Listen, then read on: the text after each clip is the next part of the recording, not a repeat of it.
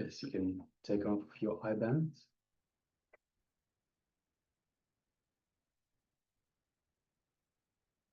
And gently let the light come back into your eyes. And once the light has readjusted for your eyes, take a moment and share what was revealed to you in your third eye.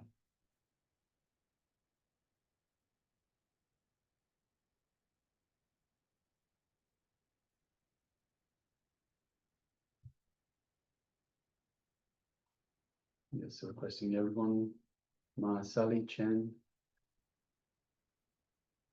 Charmaine Hughes, Ma Yang Hong, Yip Yang Ye, Aya Ichido, and also Ma Xiao Yu Huang, Ma Suganyana.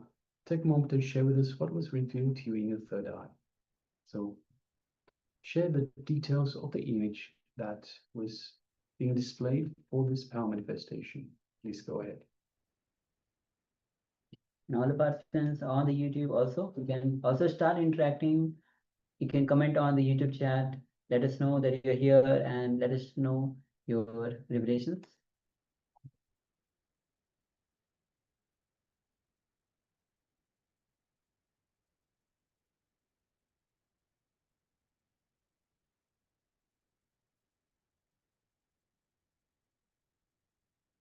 And we also welcome Zhang Tsing Ho, Nithyananda. Welcome. Good to have you with us. Nithyananda.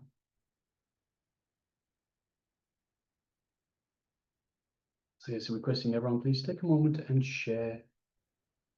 Don't have any judgments, don't have any reservations, don't be afraid.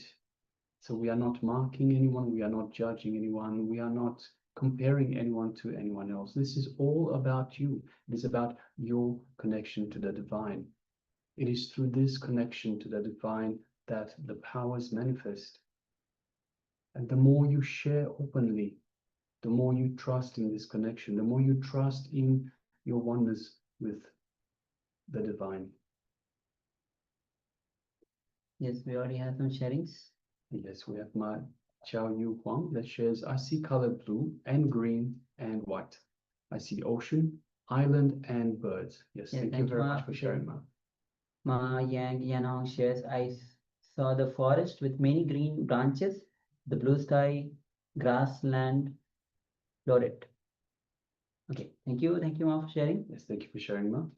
Just waiting for a few moments as we receive other sharings. So please go ahead, take a moment and share.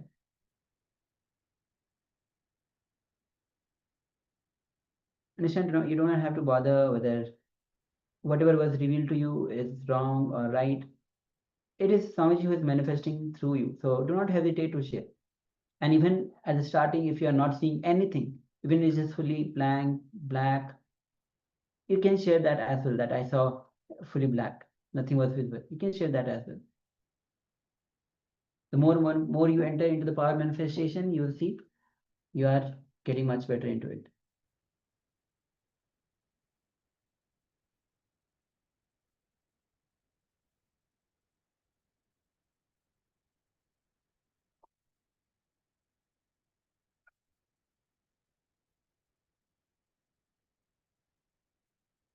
All right, so if you're still sharing, please continue to do so.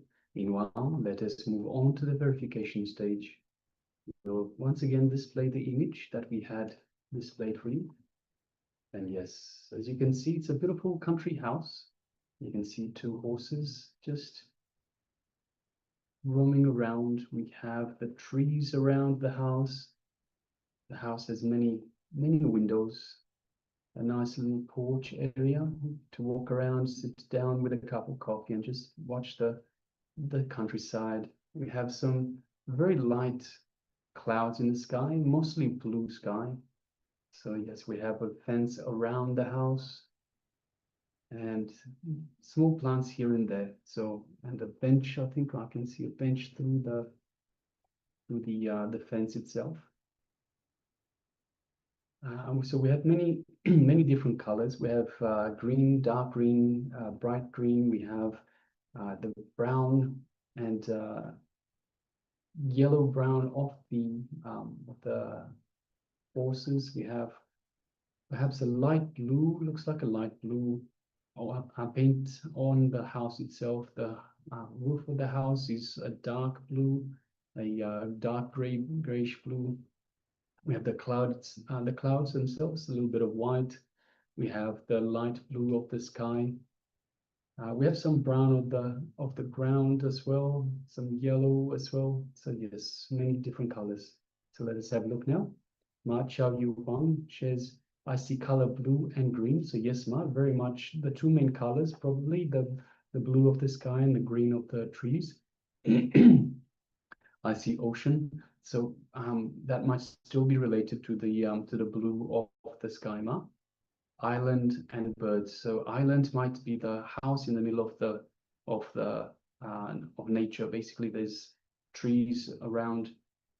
There's no other buildings inside, so that might be considered as an island as such. Birds. So there are lots of trees around. I'm sure there are birds there as well. So yes, thank you very much for sharing, Ma. Congratulations for manifesting. And my Yan Hong shares, I saw the forest with many green tree branches. So we definitely have lots and lots of trees around. The blue sky, yes, the blue sky. Grassland, we have the grassland actually. Grassland, floret. So yes, Ma, you are spot on. You can see the branches, you can see the trees, you can see the grassland, and other details as is already mentioned. So yes, thank you. Thank you for sharing, Ma. Thank you very much for sharing. And manifesting, understand, every time that you manifest the power, this is, you grow oneness within you. Oneness, which is the very purpose of our existence. Having that oneness experience. All right. So with this, now we'll be entering into today's session itself. Swamiji today will be gracing us as Soma Skanda Murti. Understand that our life is the flowering of energy. Actually, the Shakti Spurana, the flowering of the energy. Our body is energy. Our body is intelligence. And Swamiji, as we go throughout the session, Swamiji will be giving us details of all three bodies that we have. Three bodies. Yes, as we think sometimes that we have this body, this is the only body that we have, but no, this is not the only body that we carry. We have the physical body, we have the mental body, we have the causal body. So Swamiji will be repeating much more on this. So let's come to the space of listening as we enter into these revelations by Swamiji.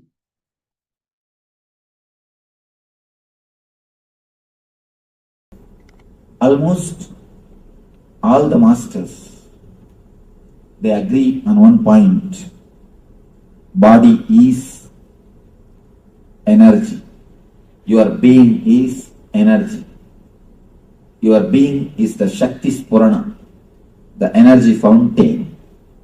Then where we are missing? Continuously we are hearing, you are energetic, you are energetic, you are energetic. Then where are we missing? What is happening?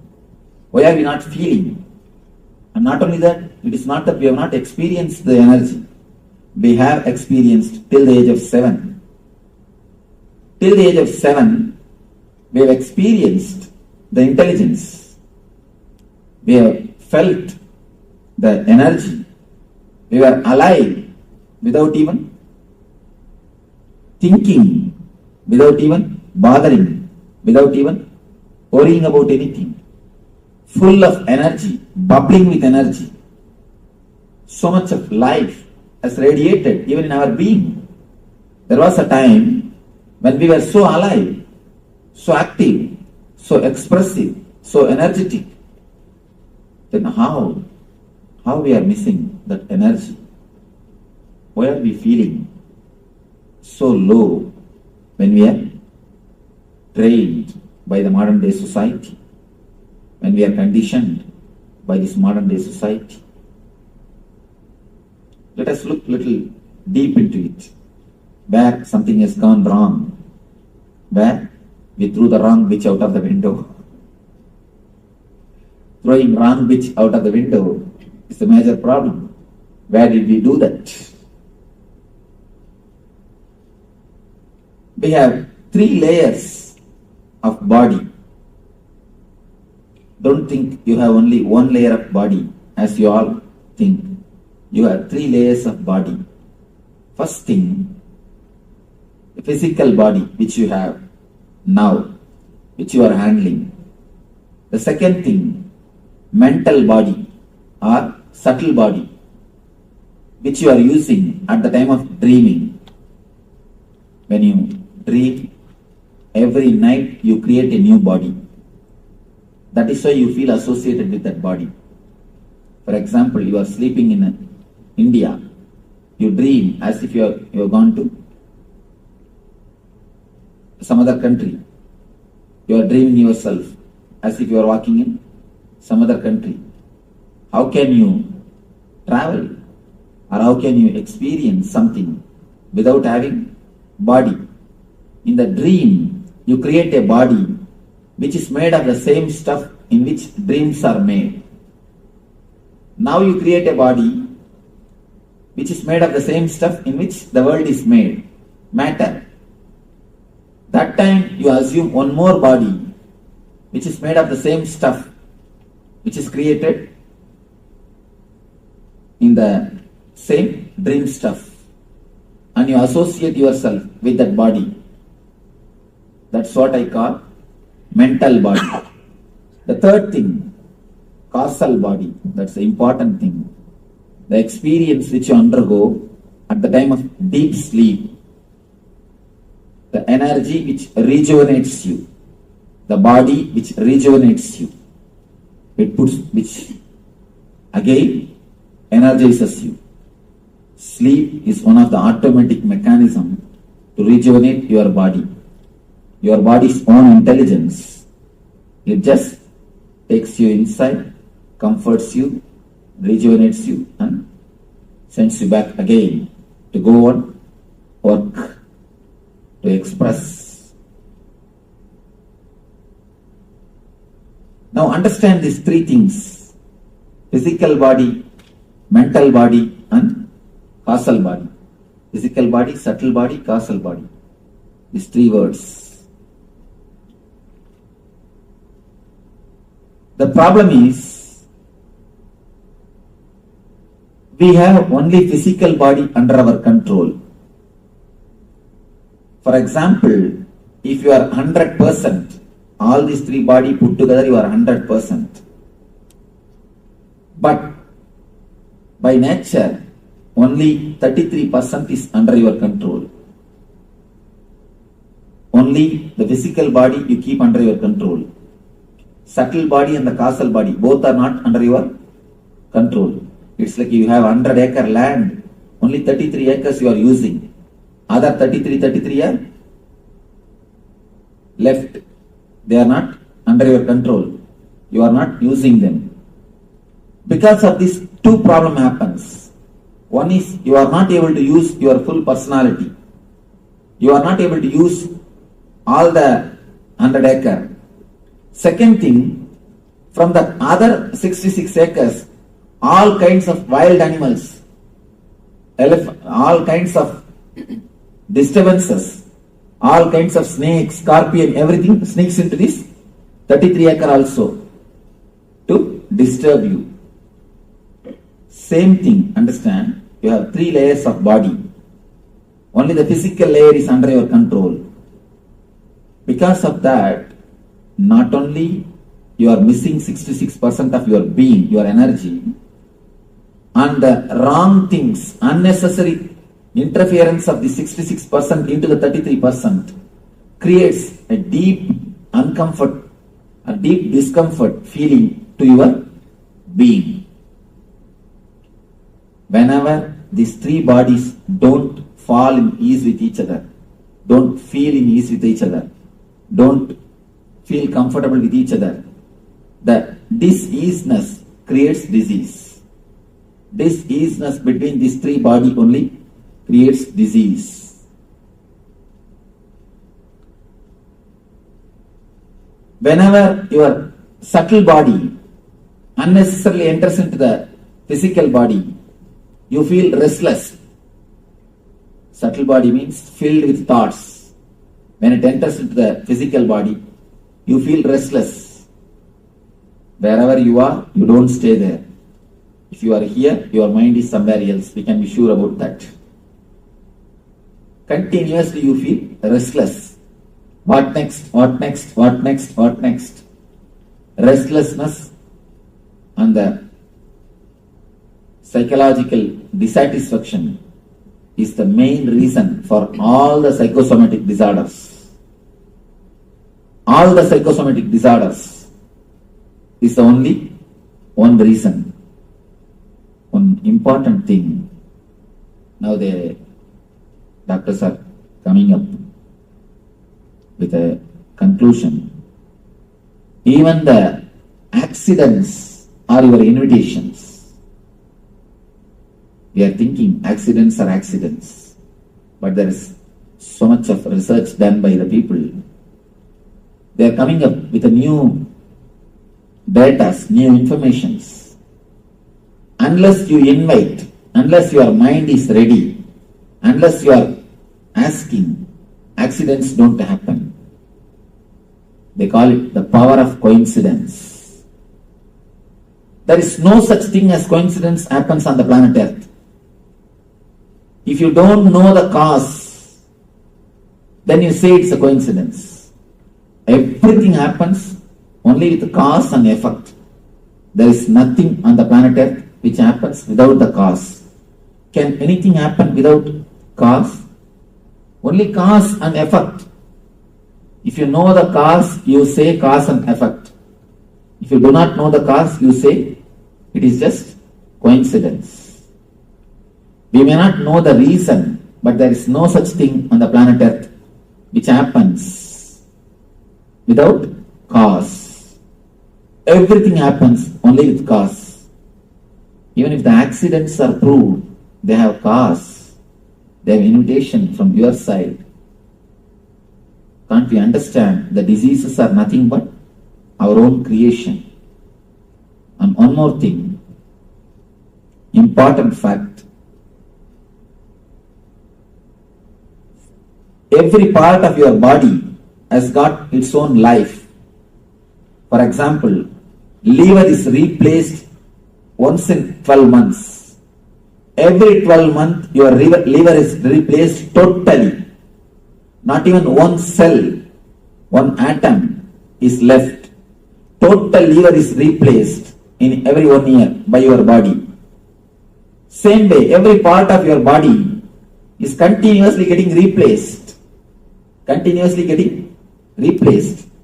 You create new part and the old part by and by dies.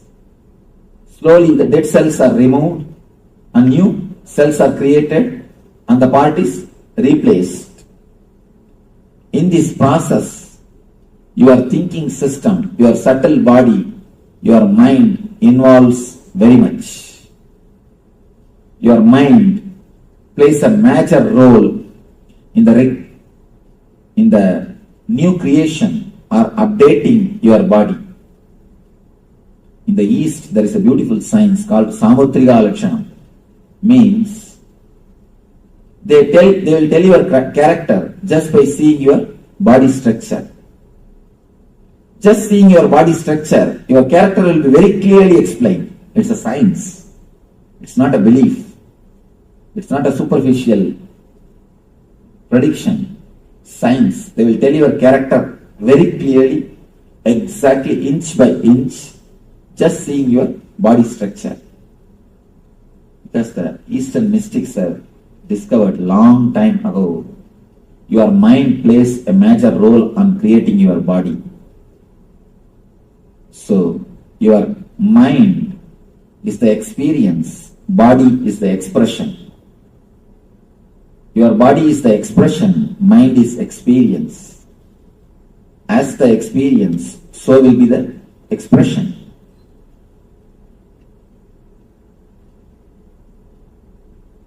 Your mind is the master which creates your body. Your mind plays a major role in creating your body. It is your body which is the expression of your mind. I think after the end of every session, you will have a gap. Remember, recall and take notes. If you take notes, then I will have to wait.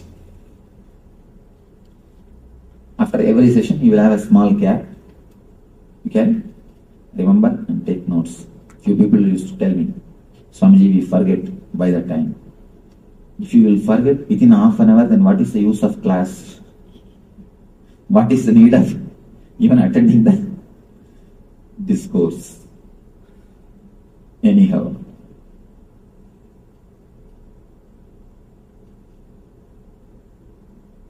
These three bodies, when they interfere in the other's space without invitation, they create trouble. As I was explaining to you, if the subtle body enters into the physical body, it creates deep restlessness in you and it creates psychosomatic diseases, wheezing, stomach problem, and all the problems related to heart, the Anahata chakra and Manipuraga, as just because of the subtle body entering into physical body. Next thing, subtle body entering into causal body. That is what causes insomnia. Subtle body means filled with restlessness, thoughts. If it enters into the causal body, the deep sleep layer, that's what causes insomnia, chronic fatigue. Chronic fatigue, insomnia, sleep, not only sleeplessness, all the disorders in the sleep, they are caused by the subtle body entering into the causal body. And the next thing, causal body entering into the physical body and subtle body. When causal body unnecessarily enters into the physical body, you feel a deep inertness. Inertness means you don't want to do anything. You just want to be totally silent. And you just want to be totally in the inertness. Sort of a deep physical depression. Deep physical depression. And whenever the causal body enters into the subtle body without invitation, again you feel a deep mental depression. Deep physical depression and deep mental depression. These two are caused by causal body entering into physical and subtle bodies. One important thing you need to understand. Human being is the only animal who feels tired after taking rest. We are the only animal who feel tired after taking rest. If you ask the people, why are you tired? So tired of taking rest. Whole night we would have slept, but we feel tired. No other animal on the planet Earth, no other animal feels tired early in the morning. You can see birds chirping and flying. Calf, even if it has no work, just it will go around. And dog, it will go around the house and see its boundaries. And there is no other animal which does not have, which gets disturbed so much, or which is away from the nature. We are the one and only animal who get tired after taking rest. Because the causal body is not total when you rest. Important thing, doctors are now declaring. In America, nobody sleeps more than 14 minutes maximum. Any average human being, he sleeps only 14 minutes maximum. After every 14 minutes, he comes out, he is thrown out. He comes to the dream state and wanders in the dream state, then he falls into the deep sleep. Deep sleep, just for 14 minutes, is thrown out. He wanders in the dream state. The mental restlessness again goes back to deep sleep and comes out. Not more than 14 minutes. You have any question? Something you're telling?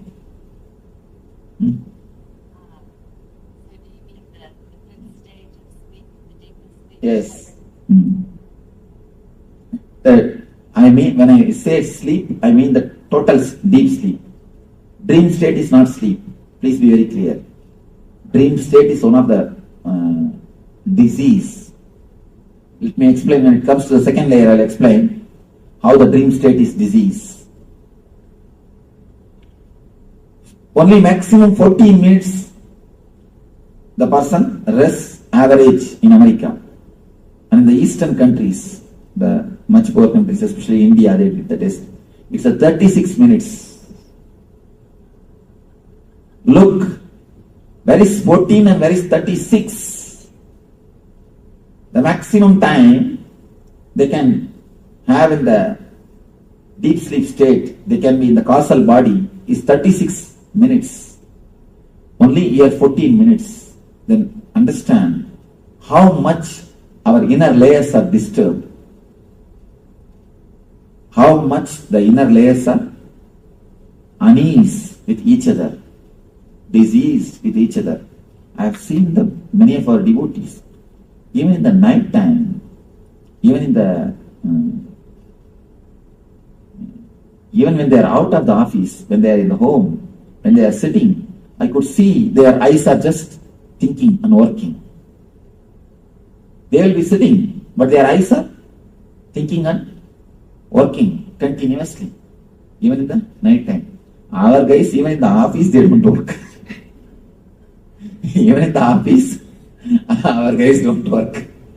If God gives His grace, if He finds too tired of taking rest, then He may move some file here to there or there to here. That's all. Again, rest. Nothing else can be done. Anyhow, 14 minutes is the maximum time. Understand, 14 minutes is too bad. Of course, I'm not telling people should not work or anything, but it's almost like selling your whole being. You are selling your sleep to purchase the bed. To purchase king size bed, you are selling your sleep. To purchase a drawing, you are selling your eyes. According to me, you can work the same amount of the work which is done by an American citizen, and you can have more sleep than an Indian citizen. This both can be joined with the right meditation technique. With the right meditation technique practice. Because you have tremendous potential energy. Not that I am telling this as a thesis or a theory. I have already worked with 30 people. With a group of 30 people, I already experimented the whole technique. Whatever I am going to speak to you today, I have already experimented more than 1 year. More than full 1 year, we did an experiment with these ideas. Just only few months ago, I designed this whole program. We are continuously working like a laboratory on these great ideas. When we prove solidly, it does not create any side effect. It creates only positive effects, and it creates only the right results. Only then I bring it out to the market. Now I tell you, we have worked on this technique and proved it. Not only these techniques are foolproof, they are giving tremendous results. And now, at least in our ashram, people sleep hardly 2 hours. They work at least almost 22 hours continuously, and again they are filled with energy. Nothing. Right food, right understanding about sleep, and right meditation. Over. Nothing else. Only these three things. when your 3 layers are cleansed, when you clean these 3 layers of your bodies and have a right few tips in the food, in the sleep and in the meditation, these 3 are the basic thing, then automatically you will see you are able to express tremendous energy. At the same time, you are able to have the deepest possible rest.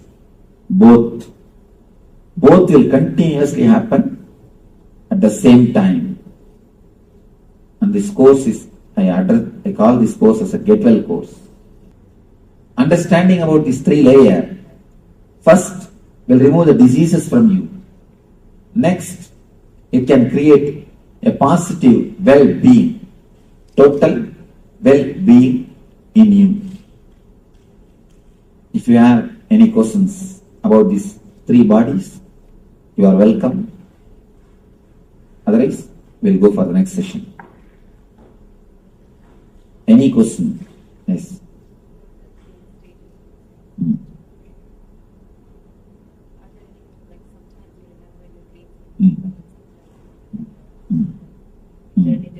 Whenever you remember your dreams in 4 color, whenever you remember your dreams in clear 4 color, please understand, clear 4 color, it is not dream, it is vision.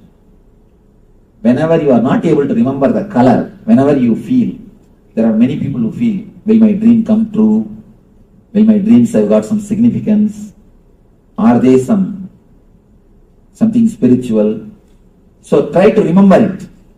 When you remember, if you remember it with 4 color, be very clear it is vision, because dreams don't have color. Be very clear. If you remember it by 2 color or just by words, then forget about it. They are just simple dreams. They are getting released. Dreams are like a safety valves in the steam engine. The steam boiler or steam engine, if the pressure of the steam becomes too much, they will have a safety valve which will automatically open and release the steam, release the extra pressure. Same way, if your being is filled too much with desires and fears, naturally your safety valve opens and you release it. That releasing safety valve is only the dream. Dreams are nothing but safety valves. But instead of removing the heat, instead of reducing the steam, we are always extending the time of the safety valve being open. We work in the other way. If you try to work to reduce the heat supply or the steam supply, then naturally you will see you don't need your safety valve to work too much of time. But we do not know how to reduce the steam supply to that steam boiler, how to reduce the heat. That is why too much of time the safety valve keeps itself open. Too much of time the safety valve is made to work. If the safety valve is made to work too much of time, you feel a deep tiredness. You would feel a deep lethargic feeling. And you feel too many diseases entering into your being.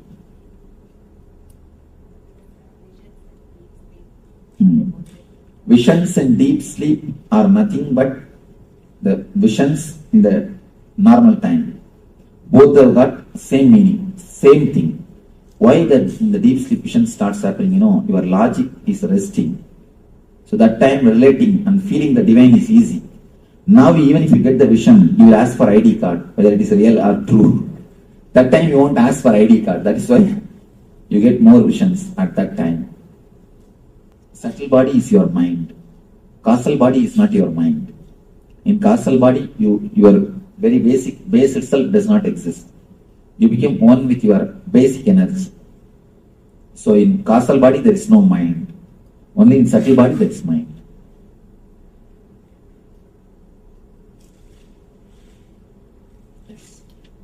There is a saying that is left like a log. You are out dead to the world. That is the real causal body. That is the right way to sleep. If you lie down in one pose and next day morning you are in the same pose, means you are healthy. You are healthy. Totally healthy. Kids, see the kids, they sleep like a log. And not only that, if a grown-up man, if he sleeps, you can see his eyeballs moving. But kids' eyeballs will never move. Of course, if it is moving, you are training him or training her. You are doing something and she is getting molded, he or she. When you are in deep sleep, your eyeballs will never move. What does color dreams mean? You said you see color in the dreams. What does that mean? Four colors. When you remember your dreams, if you can remember the dreams in four color. Four color means as you are seeing the world now. When you remember the dreams, you can never remember them with colors. You can only remember the scenes in a vague way. It will not be so clear and solid like this. If you can remember in the four color just like this, then you be sure it is not simple dream. It's something more deeper than a dream. You see the people also. People or anything with color means. That means it's real. Real or some information to you. It's from superconsciousness, not from unconsciousness.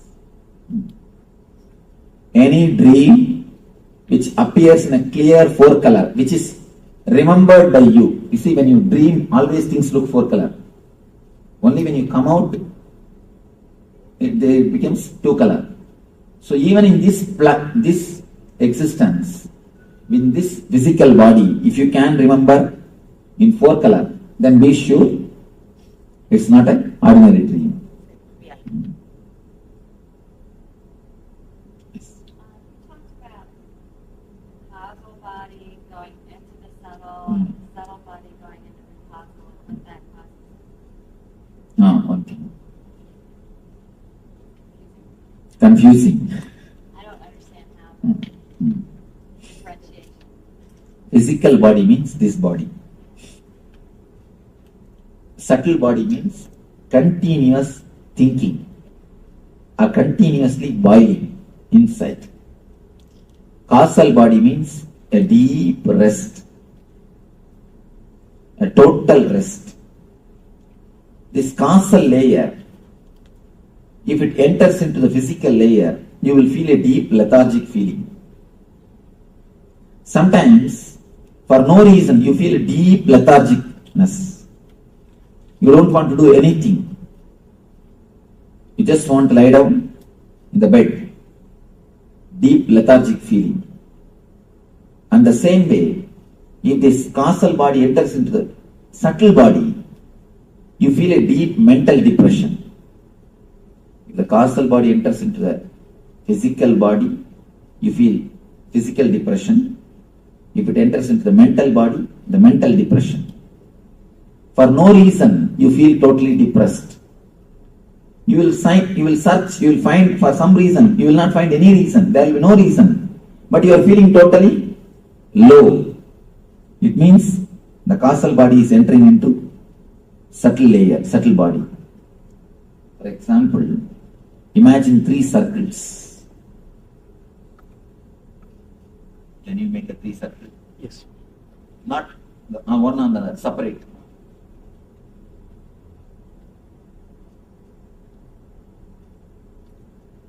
Next. Separately. Make big 3 circles.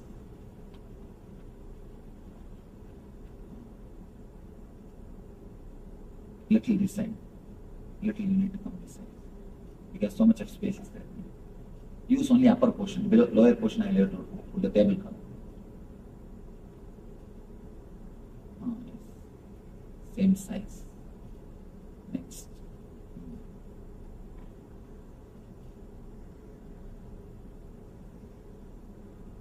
Next.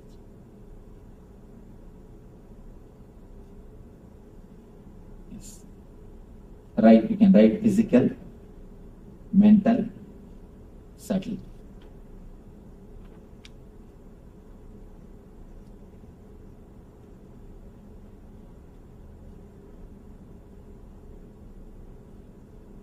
CL and causal. CAU, SAL.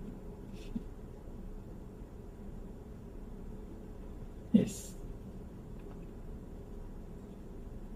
These three circles, they enter into one another without invitation. And they don't enter when you invite. That's the problem. Sometimes they don't enter when you want. Many times you will be lying on the bed and rolling. You will not be able to get sleep. And many times when you are sitting and attending the discourse, you will sleep. So whether either they enter when you don't want, or they enter uninvited way. That is the problem. Yes. What is the, I thought we were supposed to kind of go through life and sort of connect it with that deep spiritual. How is the causal related to the deep spiritual? I thought that's where it was. That is the nearest layer to the spirit, to energy. So wouldn't you want it with you all the time? Yes, we wanted. But continuously if it enters into your being, you will not be able to do anything in the physical world. Even the spiritual energy, continuously if it is in the body, you will not be able to do all the work. You will be in the same ecstasy. You will be in that same energy. You think that continuously staying in the physical, in the spiritual layer is going to help?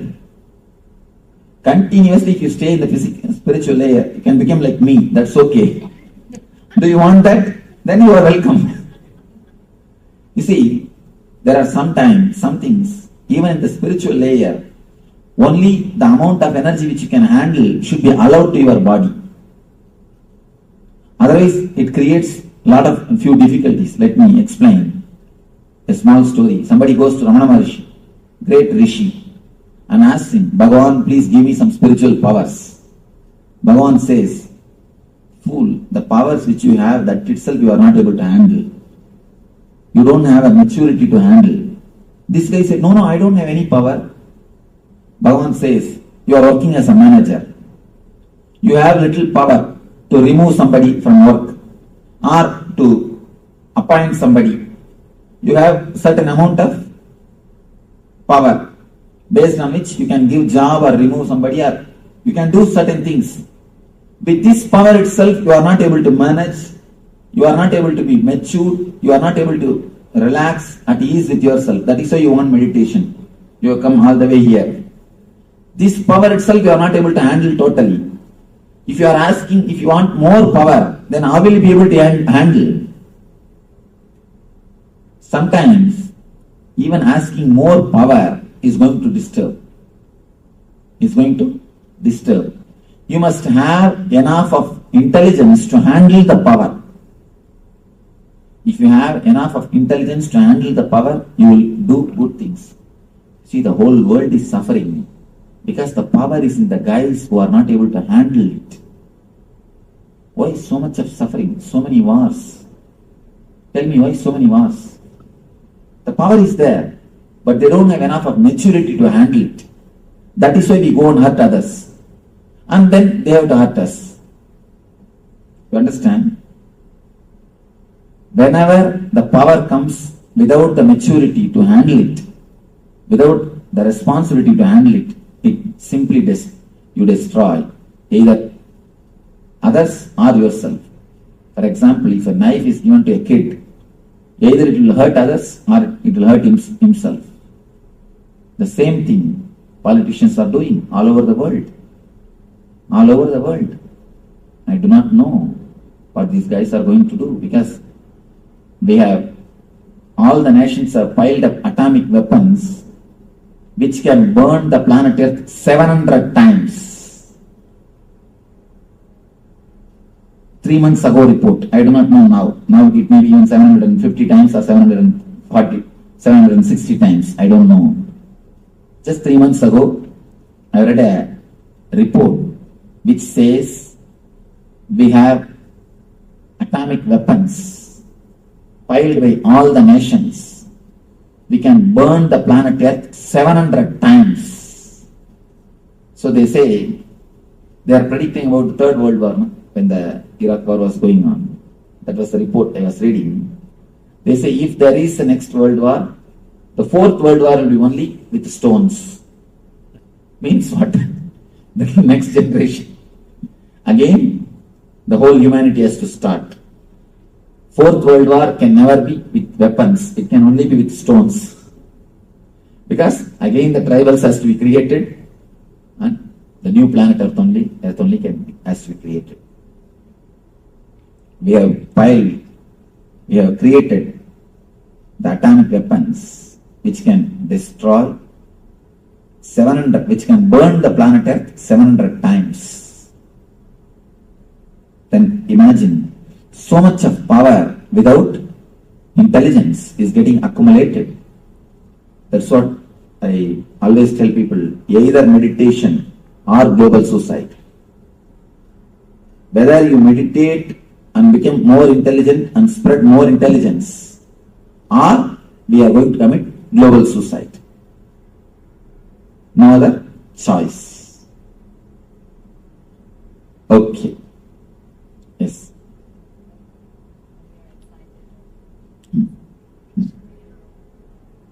Restless, the subtle body enters into physical body. Subtle body enters into physical body. That's why you get restless, excited, and not knowing what to do, disturbed. That is the thing. And when subtle enters into causal body, insomnia. You will be lying on the bed, you will not be able to sleep, rolling on the bed. That's what? Insomnia. A deep restlessness in the sleep. Okay. So, you will have a small break. Then we will come back and enter into the next session. Next session is a little deeper explanation about these same layers. Around 5,000 years ago, at the end of Mahabharat War, the ancient enlightened Hindu civilization consisted of 10,000 Hindu traditions, or sampradayas, that existed in 56 Hindu nations, 200 Hindu kingdoms, 1,700 Hindu provinces that covered more than 6 million kilometer square of Asia. The Supreme Pontiff of Hinduism, SPH, Bhagavan Sri Nithyananda Paramashivoham, is the reviver of Kailasa, this ancient enlightened Hindu civilizational nation.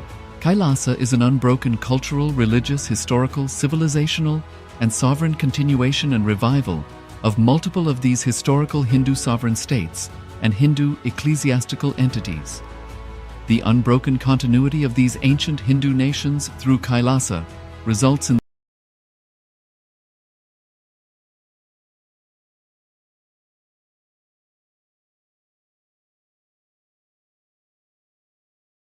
Drop the idea that somebody else's body is beautiful. As long as you have the idea some other body is beautiful, you will continue to struggle. Even after death, you will worry what dress they are putting on, going to put on me, I don't know. You will write a will and create life insurance. Anyhow, when you have the idea somebody else's body is beautiful, even after death, you cannot relax. Even after death, you cannot relax. Understand, your body is beautiful. Your body is enough.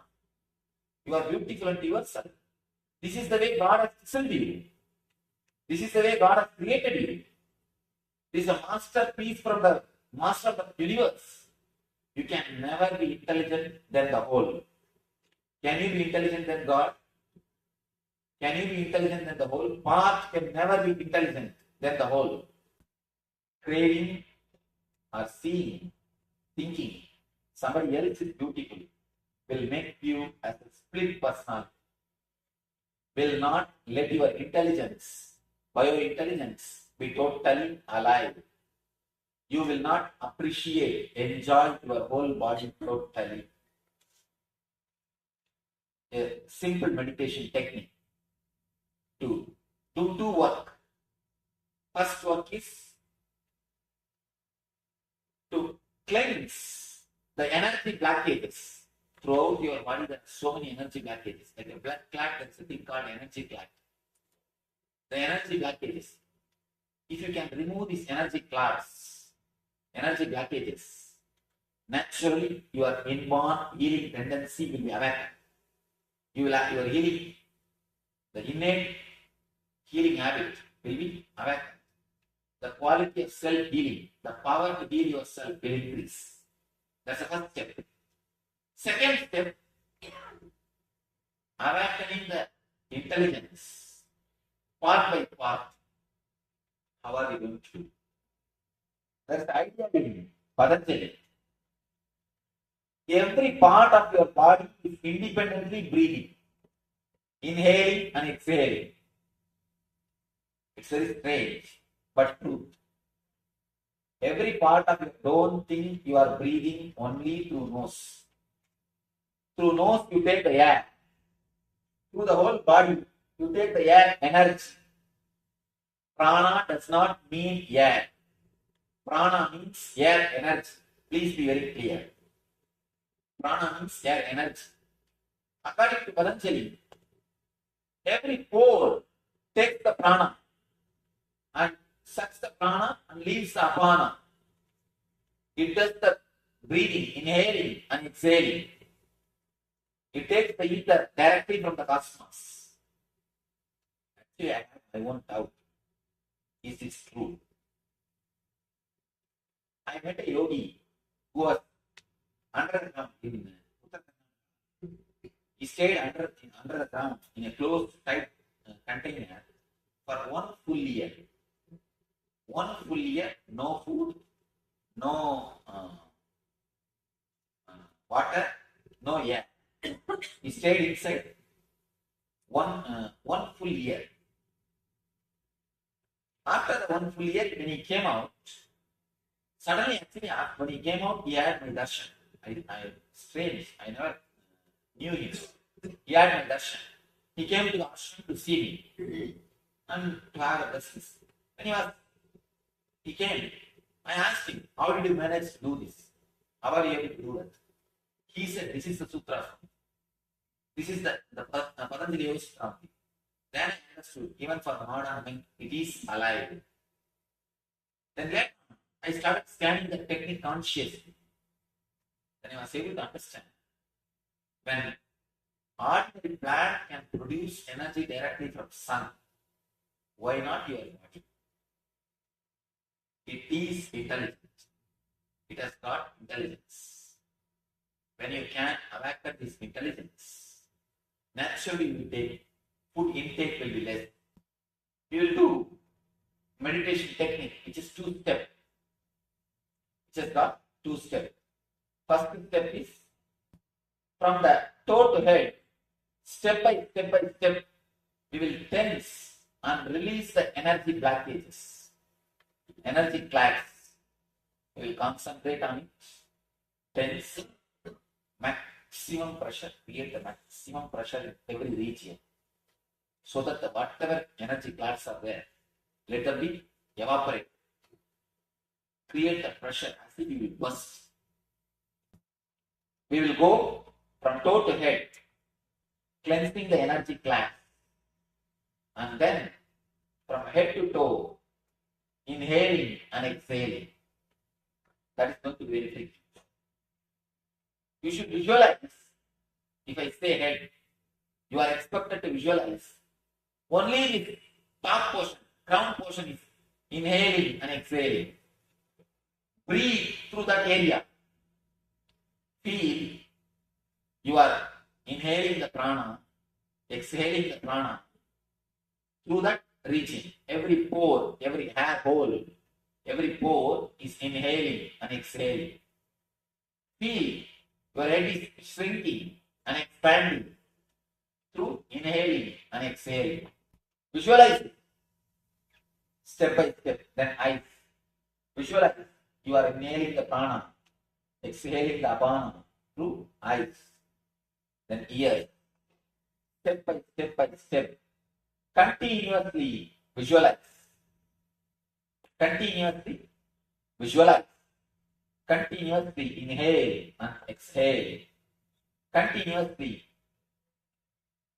step by step, finish the whole body. Don't stop at any portion, at any time. Whether you are going from here to tensing or coming from there to here relaxing. Don't stop. One more thing. After the leg, if I come to knee, remember only the knee. Forget about the leg. Don't bother about it. Don't think you should relax it. Don't think you should tighten it. Forget about it. Remember only the portion which I am guiding you. Step by step by step will go up and come down. Any doubt in the instruction? You can start. I'll guide you step by step. Please tie the ribbon. Anybody diabetic? You can go and eat if you want something. Start breathing as slowly and as deeply. Inhale and exhale as slowly as possible, as deeply as possible. Let your hands be relaxed in the side.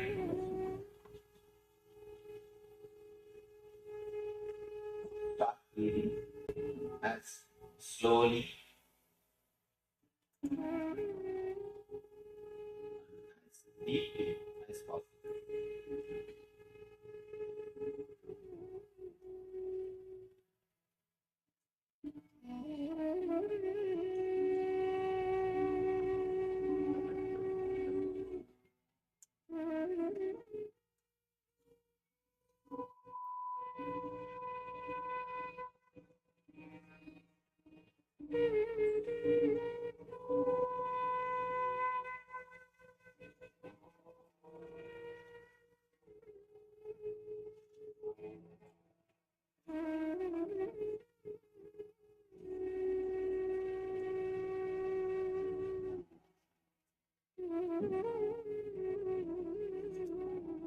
If you have heart problem, if you are a heart patient or expectant mother, only then, otherwise, your whole effort, do it.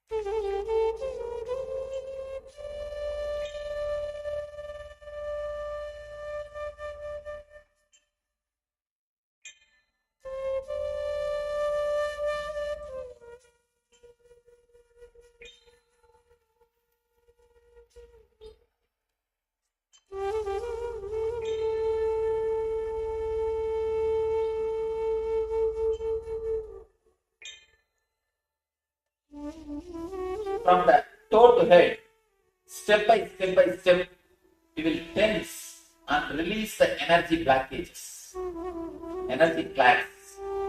We will concentrate on it, tense, maximum pressure, create the maximum pressure in every region, so that the whatever energy clasps are there, let them be evaporated. Create the pressure as if you will burst.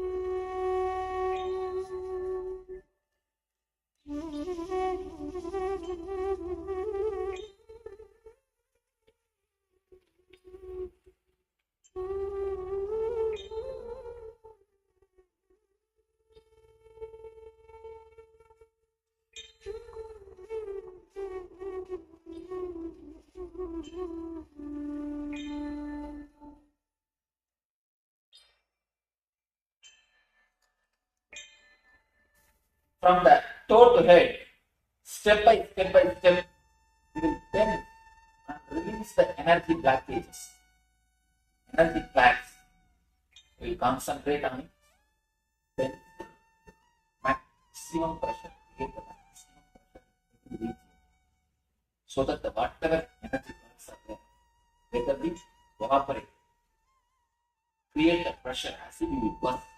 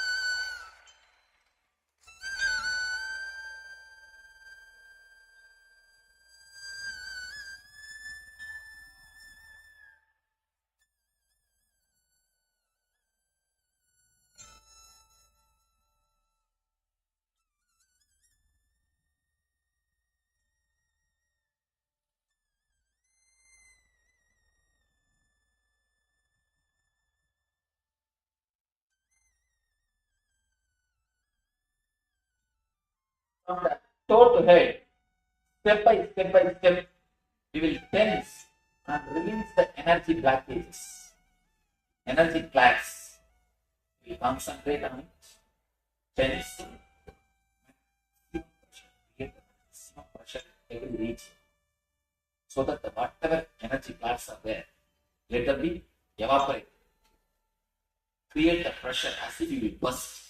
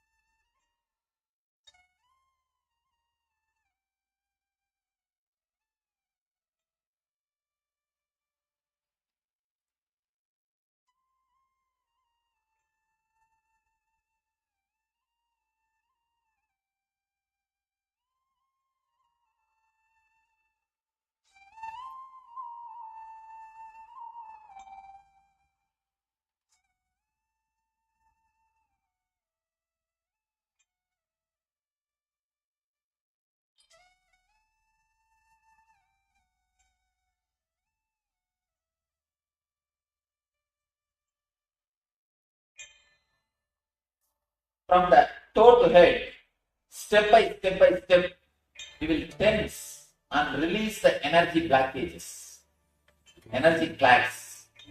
We will concentrate on it, tense, maximum pressure, create the maximum pressure in every region, so that the whatever energy flags are there, let them be evaporate. Create the pressure as if you will burst.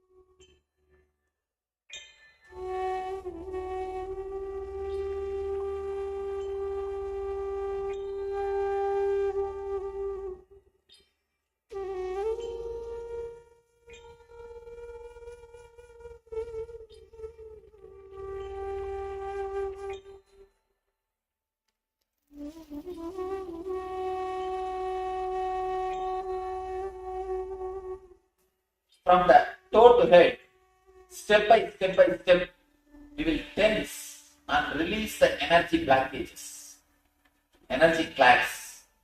We will concentrate on it. Tense maximum pressure, create the maximum pressure in every region, so that the whatever energy clasps are there, let them be evaporate. Create a pressure as if you will burst.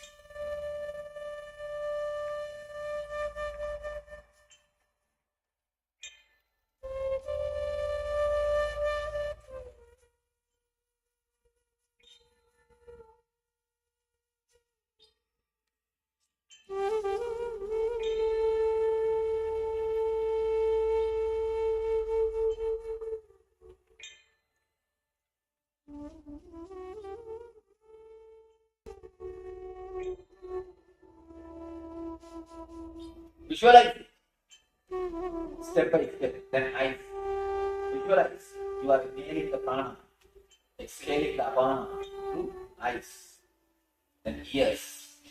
Step by step, continuously visualize. Continuously visualize. Continuously inhale and exhale. Continuously. Step by step, finish the whole body. Don't stop at any portion, at any time. Whether you are going from here to tensing or don't stop. One more thing. After that, leg, you can come to knee. Remember only the knee. Forget about the leg. Don't bother about it. Don't think you should relax it. Don't think you should tighten it. Forget about it. Remember only the portion which I am guiding you. Step by step, we'll go up and come down.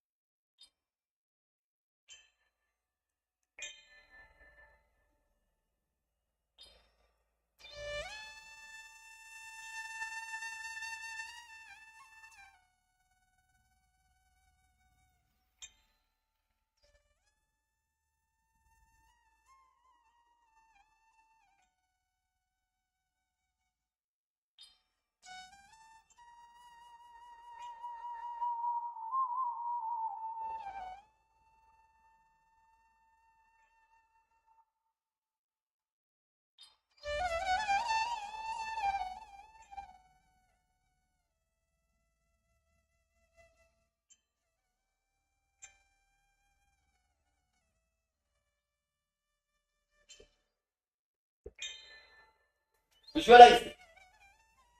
Step by step, then eyes. Visualize you are inhaling the prana, exhaling the apana through eyes, then ears. Step by step, continuously visualize. Continuously visualize. Continuously inhale and exhale. Continuously.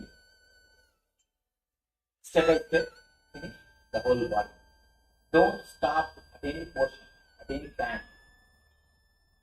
Whether you are going from here to tensing or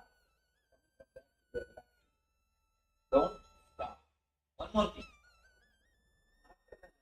Leg, come to knee. Remember only the knee. Forget about the leg. Don't forget about it. Don't think you should relax it. Don't think you should tighten it. Forget about it. Remember only the portion which I am guiding you. Step by step, you go up.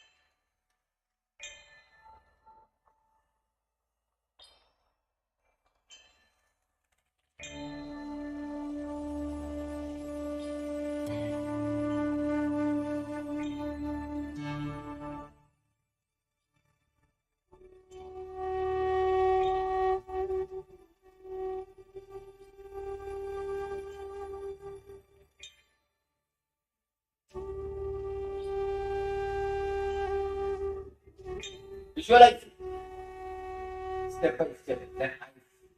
Visualize you are inhaling the prana, exhaling the apana through eyes. Then ears. Step by step by step. Continuously visualize.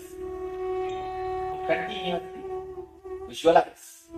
Continuously inhale and exhale. Continuously, step by step, finish the whole body. Don't stop at any portion, at any time.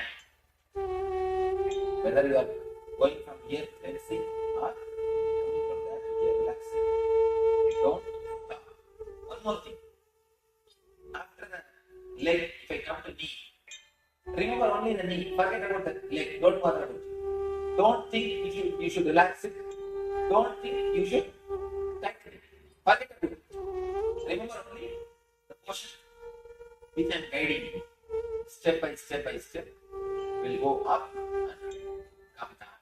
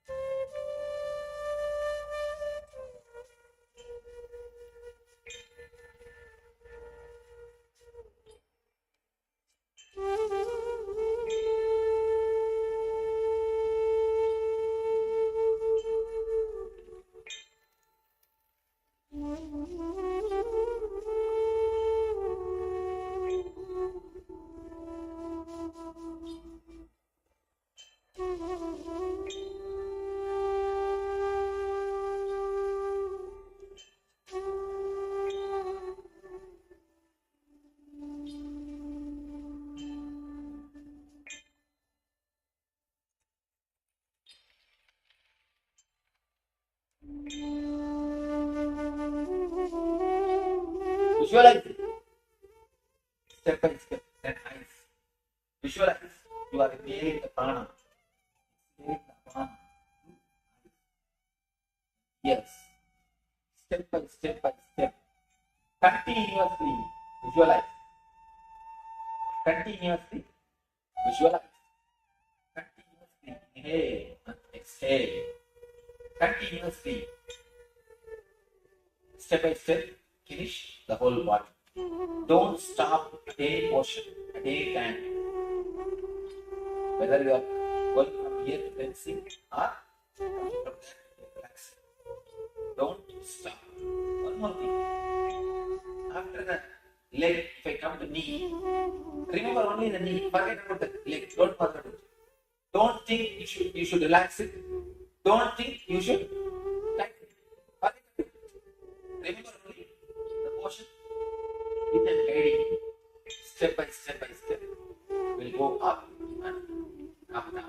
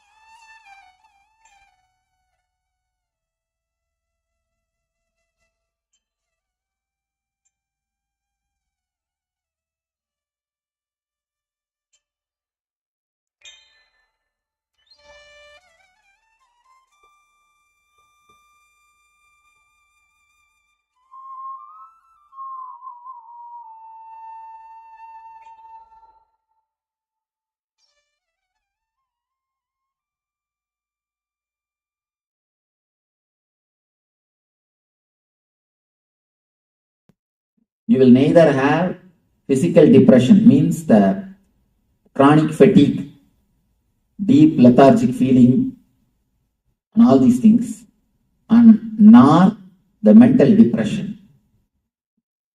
Always think, depressed people always sleep, Swamiji. No. The more you are depressed, less you will sleep. Because at the time of causal body, the subtle body will enter into causal body. At the time of subtle body, the causal body will enter into subtle body. They both will not get along with each other. They both not getting along with each other is only expressed as a depression and insomnia. Depression and insomnia are very closely related diseases. Physical lethargy, mental lethargy, and insomnia. All the three are very closely related. We should mainly concentrate on one thing. Beef is the food which will create total physical lethargy. Our country is suffering because of beef mainly.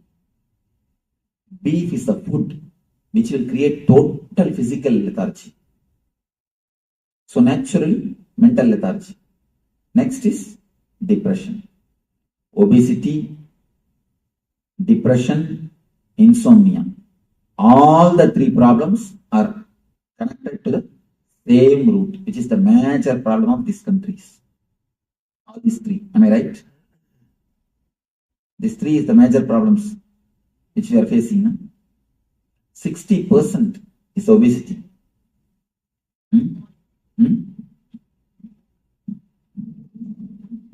All the three are related to the same root, causal body and beef. These two helps totally. All these three. Some people did it and they don't eat beef. Vegetarians did it too. Vegetarians also became obese. Then they must be eating so much of food. Beef, if you eat even less, you will have. The quantity may be too much. I am telling about one or two reasons. There are many other reasons. I am telling about the major reasons. Especially on this causal body. That fear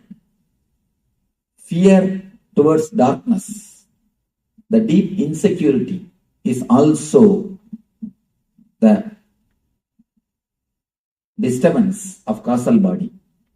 If you are totally eased with the causal body and totally relaxed into the causal body, you will not have continuous insecure feeling. So much of insurance companies will not be necessary.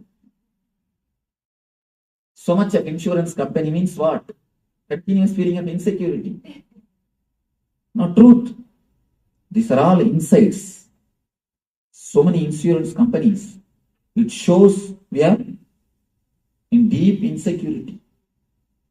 In India, hardly 2% of the population goes for even life insurance. Even the life insurance. Leave about anything else, which is basic. Car insurance and all, you can't imagine. At least I have not heard. I have 3 cars in the ashram. I have not even heard the word car insurance. I never did also. We have 3 cars in the ashram. We never did. And still now I don't have life insurance. I can be sure about that. In the ashram we have 50 people. In that 50, not even one is having life insurance. Even the life insurance, we don't have. And here I am surprised to see the whole lifestyle. You can't imagine that there can be somebody who will not have life insurance. Huh?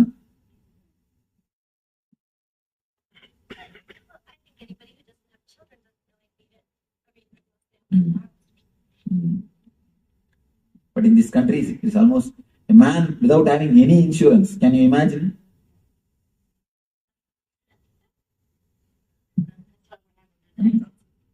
Huh? Without health insurance, that is what. Huh? What insurance? Car insurance. You can't even drive. Law. See, how laws are created. Collective thinking. Anyhow, but I am surprised to see. No, I'm not blaming. It's a good in a way because people are helped, and even if some accident, it's not that India is not having accidents. So much of accidents is there are happening, and nobody is there to help. Here, at least you are getting helped by the insurance company. That is okay. But I'm telling the mental setup. The mental setup. But the way you see, you must take insurance and do everything, all the outer world things, nothing wrong. But we must work to remove the insecurity also. That we have forgotten. Apart from taking insurance and making all the security for the life, you should start working on the mind also to remove the insecure feeling. That we have not done it. That is the place we failed.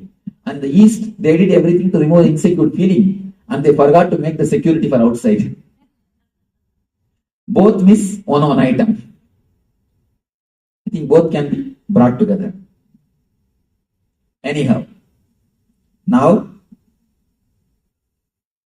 very simple but highly effective meditation technique to make ease and relaxed feeling into the causal body. With this meditation, if any of you have the insomnia or depression problem, do this meditation at least for 21 days. You can simply fall into sleep and you can simply come out like a fresh flower. Coming out of sleep like a fresh flower is what I call health. Health means when you get up from your bed, your steps towards from your bed to your bathroom, your steps should not be steps, it should be more like a dance. Then you are healthy. Then you can be sure you are healthy. You are alive. You are vibrant. If you fall totally into sleep, you will come out totally fresh and alive. So some comment? Something?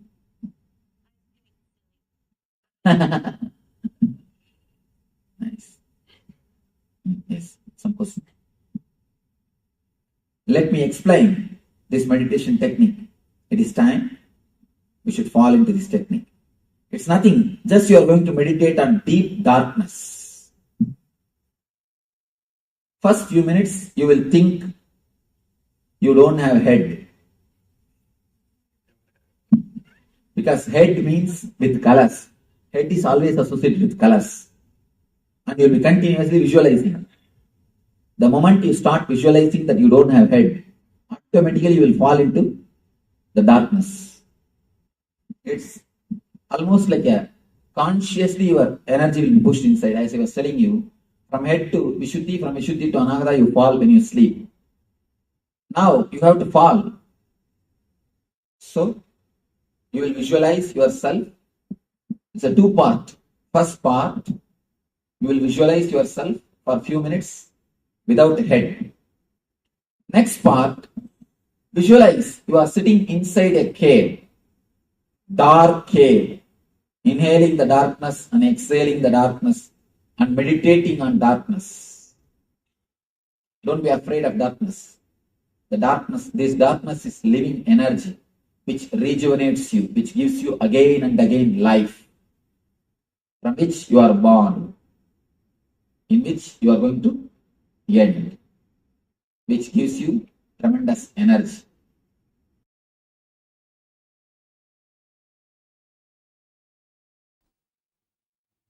So first Nitya Kriya for digestion, Jadaragni Kriya.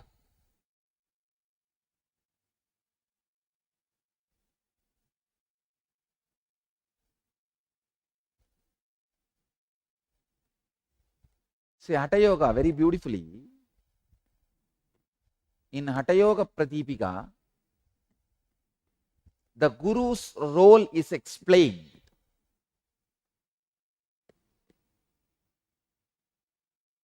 Let me describe that and move to Kriya now. Supta Guru Prasadena Yata Chakrati Kundali Tada Sarvani Batmani Vidyante Krantayopicha.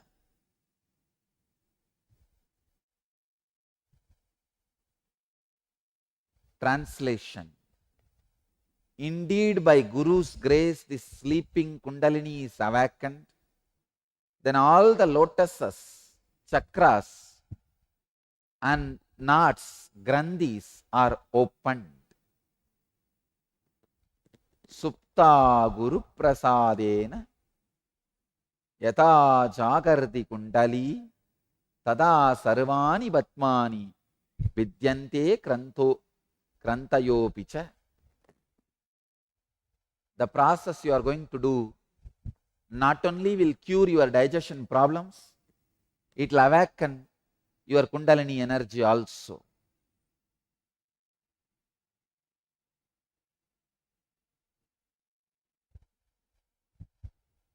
Next verse.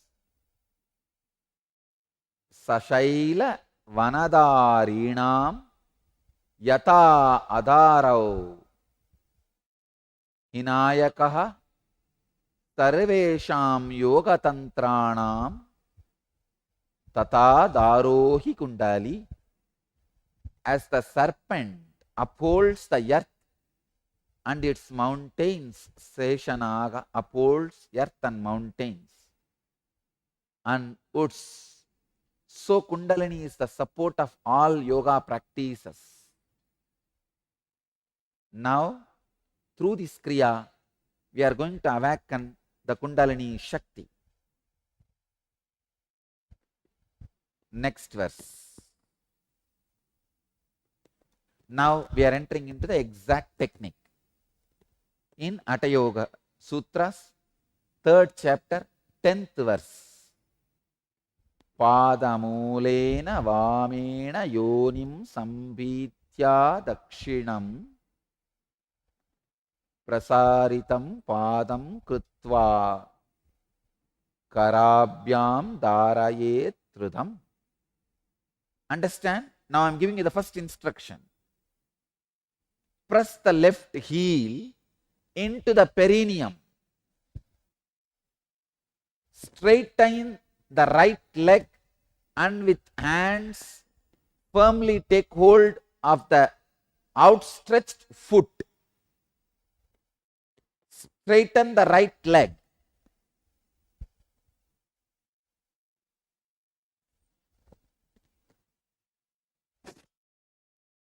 Please understand? Now make enough space. Okay. Stretch the left leg. Press the left heel into the perineum. Hope you are able to see how I am sitting. And with hands firmly take hold of the outstretched foot. With hands, how much you can stretch? Yes. Stretch and take hold of the outstretched foot. Naturally, you have to bend the front.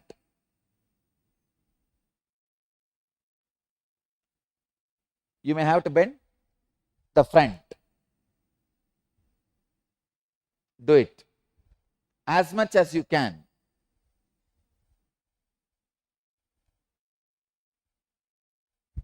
Just inhale, exhale very slowly, steadily in that same posture. Inhale and exhale slowly and steadily in that same posture 11 times. You can bend your neck, bend your head, bend your body. You can even bend your knees little bit, no problem. Not fully, very little. You can bend your knees, no problem.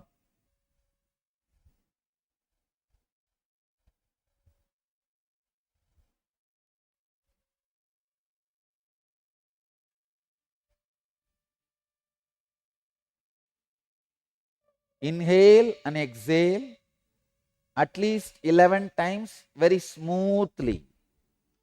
in a relaxed way.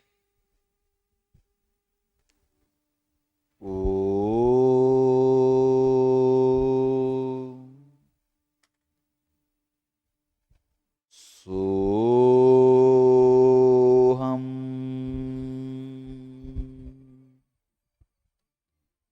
Ham Sam Ham Sam Ham Sam Ham Sam.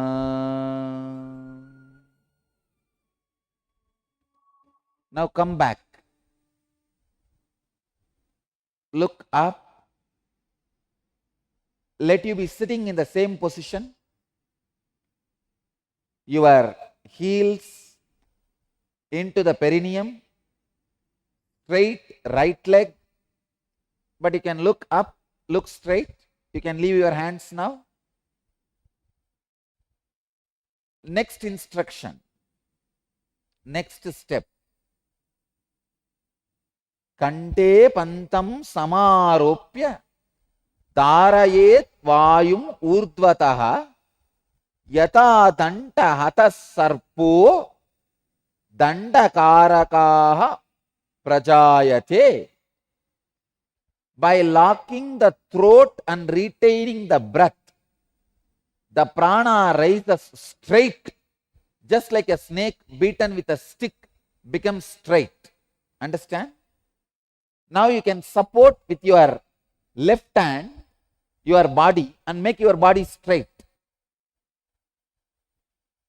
Your right hand can be on your knees, relaxed way. Your left hand, just like how I am sitting. Put the left heel exactly on the perineum. It has to go inside completely. See how it has gone inside.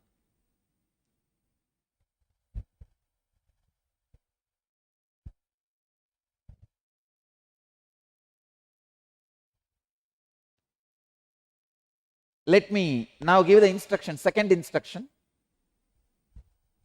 Lock the throat and retain the breath. How? Just turn the tongue. Turn the tongue and lock it.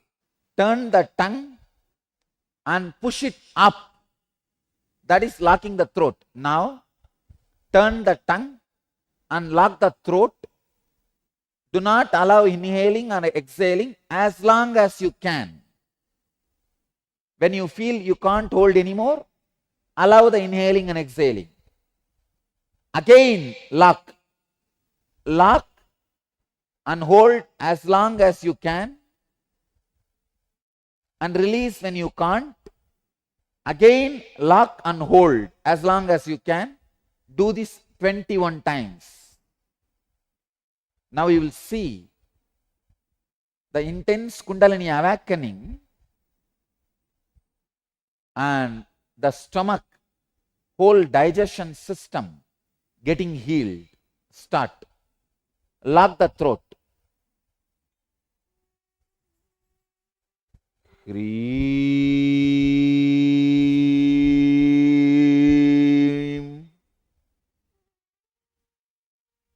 Hreem.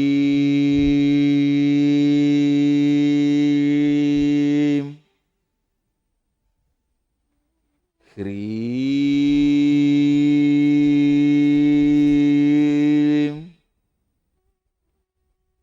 Hreem.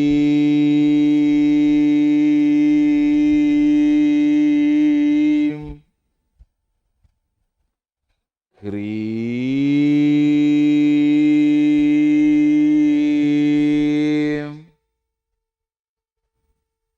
Hreem.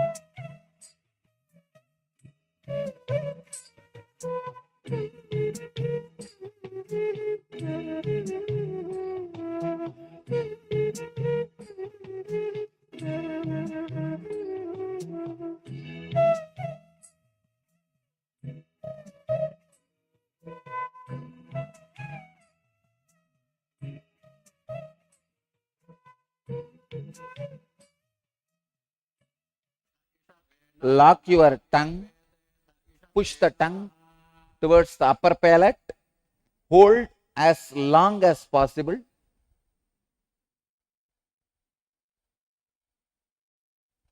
When you feel you can't hold anymore, relax, exhale slowly and gradually, not quickly, and again hold.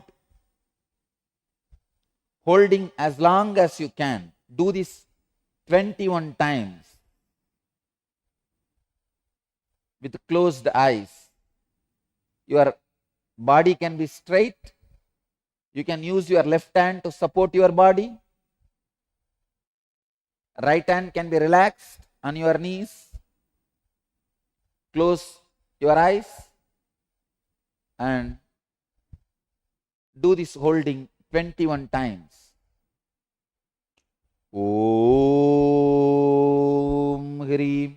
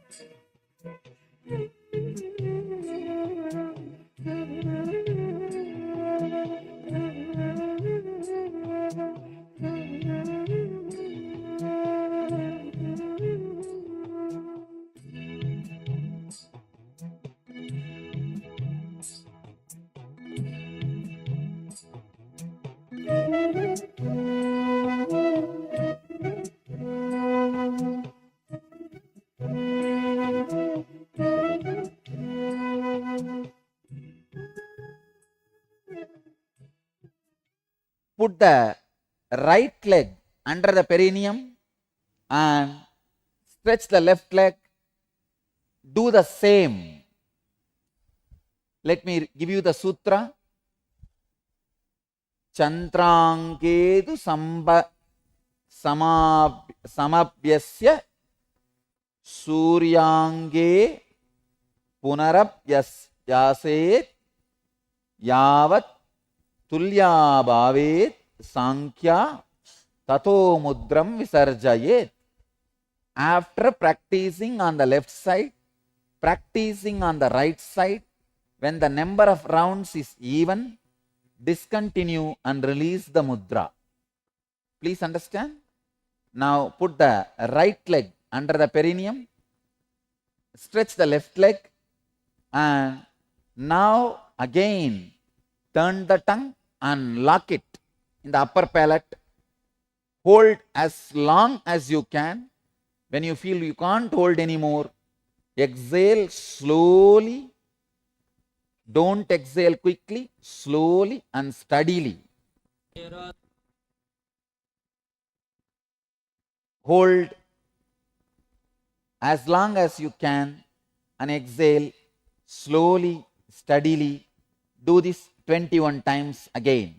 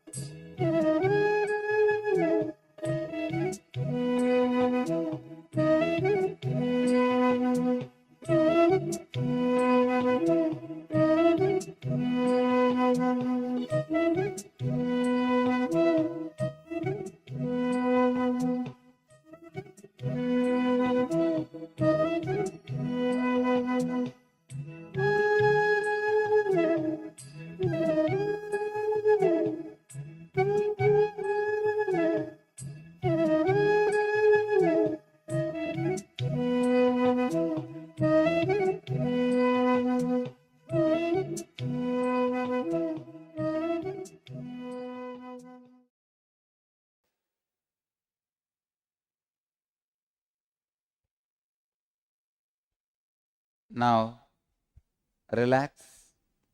Inhale and exhale in a normal way for 3 times.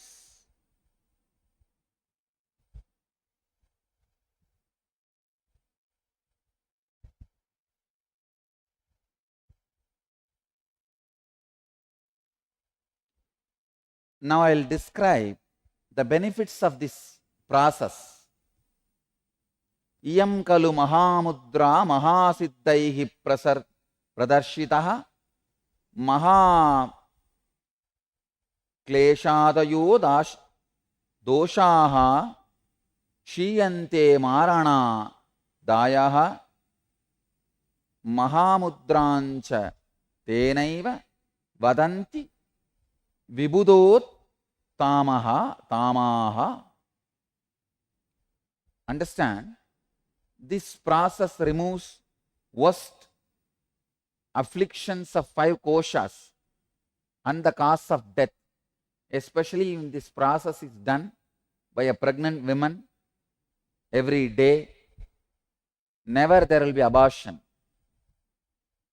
Every day, pregnant women should do this process till the last day. Till the last day, she should be able to do this. So that she should start the 3 months itself, so that she is able to do this till the last day of the delivery. There will not be any abortion or any premature death. For one who practices this process, there is nothing wholesome or unwholesome. Anything can be consumed. Even the deadliest of poison is digested like nectar. I am not saying drink poison, no. But Hatha Yoga Sutras are giving the guarantee anything you eat will be digested. And it is true. Nahi patyam apatyam va rasaha sarvepi nirasaha apibuktam visham goram piyusham abhijiryati. Means there is no patya apatya. Anything you eat will be digested. Next verse. Shayakushta kudavarta klumajirna purohamaha tasya doshaga kshayam yanti mahamudram tu yobhyaset. Abdominal disorders, constipation, indigestion and leprosy are alleviated by the practice of this process. Hatha Yoga Pratipika, 3rd chapter, 17th verse. Now, 18th verse. Katiteyam mahamudra mahasiddhikaran nranam gopaniya prayatnena nadeyayasya kasyachit. Thus Mahamudra has been described as the giver of great siddhis. It must be kept secret and not disclosed to anyone. Hatha Yoga Pratipika, 3rd chapter, 18th verse. Thus this process has been described as the giver of great siddhis. It must be kept secret and not disclosed to anyone. Understand? This instruction, it should not be disclosed to anyone, is given so that there is no wrongdoing. If somebody does it wrong, it can create some disturbances or side effects, after effects. That's why they don't want this to be disclosed to everybody. If you are sitting in front of my eyes or in front of the two-way conferencing, the final step, sit straight, internally bring both your eyeballs to your brow center and turn the tongue and press the tongue towards the upper palate. Understand? Let me give you the sutra and the instruction. Kapala guhare jiva, kapala guhare jihva, pravishta viparitaga, bruvor antargata drishtihi mudra bhavati kechari. Kechari mudra is turning the tongue backwards into the cavity of the cranium and turning the eye inwards towards the eyebrow center. Turn the tongue backwards and press it towards the upper palate and bring your both eyes, turn them inwards towards the brow center.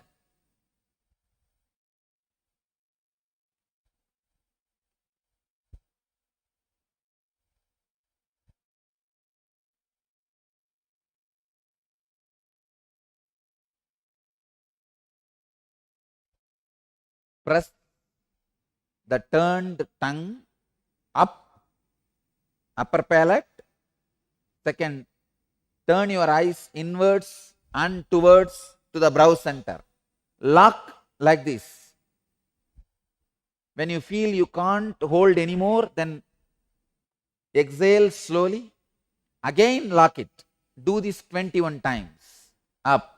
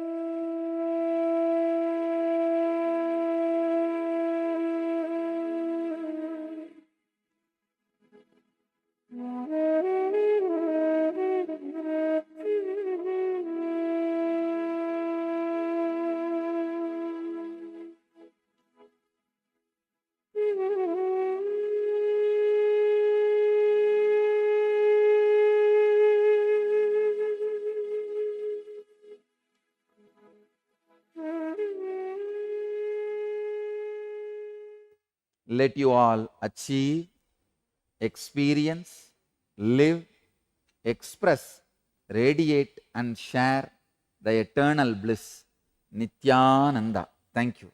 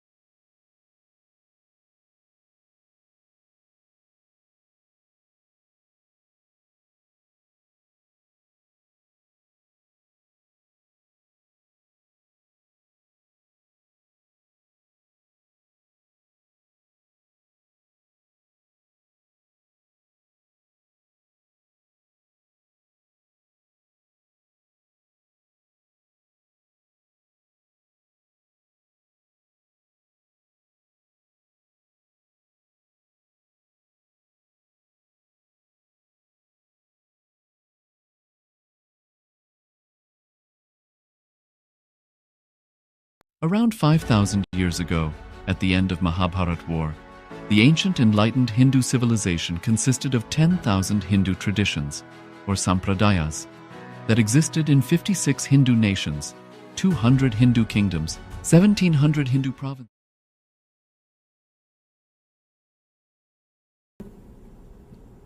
Yes. Sorry, maybe I'm fighting with words, but then without I means there is no consciousness in that stage at all. You just imagine that night time there is no sun at all.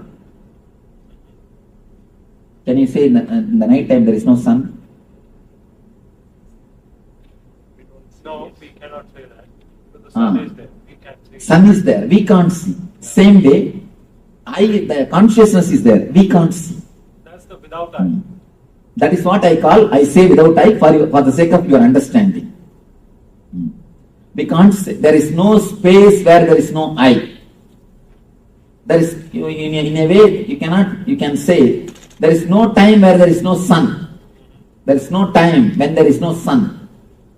But we say, the night time there is no sun. Just like that. For the sake of your understanding, I like to use that word without I. Swami, we can say unconditioned I. We can say in that state. No. Again, the conditioned, unconditioned I means you start thinking that you need to as if uncondition the I. There is no need to uncondition the I. You need to uncondition the thoughts, that's all. I wanted to use such a safe words so that you can understand the process is also a simple process. If you use the wrong words, then you will start thinking about the process. Oh, it's a big. The process is not too big. Finished? So the blank space on the chart is talking about Samadhi. That's the blank. Super consciousness.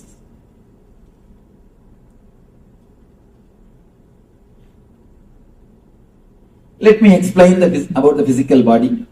Enough, don't take notes. If you take, the moment you bend for the notes, I stop speaking.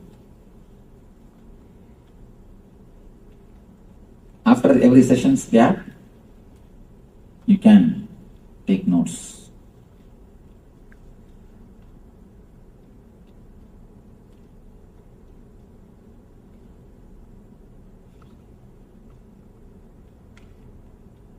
About the food, ahara, few things.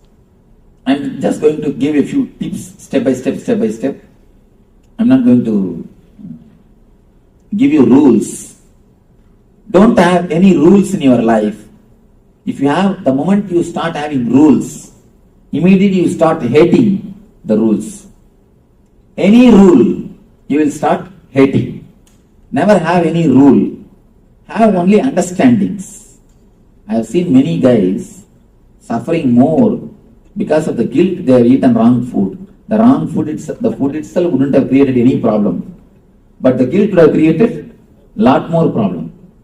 Once in a while, somewhere you go to some party and drink or smoke and come away. The drinking and smoking itself wouldn't have caused so much of problem. But this guilt would have created more trouble. Of course, I am not encouraging go around and drink or do whatever you want. I am not encouraging that.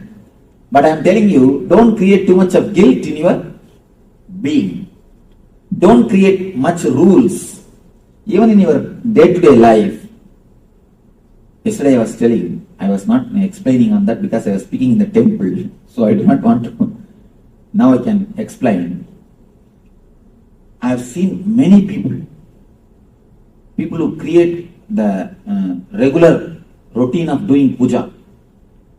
In the first beginning, when you started doing puja, you must have felt some ecstasy, joy, some enthusiasm. When you start every day as a regular routine, in a month or two, it will become a dead routine. Afterwards, for next month, if you have fear, out of fear you will be continuing. And after that, you will be just waiting when I will finish the puja and come out. When I will finish the puja and escape from the room. And if you want to see the greatest atheist, go and see the priests. the temple priests, because every day they are touching the Vigraha, they are touching that idol and cleaning, doing worship. You can see they will be the greatest atheists. They will never have faith or love, because the moment you make something as rule, you can see you spoil the whole thing. Whole joy is spoiled. Whole love is spoiled. The moment you make something as a rule, the whole thing is lost. The whole idea is lost. So don't make as a rules. Make these few things as a understanding. So make these few things as understanding about your life. Let me give the few understandings about food. Don't take any food which can make your logic imbalance, which can make you lose your consciousness. Means alcohol, drugs, and the food which makes you continuously feel sleepy, lethargic. That's all. No other rule. That's all. Only these two rules, which makes your consciousness dull. Don't allow those things inside your system. For example, what for you are eating? Tell me. What for you are eating? To live. For energy. After eating the food, if you feel dull and lethargic, feeling like going and sleeping, what it means? Overeating or wrong food? Overeating or wrong food. So, don't allow the food inside your system which immediately makes you feel like sleeping. Basic thing. There is no need for anything else. The second thing, when you eat, don't entertain restlessness in your being, and don't eat the food cooked by the people who are restless by themselves. Here comes little difficulty. Here comes little difficulty. First thing, in understanding and in practicing. First let us understand why. There is a beautiful saying from an enlightened master. When you cook, don't think you put only your ingredients. You put your thoughts also and cook. Your thoughts are also added when you cook. When you cook, your thoughts are also added. That's the important thing you need to notice. And there's one more thing, beautiful thing. A Zen story. A king goes to a master and asks the master, I know that you are always living in joy and ecstasy and bliss. You are so alive, bubbling. What is the reason? What is the technique you practice? Please guide us. Please teach us. Master said, technique. I eat when I eat, I sleep when I sleep. That's all. The king cannot understand. What are you talking? What do you mean by it? Master says, I eat when I eat. I sleep when I sleep. Do you do that? King says, yes, everyone does. When we eat, we eat. When we sleep, we sleep. Master says, no. Look when you eat. The time of your eating only, you will start doing all sorts of brooding over about the past, planning for the future. You will be either worrying about the future or worrying about the past. You never eat relating to the food. Relating to the food is one of the important things, because the food is going to become part of your being. You are going to eat. It is going to become just part of your being. It is going to become your own self. But you never bother, you never care to relate with the food. First thing, eating with the hand itself is a technique to relate with the food. Eating with the hand is a wonderful way to relate with the food. Eating with, not only that, there are 10 energy centers in your both hands.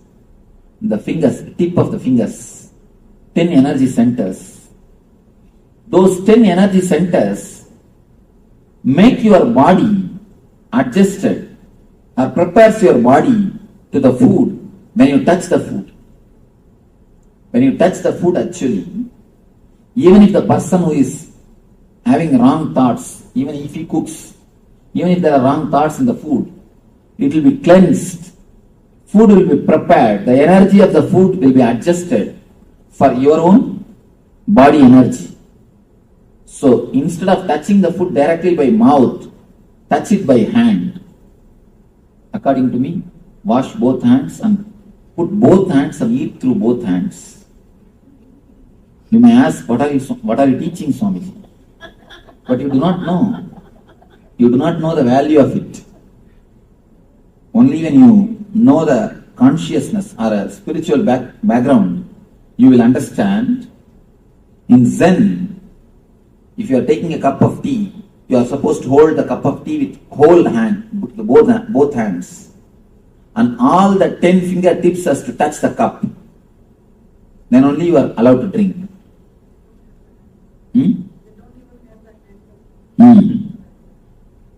Then only you are allowed to drink. And not only that, you do not know consciously how much makes the difference. Try today, just try today. Wash your hands thoroughly. Put both your hands and feel the food and take the food little by little and put the food in the mouth and nicely enjoy, relish, deeply enjoy and swallow. Don't just grab the food. If you grab the food, you do not even know the quantity. And it will go inside so much, you will not even know the quantity. See, when I say, this all looks very simple. But eating is the habit, your basic habit. Everyday activity. One more thing, people come and tell me, Swamiji, I don't have time to do meditation, I don't have time to do dhyana, I don't have time to do puja. I tell them, don't bother at all. Just convert your eating into meditation, that's enough. If you practice these few basic things, the very eating itself will become meditation. The very eating will become meditation. You can't say, I don't have time to eat. Do you say? You eat properly. So, instead of saying, I don't have time to meditate, convert the eating into meditation. Let the eating itself become a meditation. Start eating in a very meditative way.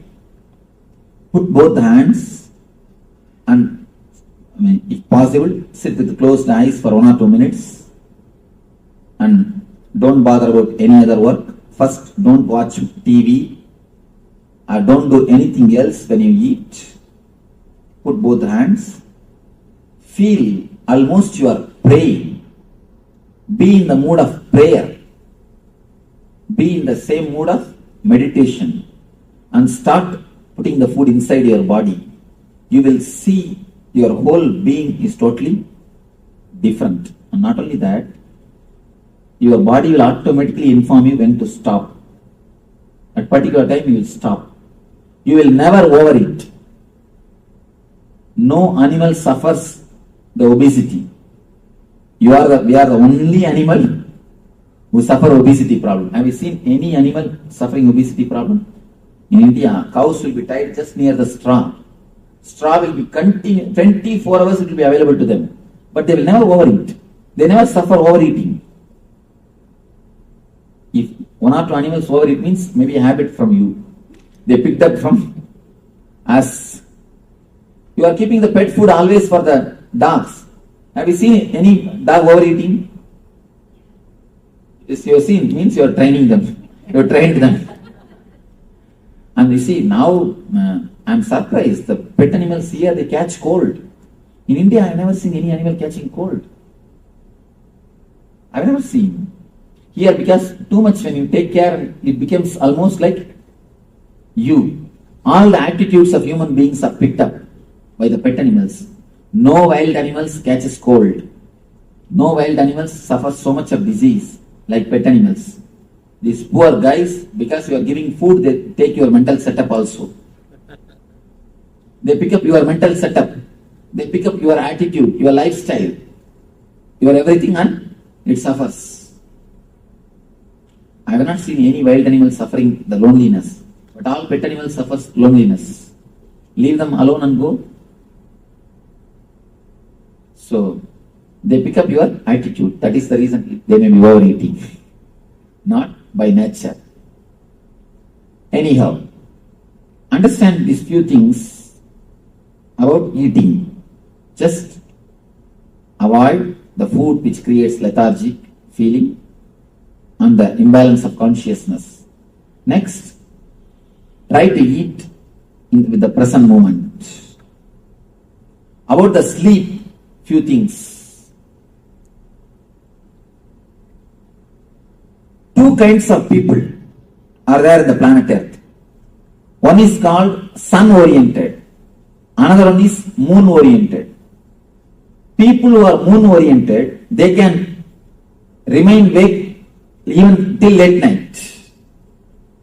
Till early morning, they can be fresh, energetic, alive.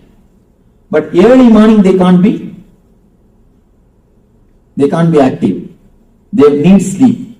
They must sleep early morning, around 4 to 6. And there is another group which has to go to bed early. But the early morning they can be alive, fresh, active. The early morning, if you are alive, active, you are sun-oriented. In the night, if you are alive and active, you are moon-oriented. Identify yourself, whether you are sun-oriented or moon-oriented, Chandramani or Sauramani. Identify yourself. If you are sun-oriented, never miss the 10 to 12, that time. If you are moon-oriented, never miss the 4 to 6, that time. And now I understand. Hari is telling only 2 hours. No, I said I get both. You see, I ask people whether you are Chandramani or Sauramani. Swamiji, I feel both the time. Then you are Avamani. Then it is Avamana. Chandramana or Sauramana or Avamana. Avamana means bad, shame on you. See,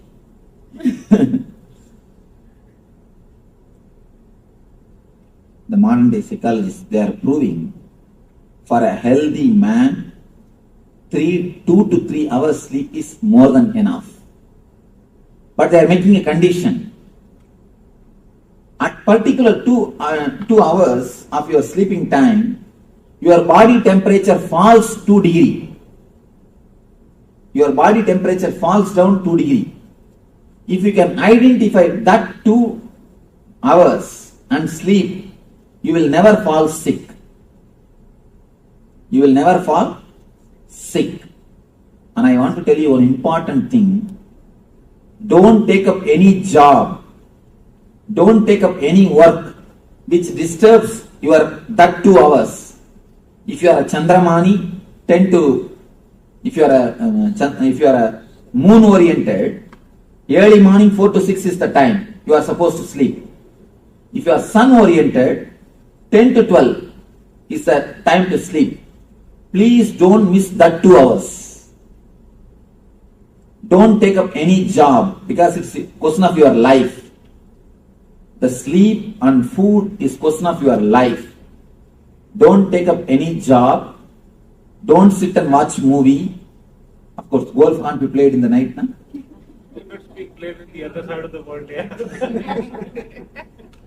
Anyhow, golf is never played in the night. No. Because such a big area cannot be lit. That's good. Anyhow. So never do anything in that time.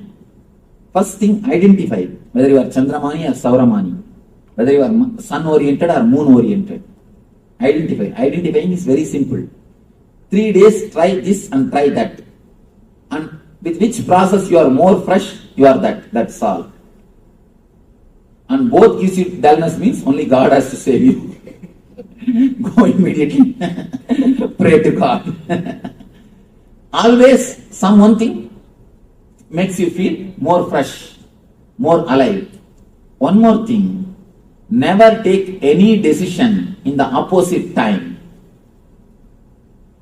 One important thing I want you to know, just like female having periods, male also has got periods. Male also has got their own periods. The problem is they are so insensitive, they can't understand. For male, it is every 27 hours. For female, every 27 days. For male, every 27 hours. Every 27 hours, 3 hours they fall in low mood and come out. That 3 hours, if you take any decision, it will be failure. It will be failure. If you are sun-oriented guy, never decide anything in that moon-oriented time, that 10 to 12. If you are a moon-oriented guy, never decide anything in the time of sun orientation, that morning 4 to 6. These are all subtle but highly powerful tips. Understand? Very subtle. It may look very simple, but you do not know the way in which your whole existence is going. And I want you to know the power of sun and moon on your body, on your system. Then you will understand. Whenever the Purnima and Amavasya happens, the ocean starts. Purnima Amavasya means full moon and new moon day. Full moon and new moon day. You understand? And I request you one thing. Whenever I use some Sanskrit terms, I don't give English translation. Please ask me. Don't just wait. Sometimes I am so habituated to speaking to the Indian crowd, I forget to give the English translation. So, immediately stop and ask me. Never think I may look like a fool. If you ask, you may look like. If you don't, you will be. So,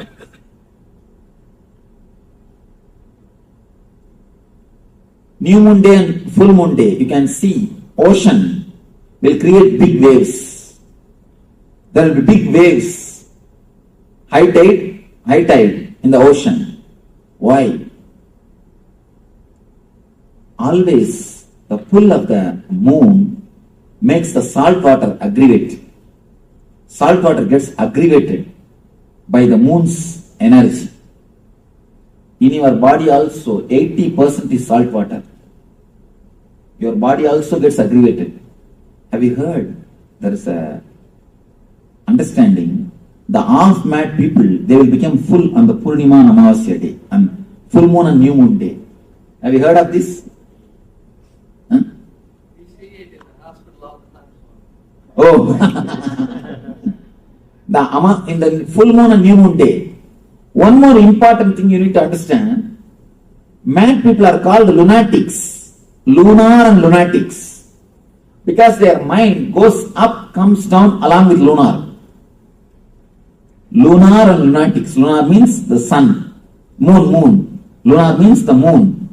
Lunatic means the people's mind which goes up or comes down along with moon. That is why they are called lunatics. What Aditi is laughing? Any question? Niti has got some question?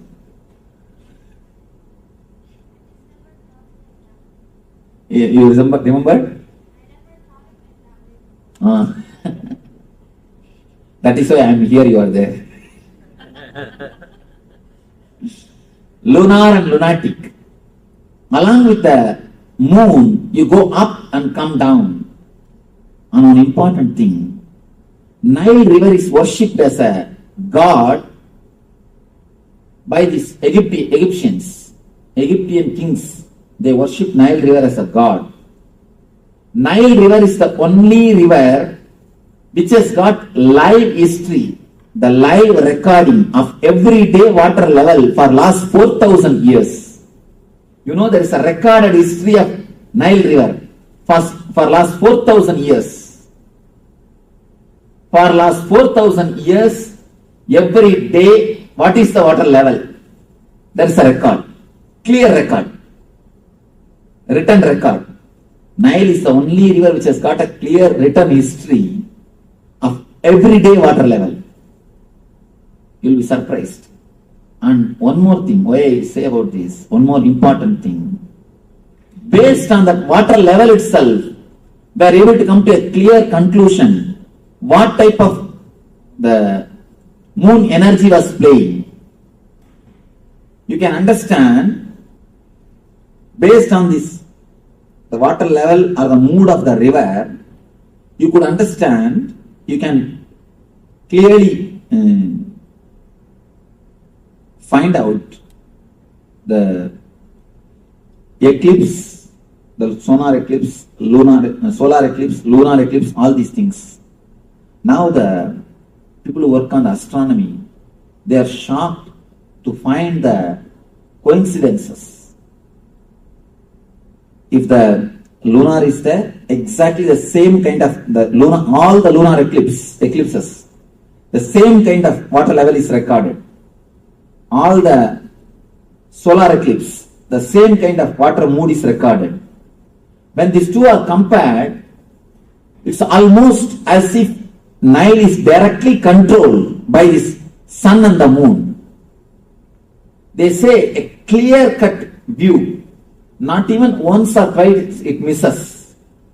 A clear-cut view. We can predict very clearly when flood will come and when flood will not come. What is wrong call? When flood will come and when flood will not come. We have such a deep association with sun and the moon. So find out whether you are lunar oriented or solar oriented, whether you are sun oriented or moon oriented, and arrange your sleep time according to that. Never sit and watch cricket. Never torture your body at that moment. If you allow your body to rest in that moment, that's more than enough. That's more than enough. Naturally you will see you are continuously recovering. Your physical body, your health comes back to normal well-being, normal health. And third thing about pain. Pain means all diseases. It's an important thing. When the shoe fits, leg is forgotten. When the belt fits, belly is forgotten. When the chain fits, neck is forgotten. If you are remembering the chain, it means, if you are remembering the neck, it means the chain is not fitting. If you are continuously remembering the belly, belt is not fitting. If you are continuously remembering the legs, shoe is not fitting. If it fits, you will forget. The same is the logic. If you forget your boundary, you are healthy. If you forget your boundary, you are healthy. If you are constantly remembering some part of your body, it means what? You have some pain or disease in that area. For example, if you are remembering knee continuously, what it means? What it means? Pain. You have deep problem. You have pain in the knee. If you are continuously remembering the back, means your back is hurting. If you are continuously remembering the tooth, you are doing dental meditation instead of transcendental meditation. You are doing dental meditation. So, if you remember something constantly, some portion of your body, means it is not fitting. It is not falling in tune with your body, with your being. And you are remembering some portion means why you are made to remember. Actually, what is happening at the time of pain? At the time of pain, only one thing happens. Your attention is requested by that part of the body. We don't live throughout the body. Understand one important thing. You don't live with your whole body. If you hate some activity, immediately you hate that portion connected to that activity also. If you hate to do some work, immediately you hate the body connected to do that work also. Why you are laughing? No, that's true. If you hate to write or read, you start hating the eyes, you start hating the hands. Why do you think so many kids have to wear specs? Why do you think they get all the eye problems? When you hate to do some job, automatically, naturally, you start hating that part of the body also. You start hating that part of the body also. Here I have to tell you a small incident. It's even though a little awkward, I have to tell because it is such a truth. It's such a deeply connected truth. I have to tell this. One of our devotees, she attended an NSP. She stays in America only, in America. She had a tumor on the spinal cord. A big tumor. You can see, you can even feel that such a big tumor in the spinal cord. For last 12 years, more than 12 years, she herself is a person who is in the medical field. Because of that, she underwent surgery also. Even after the surgery, it again came back. Nothing could be done. It is there, it is there, it is there. In our meditation camp, we have a session like opening and telling about your guilts. We work on the people's guilt. What all the guilts you have from the past memory. One by one we bring it out and I explain about the guilts. In that session, she suddenly started weeping profusely. And she said, I have a deep guilt because I have been abused when I was 6-7-year-old girl. When she was very young, she has been abused.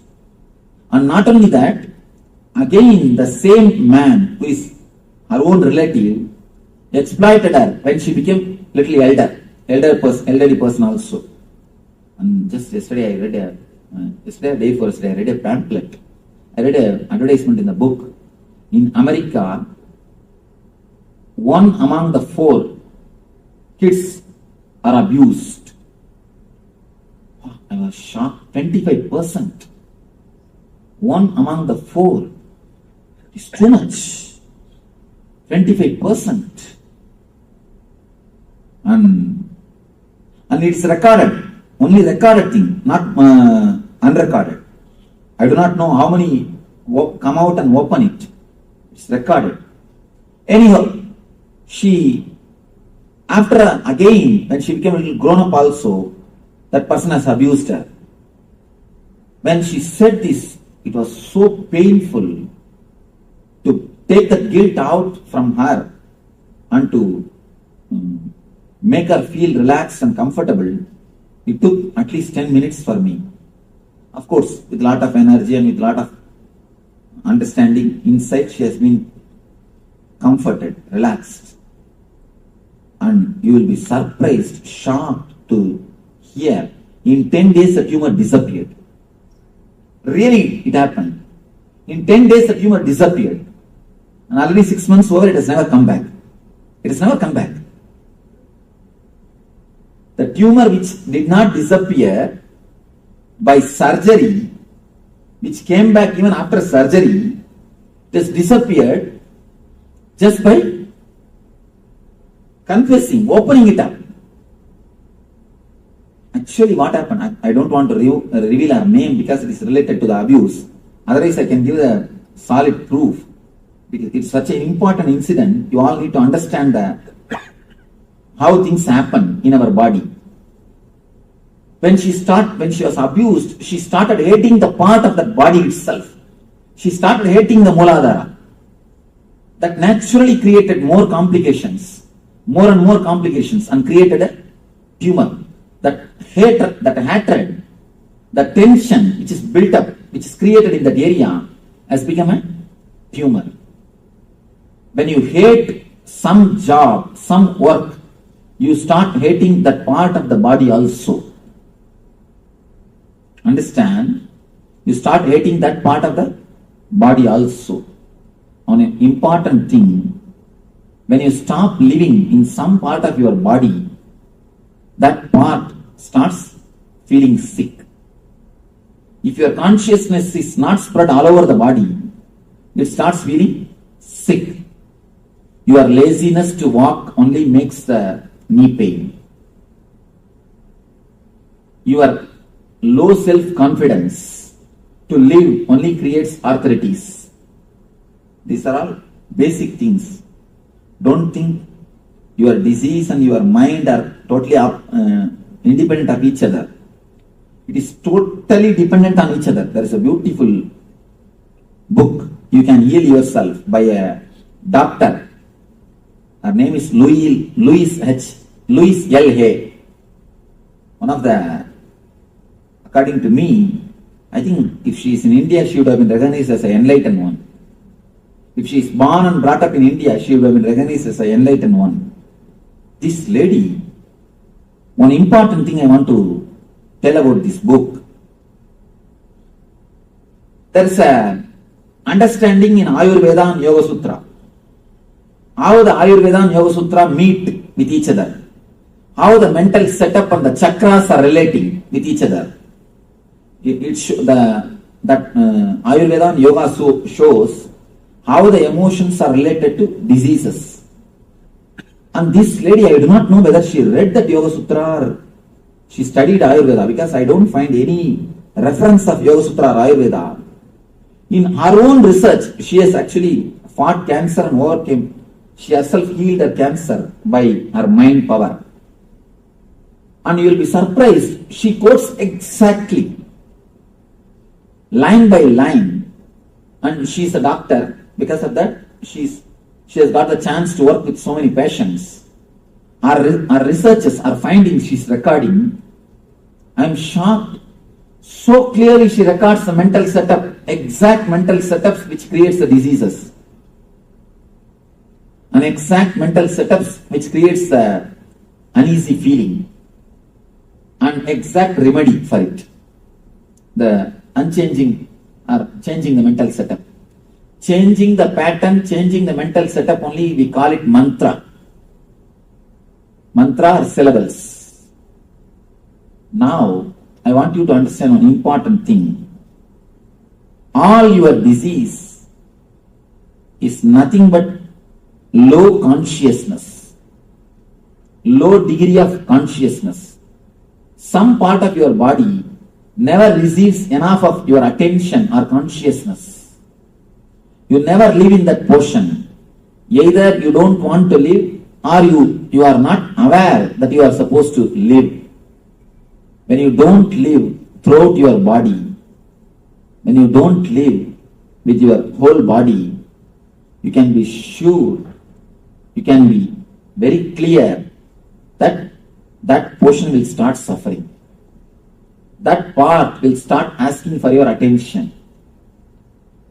A small, simple technique which you can practice in the house. Whenever you get pain, whenever you get any pain, headache or knee pain or stomach pain, when you get a headache, don't start giving headache to others.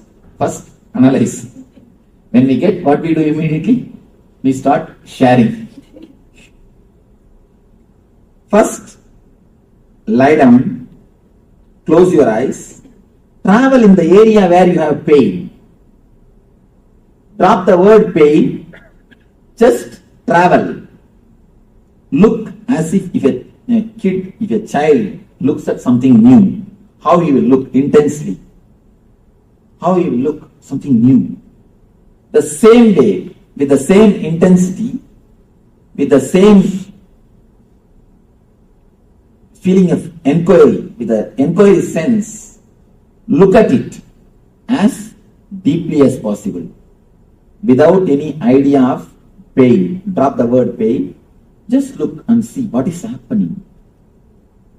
You will feel very clearly, slowly, the area which is affected by pain will start shrinking. Suddenly you will feel pain is not throughout the head, it's only in particular area. Then you will feel it's only particular bit. Then you will feel slowly it will come to only a point, particular point. And if you look into that point, it will simply disappear. All pain is just requisition from that part of your body to your being to give little awareness and consciousness to you. That's all, nothing else.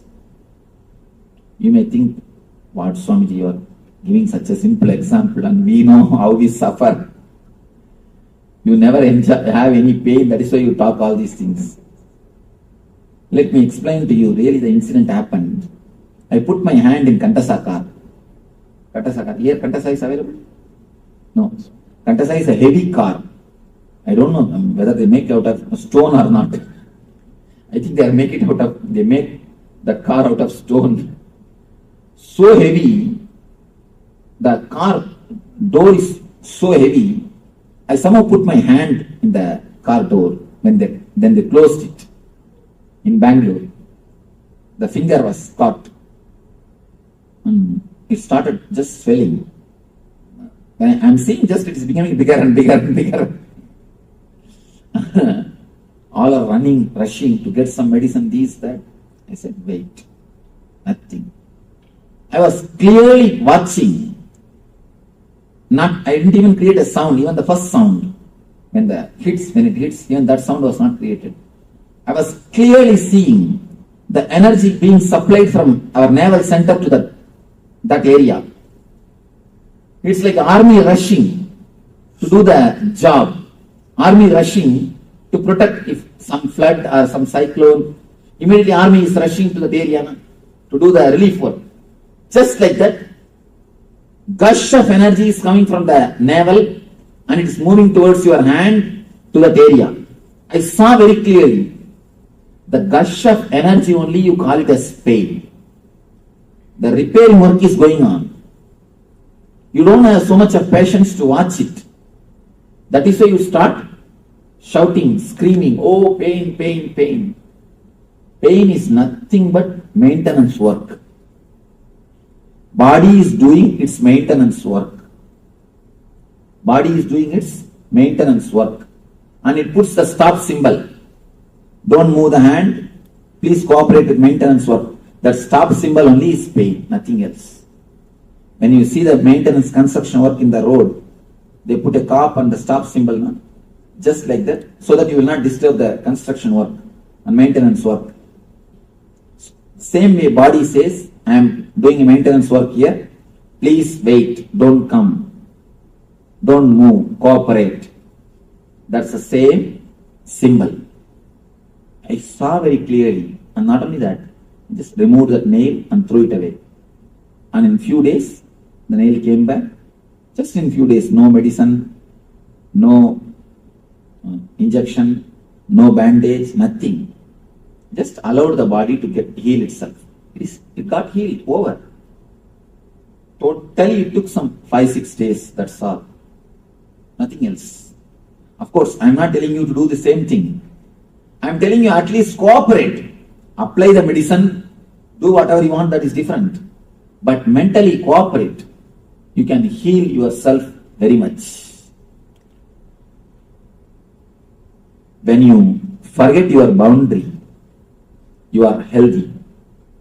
If you are constantly remembering your boundary, you are in pain.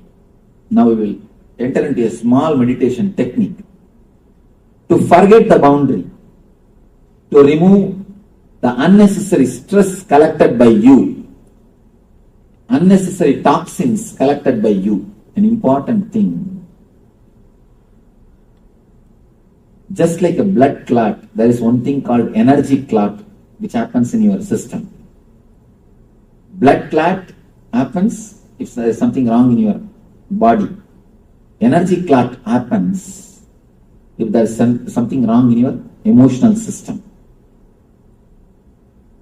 Now we will enter into a meditation technique to melt, to clear the energy clouds and to remove the unnecessary toxins and to awaken the body intelligence. In this meditation, you are going to do two steps. First is, you are going to tense your body as much as possible. To speak step by step. Step by step, you are going to create the maximum possible tension so that the energy clouds which is created in you will be released. The energy clouds will be released. And second thing, you will go step by step from toe to head, part by part. Pressurize or tense as if that portion will burst. As if that portion will burst. Go deep, step by step, till the head. And after that, from head to toe we are going to come. This is the second step, is the important step. This is from Yoga Sutra. This step is important technique from Yoga Sutra. According to Yoga Sutra, every part of your body is breathing. Understand? According to medical field, only your nose is breathing. According to Yoga Sutra, every part of your body is breathing. Every part of your body is intelligent to take the prana shakti directly from the air. It takes energy directly from the air and directly it relates with the existence. That is why in India, yogis, they sit under the underground for 2 years, 3 years. I have seen a guy who sat in the underground for 1 year. Neither food, nor water, or air. Totally glass case. Tight sealed glass case. He sat under that 1 year. I asked, how at least he breathes? He said, we don't know, Swamiji. Then he came to the ashram, our ashram. He's after all a yogi, not enlightened. So he heard about me and he came to take my blessings. Then I asked him, how do you do this? He said, Swamiji, Yoga Sutra is this technique, Swamiji. The technique which you are going to do now. According to this technique, it is not only the technique, it is a truth. According to Yoga Sutra, every part of your body has got intelligence to take energy directly from the sky, from the ether. See, understand? A plant, a normal plant, when this can produce its food directly from the air, can't your body produce? Your body is much more intelligent system. Much more intelligent system. Can't it produce? It can. Only thing, we have not made our body alive. We have not allowed our body to do it. We have not given so much of understanding to our body to do it. The second level technique, you are going to breathe through every part of the body. Understand? Important thing. Your head should breathe separately, inhale and exhale. Your eyes should inhale and exhale. Step by step, part by part. Visualize actually as if your body is separately inhaling and exhaling. That part of your body is separately inhaling and exhaling. Feel the same thing step by step, part by part, throughout the body. Feel that portion has become empty, porous. For example, head means feel that head has become porous. Every hair hole, through hair hole, you are inhaling and exhaling. Shrink or expand that area. Feel it is shrinking or expanding along with the inhaling and exhaling process. Step by step, your whole body should inhale and exhale. This will awaken your innate body intelligence.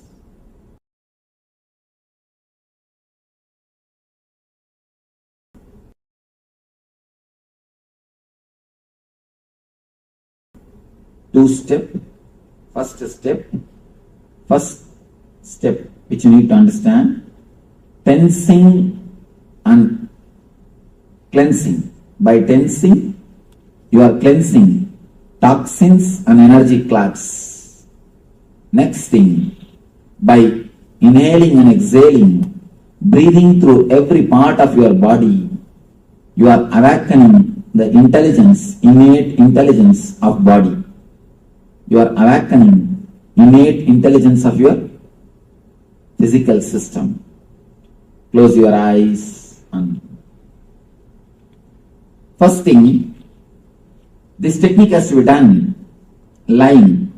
In the second part, you will lie down. First part, you can stretch your leg and sit comfortably.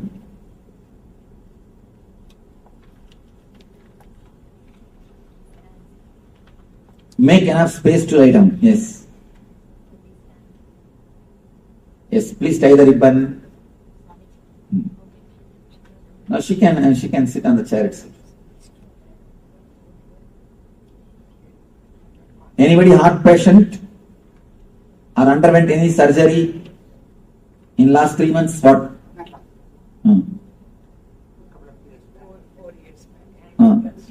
Angioplasty. All right. Only in that region, do it little less. Please tie the ribbon. You are requested to tie the ribbon so that you will not look in between the meditation. She is surprised why we asked to tie the ribbon. Number 7. Stretch your legs out.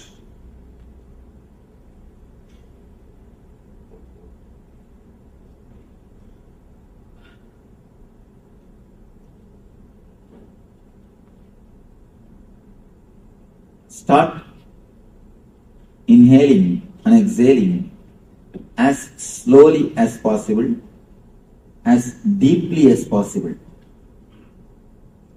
You are inhaling and exhaling should happen throughout the body.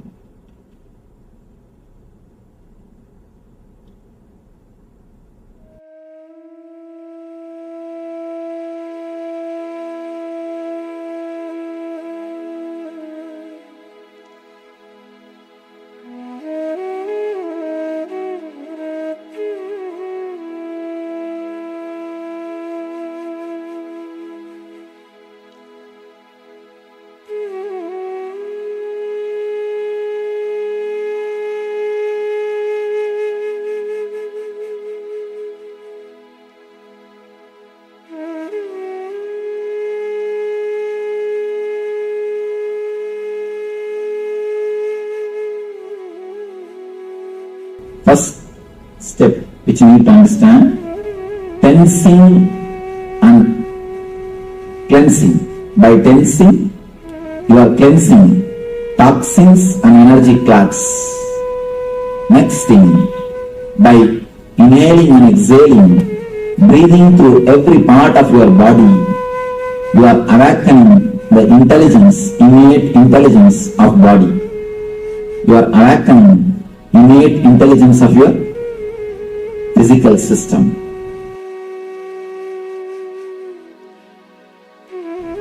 First thing, this technique has to be done lying. In the second part, you will lie down. First part, you can stretch your leg and sit comfortably.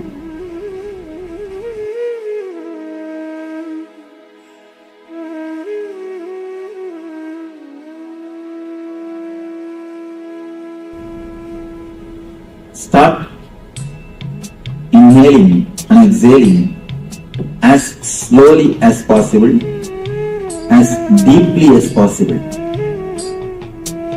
You are inhaling and exhaling should happen throughout the body.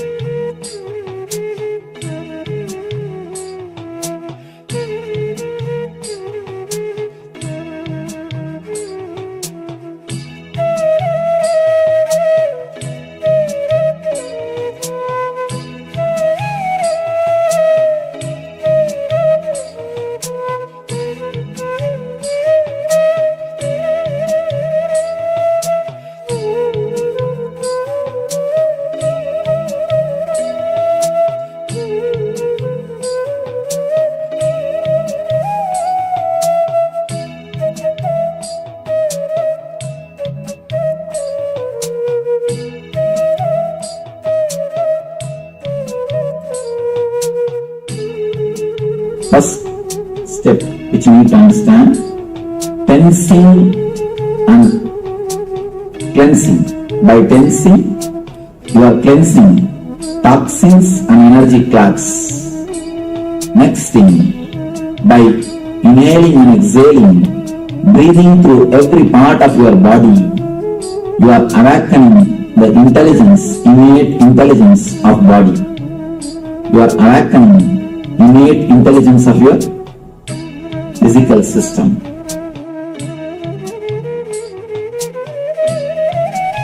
First thing, this technique has to be done lying. In the second part, you will lie down. First part, you can stretch your leg and sit comfortably.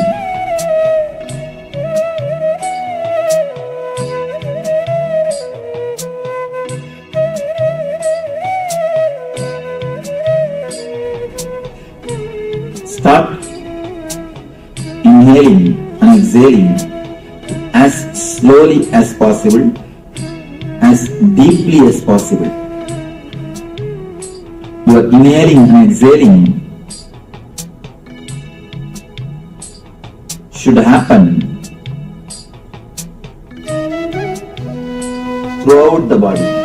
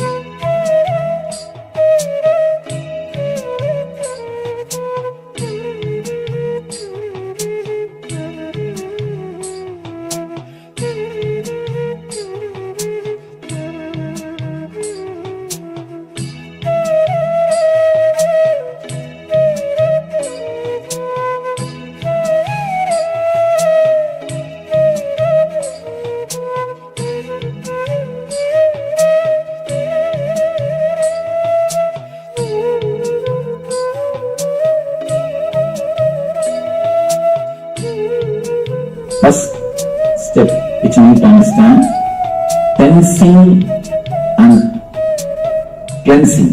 By tensing, you are cleansing toxins and energy clots. Next thing, by inhaling and exhaling, breathing through every part of your body, you are awakening the intelligence, innate intelligence of body. You are awakening innate intelligence of your physical system.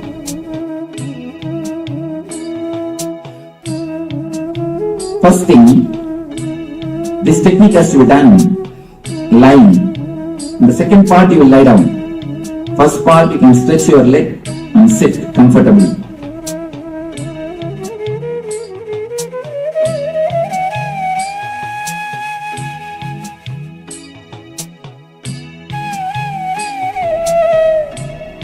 Start inhaling and exhaling as slowly as possible, as deeply as possible. You are inhaling and exhaling should happen throughout the body.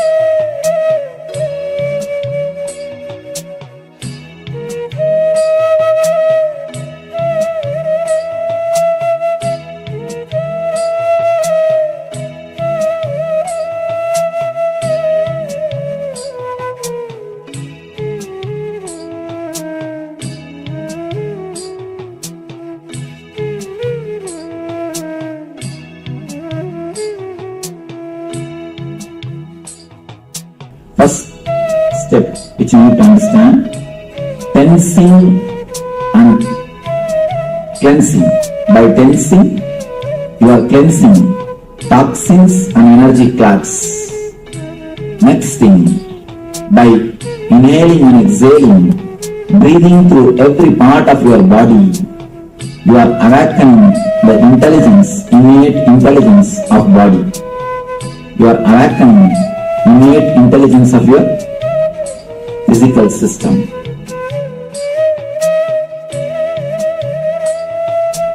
First thing, this technique has to be done lying. In the second part, you will lie down. First part, you can stretch your leg and sit comfortably.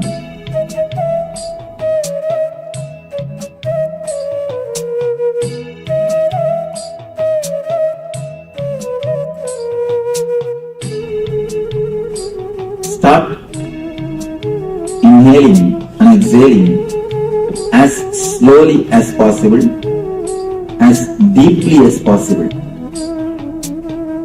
You are inhaling and exhaling should happen throughout the body.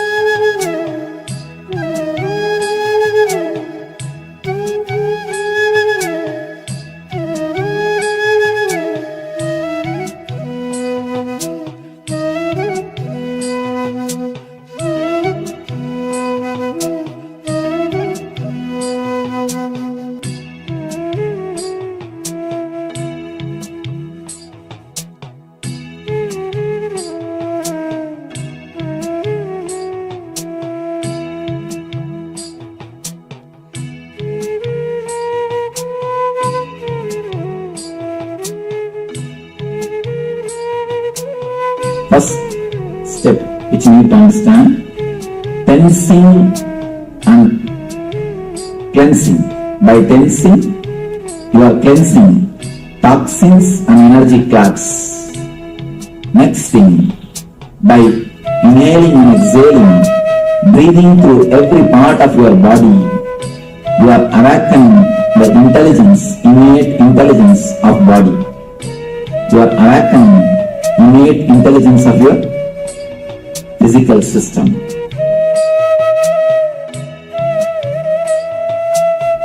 First thing, this technique has to be done lying. In the second part, you will lie down. First part, you can stretch your leg and sit comfortably.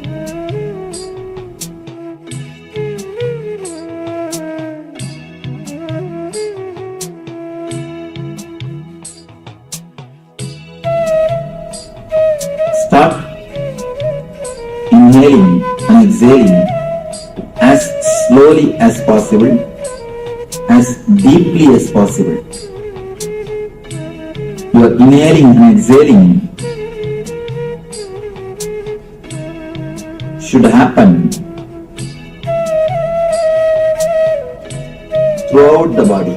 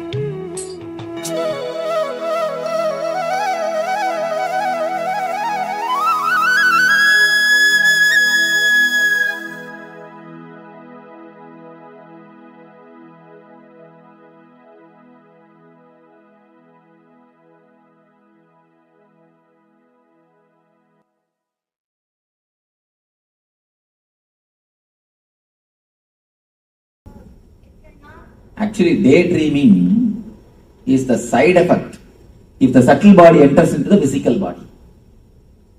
But subtle body means dreaming, night dreaming. Night dreaming is the main subtle body. If it enters into the physical body, daydreaming comes as an effect. I am asking about night dreaming.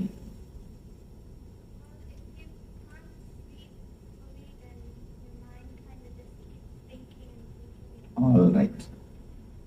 Let's go to Aditi.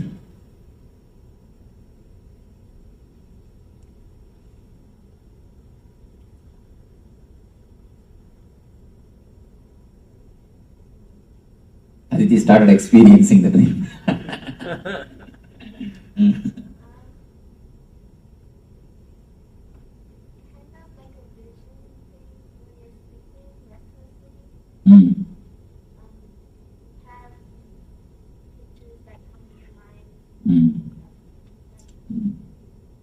Okay. Stuff means when these kids use the word stuff means that much only I know.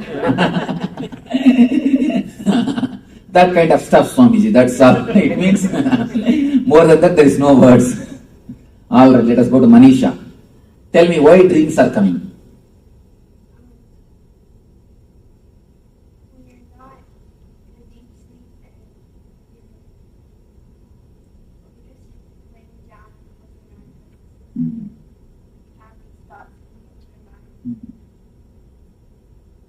Okay. Some more understanding. We will go to number 6. Yes. Can you pronounce your name? Jackie. Okay. You mentioned earlier something about like a pressure valve, letting off the steam, thinking of it processing. That's right. Cynthia?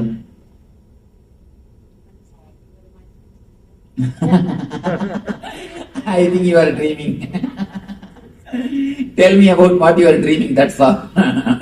What is dream? Night dreaming, not daydreaming, night dreaming.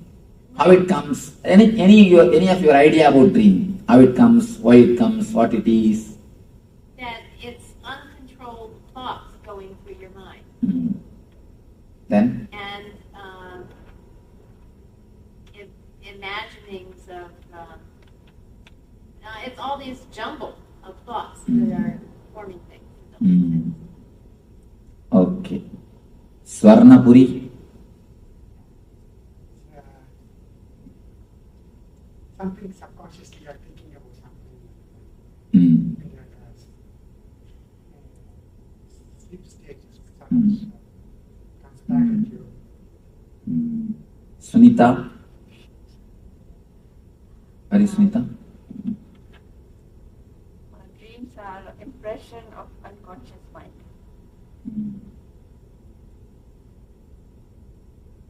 Something from Hari? Hari wants to tell something? Oh, No, your hands are raised. dreams for me is almost a carry forward of your conscious stage when you worried, think that's carried on into the dreams majority of the time. But a lot of times, sometimes I also think dreams are kind of guiding you or giving you a very important message if you want to understand. I told you that whenever you receive messages, it is a vision. If you can remember in 4 color, it's a message for you. It's a vision for you. If you remember by 2 color, it is dream. What is 4 color mean? When you get up, morning when you get up, and try to remember the dream, what you saw. If you remember vividly, including the colors, if you, for example, if you have seen the wall, are you able to remember the paint color? If you see a person, are you able to remember the dress color? If you have seen some animal, are you able to remember the color of the animal? If you are able to remember all those things, then be very clear, it is not from subconscious, it is from superconscious.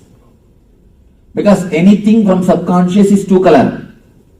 And one more thing you need to understand, animals cannot recognize color except this color. Animals cannot recognize except this color. That's why in bullfight they put this red clothes. This is the only color they can recognize. All other things they can see only as a black and white.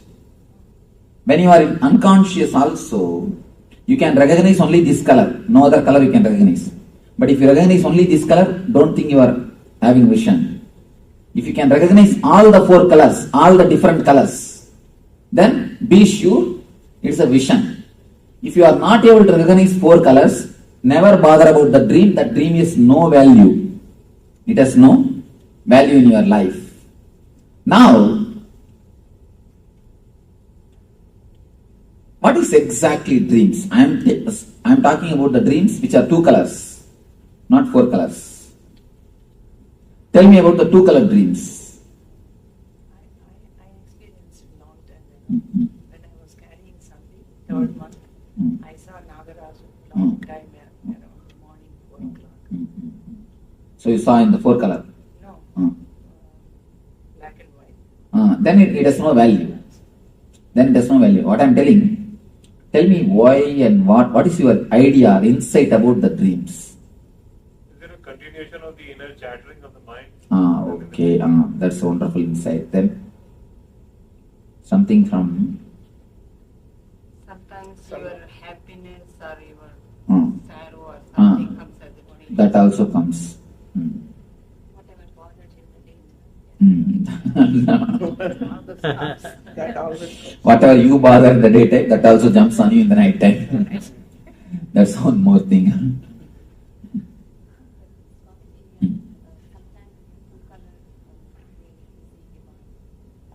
No. Two-color dream divine means just a memory. It is nothing solid.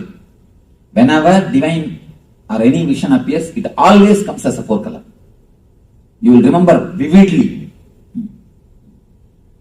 Why is it sometimes I've had dreams and it's like they would foretell the future or something, but they were in the black and white.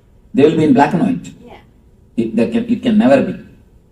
Because I have, as deeply as possible, I have analyzed the dreams, and not only that, when a person becomes enlightened, he never gets dreams. I have no dreams. Even the people who did research in Oklahoma, they were shocked to see that there is no random movement in the eyeballs continuously. The doctors first said, person cannot be alive without dreams, Swami. I said, if you want, you can do whatever experiment you want on me, but I am not getting dreams at least for last 4 years. The moment I became enlightened, from 2000 January 1st till today, no dreams. Totally no dreams. I said, you do whatever experiment you can. If you have any missionaries, I invite, you are welcome, but I don't have dreams. Then when they were doing the experiments, they were shocked. How can mind be so silent? How can mind be so calm?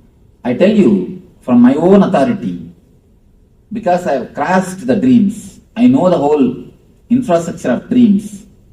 If it is black and white, then some way it clicks. Maybe it has worked out by clicking, not as an intuition.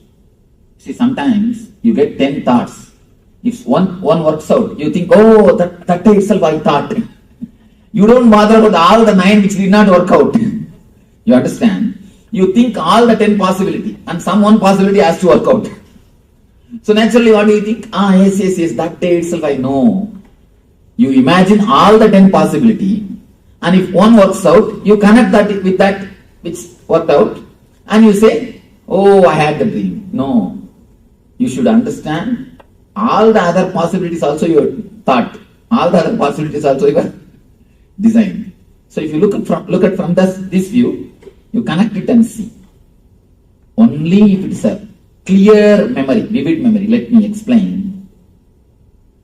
Because this needs a lot of insight, this waking. If you can actually analyze and understand this dream body, you will be liberated so much from so many kinds of problems. There is a beautiful sutra. The world is made of the same stuff in which dreams are made. If you understand, the moment you understand the dream, the reality is dream, you will get the power to make your dreams into reality. Understand? The moment you realize the reality is dream, you will get the power to make your dreams into reality.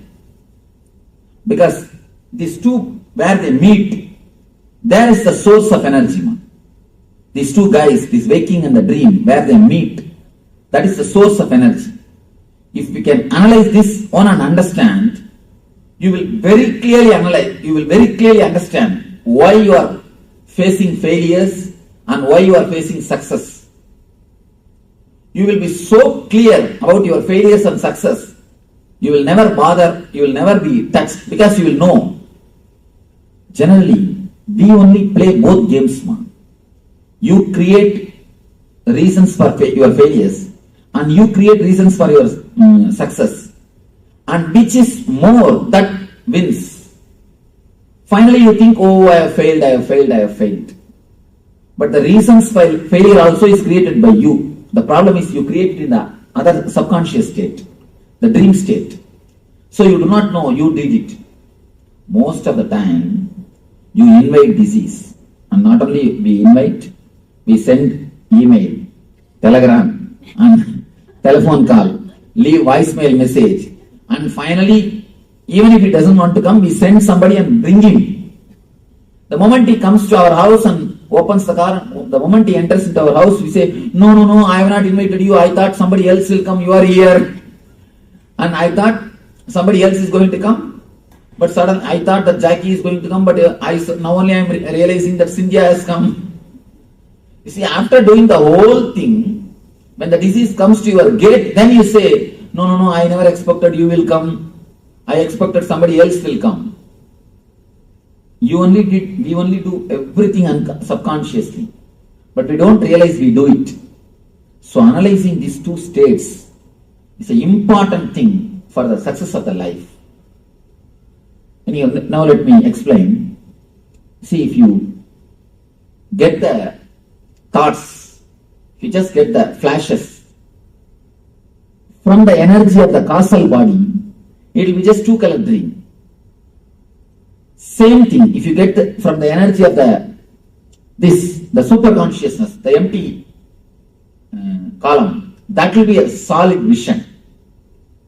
When you remember early in the morning, if it is a solid 4-color, then it is from this empty box, the samadhi state, from Turiya, some glimpse of Turiya.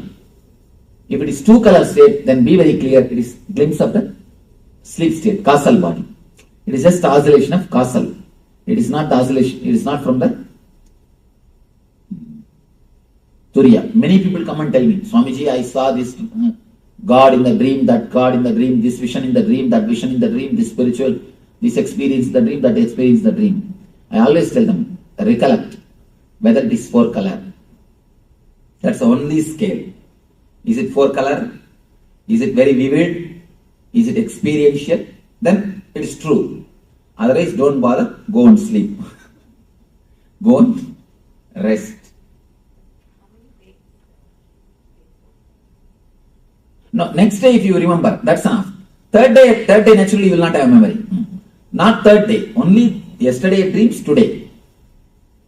Actually the dream memory will be there totally itself only 1 or 2 days. Afterwards you cannot have it in memory. If you again and again make it very solid by remembering, it may be there. Otherwise it can't be. The memory of the daytime itself is torturing us. If you have a little more memory after night time also, you will become mad. Anyhow, so let us analyze what is exactly dream. Dream is nothing but your suppressed desire and fear. That's all. If you want something to happen in some way and it did not happen continuously, then you dream it and feel fulfilled. For a small example, you can understand this. I was about to say that. If you are fasting for maybe, for example, for 3 days. If you are fasting for 3 days, naturally the 3rd day night, in the dream, you will have a good feast. Any of you have experienced this? If you are fasting, you should not eat anything, not the modern kind of fasting. The modern kind of fasting is a wonderful fasting. Having 2 liter milk, a little bit of banana, and few bhaji, and telling, oh, I am fasting, Swamiji. Not that kind of fasting. A real original fasting. The ancient days people used to do that without even drinking juice. No, water is allowed. Water is allowed without even drinking juice or milk. Just by water. If that kind of fasting means, immediately you will have a dream. Anything suppressed, naturally you will see, will come up in the dream. All the suppressions will come up in the dream. The same day, if you don't want something to happen, The desire means you want something to happen. If you don't want something to happen, you never wanted that you should fall sick before going to exam. But I have heard from many people, even after they become 40, 50, they get dreams that they are sick and exam is there. That they are sick, they are missing the exams. They have forgotten the exam. Even after 30, 40. If you don't want something to happen, some accident, and you don't want somebody to appear in front of you, you don't want somebody to know some secret of your life, you will see in the dream that as if that person came to know, and as if that person saw you, you will be meeting him, you will start experiencing everything in the dream. You will start experiencing the whole thing in the dream. Few basic understanding. Whenever you wanted something and you are not able to, whenever you do not want something, but the memory is there. See, you do not want something to happen means, again the memory is there, you are fighting with that memory, that's all. That memory which you are fighting naturally will go more deeper and deeper. It's like there is a ripple in the lake. You go by boat to silence the ripple. Can you silence? Can you silence the waves of a lake by going by boat? When you go and try to fight with the waves, you will create only more waves. Same way, if you hate or if you are afraid of something, you will be creating only more and more deeper waves, more and more complications. When you create complications, naturally you suppress the whole thing. And they come up in the dreams. They come up in the dreams. 4 major levels of desires I want you to understand. 4 major levels of desires which continuously comes up in the dream.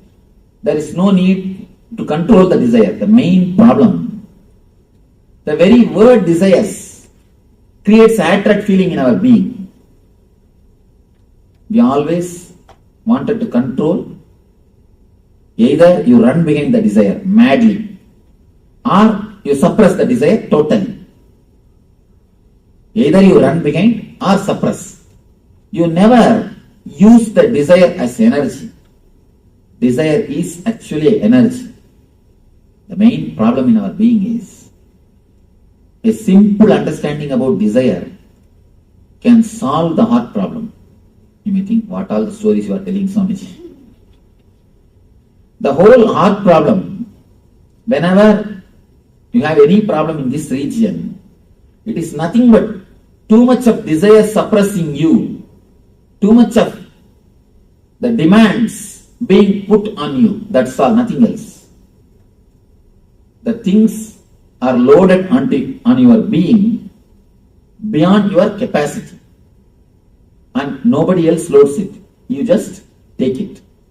For example, even if you don't do any physical work, if you are just sitting, if you are stressed, you will see, you will have a shoulder pain. There is no need for you to do any physical work.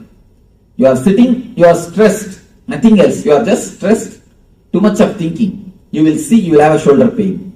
Any of you have experienced this? You will have a shoulder pain.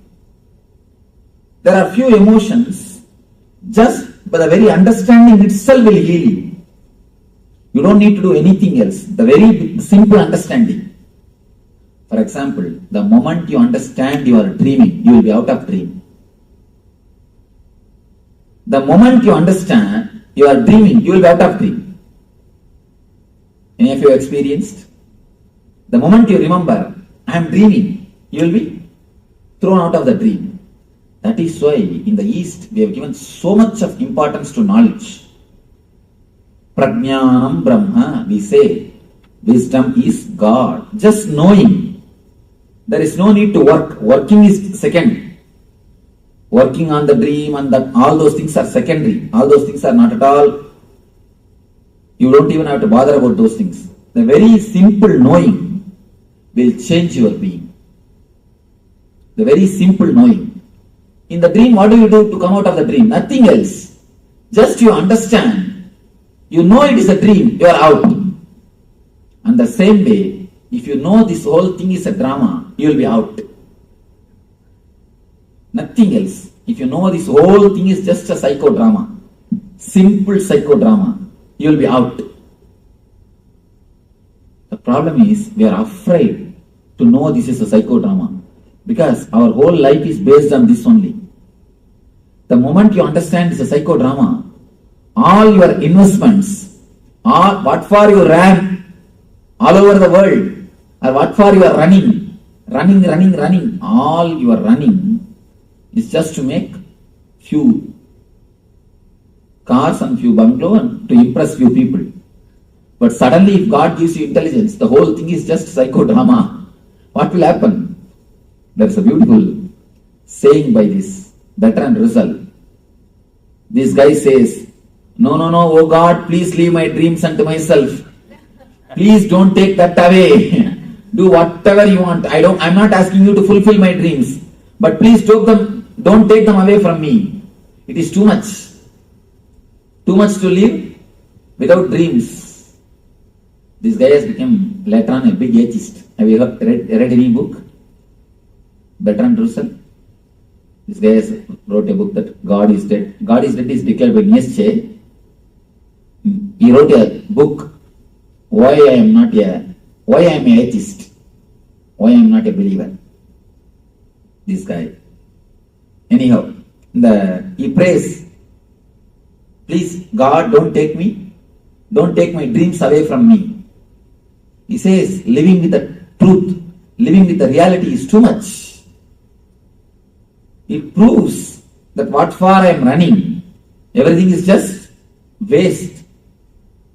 According to him, it's a terrible fear. I tell you honestly, if you can understand the truth, if you can face the truth, you will be able to run beautifully. Because you know whether you win or lose, there is nothing to bother. You will enjoy very running itself. Only two things in the planet Earth. Either you enjoy the running and the reaching, or you don't enjoy both. That's all. Please be very clear. There are few ultimate laws.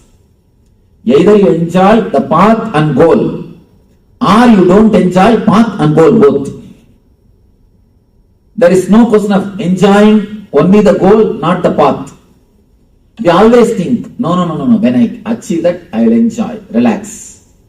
Not now. Now let me suffer. Now let me do something. Now let me put up with the situation. Now let me work. Now let me not bother anything. I will enjoy. I will achieve and then I will enjoy. Never. If you are not enjoying the very process itself, be sure you are not going to enjoy the goal. Because the path is made of the same stuff in which the goal is made. The goal is made of the same stuff in which paths are made. So whether you enjoy this and that, or you don't enjoy this and that both. So according to me, look deeply into this and understand dreams are the world, what you call as reality, what you feel as reality, what you think as reality is made of the same stuff in which dreams are made. One small story from Ramakrishna. One enlightened person is living in the householder life. And you can sit in the chair if you want. You are not comfortable? Huh? No, you are bending this. I thought. Or you can? Maybe I will. Yes.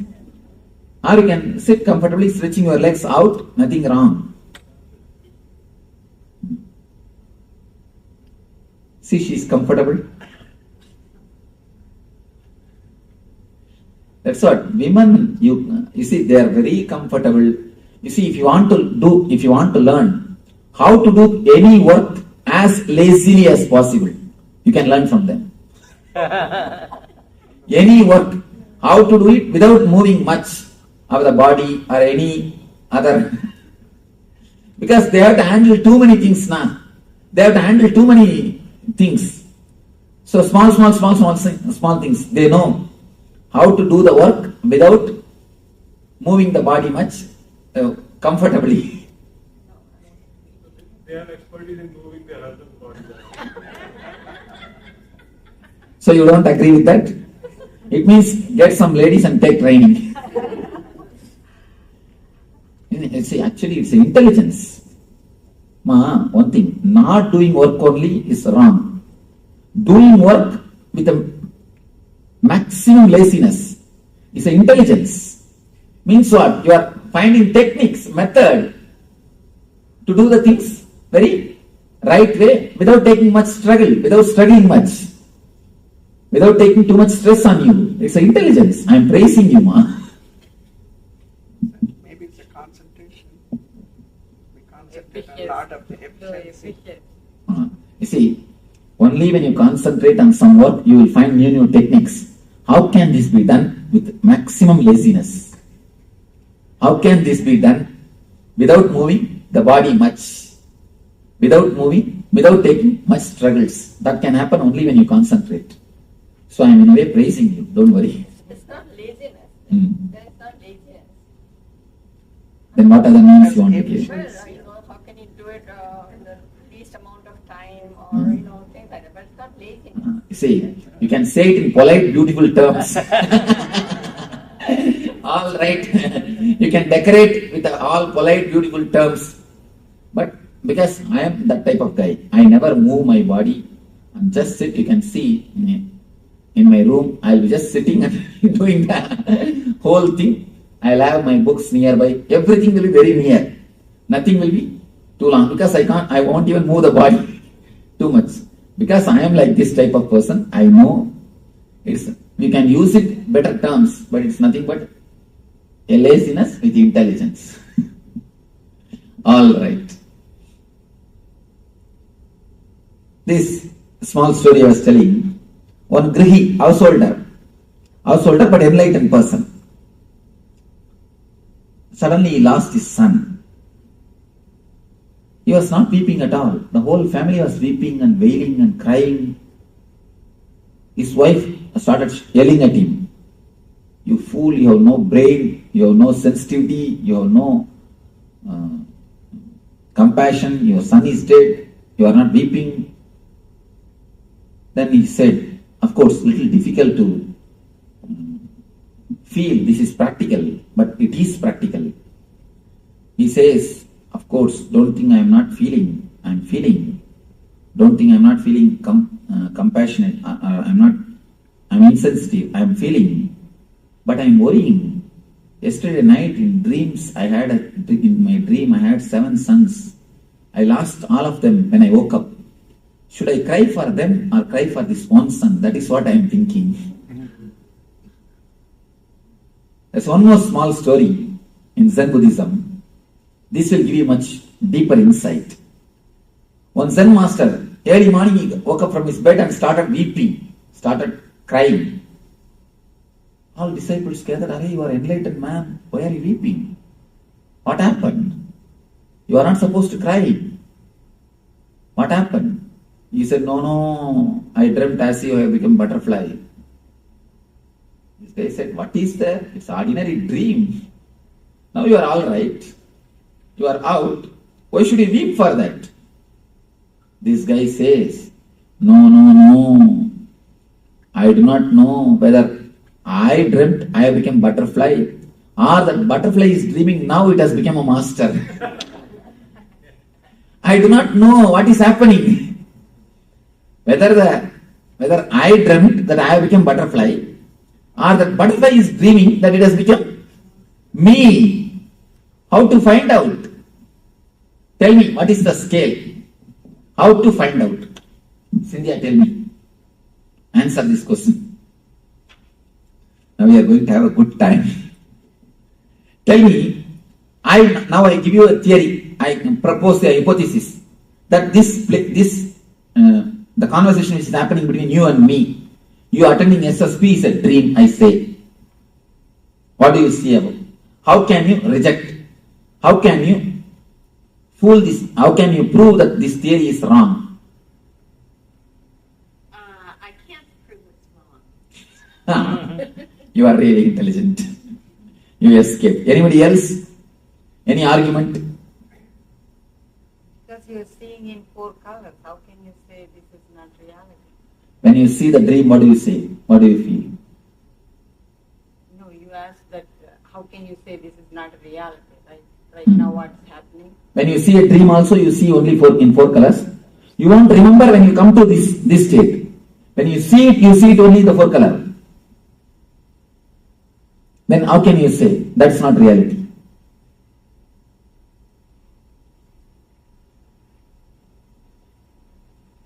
Then, any other argument?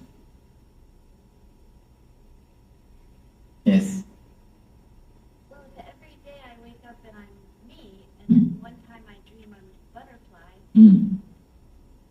Now please understand, every time you wake up, you say you are you. Okay, no, nothing wrong. You are you only. I am not telling you are not you. It is based on the time idea. Am I right? Yes. Time, lifespan of your idea, that idea. In the dream, in one dream itself, you live your whole lifespan. You understand? Many times, you have dreamed only for 8 hours. But in the dream itself, you are born, you are growing, you are grown and finished. So, how can you say, now you are having the continuity and there you don't have continuity? There you don't have continuity because you finish it. The time span, based on time span, you can't decide. Because the very time idea itself is totally different between dream and the reality. So, in the reality, what you say, this question is based on the time-space gap. Am I right? Time-space relationship. So, the time-space relationship itself is wrong.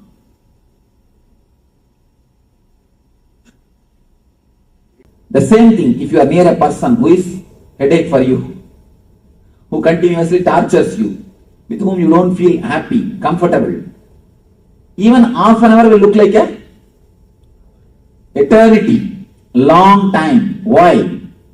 It is intensity of thought which makes you really feel the time. Time is not chronological, it is psychological. So when you are in the dream state, the number of thoughts is too much. The frequency of thoughts are much more higher than the frequency of your being. That is why your eye is just flooded by thoughts. Your eye, that is why I say, in that state you don't have eye. Your eye is just flooded by thoughts. The frequency of thoughts is too much. Your eye disappears. Your eye is flooded. You don't have control. Now, the dream is too much of thoughts. That is why you feel long time is happening. Here, you feel one amount of time. So, time is going on. In little higher consciousness, time, you see, even if it is thousands of years, you will not feel the time has gone because the number of thoughts is less. That is why we always say, Devatas have got different calendar. For us, if it is 1000 years, for them it is only one day. For us, if it is a yuga, for them it is only one day. It is the space in which you live, there you have a different time. Which space you are living, there, that time you are enjoying. So based on the time-space concept, you cannot say this is not dream. Next question. And there is a important thing in the Vedanta, they say that by Upanishads, if you just understand the Avastatraya means the 3 states, you are liberated. Nothing else. You are liberated from all the pains and sufferings if you just understand these three concepts deeply, clearly, intellectually, just intellectually. I am not telling about anything. You don't have to become enlightened. The very clear intellectual understanding about these three states will liberate you from pains and sufferings. Any other? Why you are laughing? No, actually, I know why you are not able to believe what I say. No, why you not only you must be able to believe, you must be able to really feel it. Why we are not able to feel, the understanding never goes deeper level. The understanding is never taken sincerely. That is the reason. For example, people come and tell me, Swamiji, I know smoking is wrong, but I am not able to drop. But do you say, I know touching the fire will burn me, but I am not able to stop? No. You don't say that. This you understand, but that you don't understand totally. Yeah. This you know solid way, that you don't understand it. Unless that person gets cancer, even if he gets, he justifies. Maybe this, maybe that, maybe because of that, maybe because of this, as if all the people who don't smoke, they don't get cancer or what. Some logic. You have some logic. You have some misunderstanding. That is the reason you say, I know smoking is wrong, but I am not able to drop. Means with full consciousness you never understood. Now you understand with full consciousness. All these days, if you are not liberated, please be very clear. There are many people who come and tell me, no, Swamiji, I read enough of books about this Avastatraya. I read so many books about this Vedanta philosophy. I am not liberated. Means what? There is some gap in your understanding. If you say that, there is some gap. Now, put your whole effort to understand it clearly and have the courage to go behind this truth. You will see it will be liberated. Liberation is not such a big task as we think, These guys have made it so difficult because they want to have monopoly. Now really I tell you, these few guys want to have monopoly because of the 2-3 reasons. One is the particular community. Second thing, just to have the prestige from the society. Because of these few things, the concept of liberation has become too complicated, man. Otherwise, you think the concept of liberation is too complicated. How can liberation be complicated if it is your nature? If it is not your nature, it is not worth achieving. Forget about it. If it is your nature, why should you achieve? It is your svabhava. It is just a small nut. That's what I am telling you. Enlightenment is not achieved by any big techniques, tapas, meditation. It is just a knack of understanding and living the life. That's all. Enlightenment is a simple knack of using your mind, using your understanding and intelligence in your life. That's all. This intelligence, this understanding, if it can clearly go into your being, if you can clearly analyze only one thing, only one important thing, you should spell out all your doubts. Only when you spell out all your doubts, only when you express all your doubts, it can be cleared. If you are lazy, no, who will ask all these questions? All right, the Swami says means it must be true only, let us leave it. If you are too lazy to spell out your questions, or if you are too bored, all right, who wants all these things? Leave it, Swamiji. Let us go to next subject. If you are too lazy to spell out, or too lethargic to understand, then you have a problem. If you really sincerely look into it. Not lethargic, I think it's the understanding power is not there. No, ma, there is no need to even to say understanding power. See, understanding power means whenever, whatever words I utter, have understanding of dictionary meaning. That's enough. There is no need to go for any metaphysical understanding. That's what I'm saying. There is, you see one thing, don't be afraid at all that there is some metaphysical meaning for my words. I am not talking in any metaphysical terms. Do you understand? You see how straight I am simply opening the things. I am cutting the things clearly. Just understand my words based on Oxford Dictionary. That is enough. Dictionary meaning, not metaphysical meaning. Dictionary meaning is more than enough to give you the intelligence. Where you are stuck, where you are not able to understand, just open up. Put me the question. That's what I wanted. That's what I wanted. See, somewhere if you are locked, somewhere if it is not clicking, that's why in the Vedanta they say, Upanishad. Upanishad means sitting with master, that's all. Nothing else.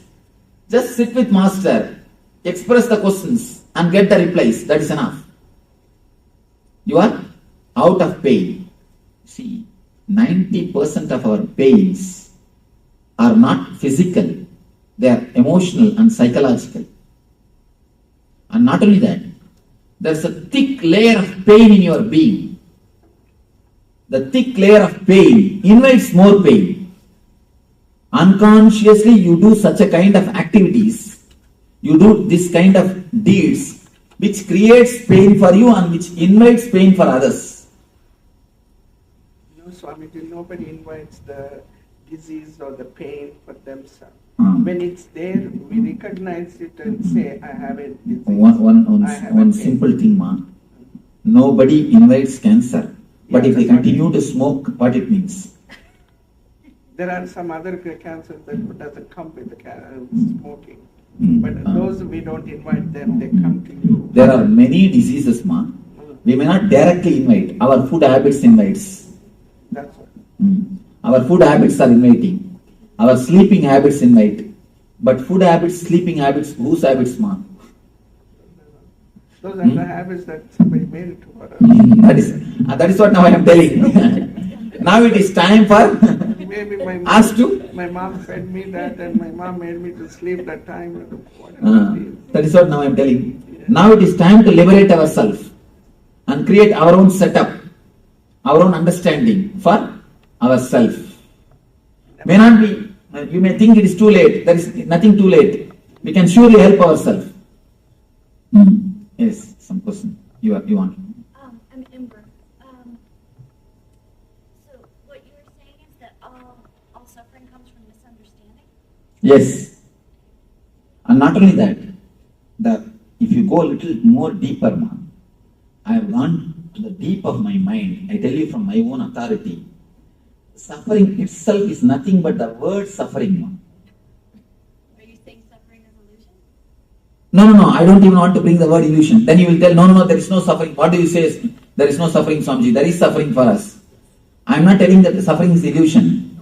The word suffering, if you can slowly go deep from where that word is coming, if you can just pluck that word from the root and throw it away, there will not be suffering. Let me explain to you a simple incident which I have seen in my life. I was staying in a place called Amarkantak in Madhya Pradesh with the tribals, with the tribal villages, and who doesn't know anything about humanity or anything about civilization. They do not know something like civilization exists on the planet Earth. They have never seen anything of civilization. I was living with them. When I was walking, I went to that forest and I was living with them. They are not cannibals. That's why I am here. There is a small story about the cannibals. The South African cannibals president of cannibals wrote a beautiful letter to Pope. Last time you sent 3 missionaries. They are really humble. They are really very good. They are really loving, caring, and very tasty also. So, They are not cannibals. If you can send them some more. They are not cannibals. I was staying with them. One day suddenly, they have a village temple. For the whole village, they have a temple. I was staying in the temple only. One day suddenly, in front of the temple, they made a small hut. And one lady came, pregnant lady. I could see that she will give birth to a child within 2-3 days. She came and entered that hut. After half an hour, I was just sitting there in one corner of the temple. After half an hour, she just walked out with a baby. I was shocked.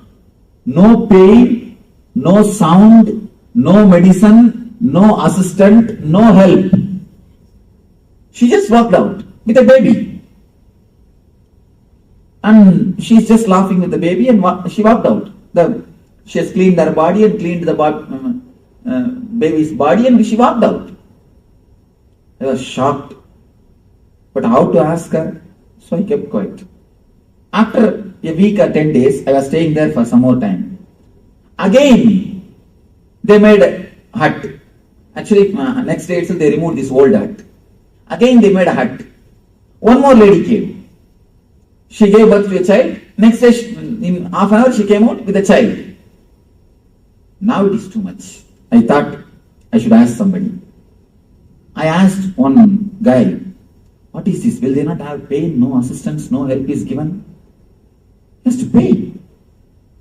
What it means? Why? I asked their president. He's little open type. I asked him, what is happening? Why she's not having any pain or no assistance? He said, why pain? Why assistant? This is the way we deliver. She goes and takes care of herself and comes back. Why animals are giving birth like this only? I was shocked. Then, after I became enlightened, I scanned the whole incident. I wanted to understand. I meditated upon that whole incident. I meditated. Actually, in the nearby area only I became enlightened. So after that, I meditated and even went back to the village just to bring that memory and understand the truth of it. Then I realized, if you are not conditioned for the word suffering, you never suffer. You never suffer. Now, then I understood that deep secret. After the age of 7, whatever words is uttered by your mom, dad, friends, you pick up all those words. When they say headache, I'm stressed out, I'm gone, keep quiet, I have a headache, I have this, I have that. You just pick up all those words and you start repeating all those words. The more you repeat those words, the more emotions, energy that word gains. More the word gains the momentum, more it has got impact on you. I was shocked. It is just a rut created by our own being. It is just a rut created by our own being. First, you pick up those words from elders. You start repeating mentally at the age of 7, unconsciously. And when you repeat naturally, you will see the effect of that words in you. When you see the effect, you start believing more that you have pain, you have suffering. More you believe, the more the word gains the momentum. The more the word gains the momentum, more suffering. More suffering, more belief, more momentum. More suffering, more belief, more momentum. The same cycle goes on, goes on, goes on. If you look little deep, that is what now they are doing in the hypnotherapy. In the hypnotherapy, they hypnotize a person and they put a burning charcoal in his hand and they say, you are not getting burned, you are having a beautiful flower in your hand, you are having rose in your hand, you are having a beautiful flower in your hand, you will be surprised. Not only the person never gets burned, when they remove that charcoal, the rose smell is there in the hand.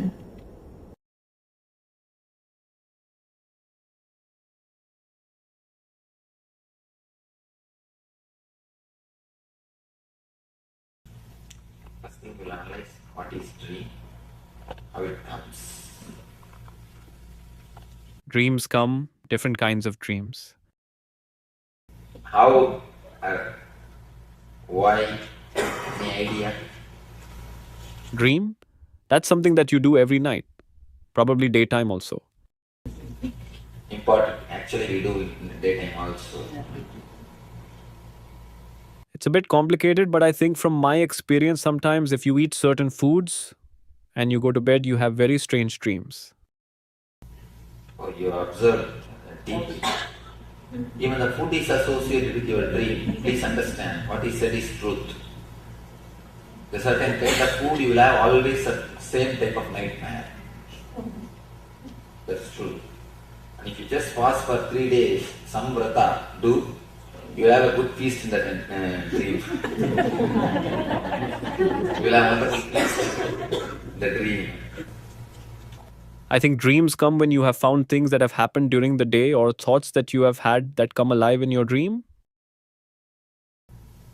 Anybody who has got any insights about their dreams, why, any idea, any special idea about the dreams, you are welcome.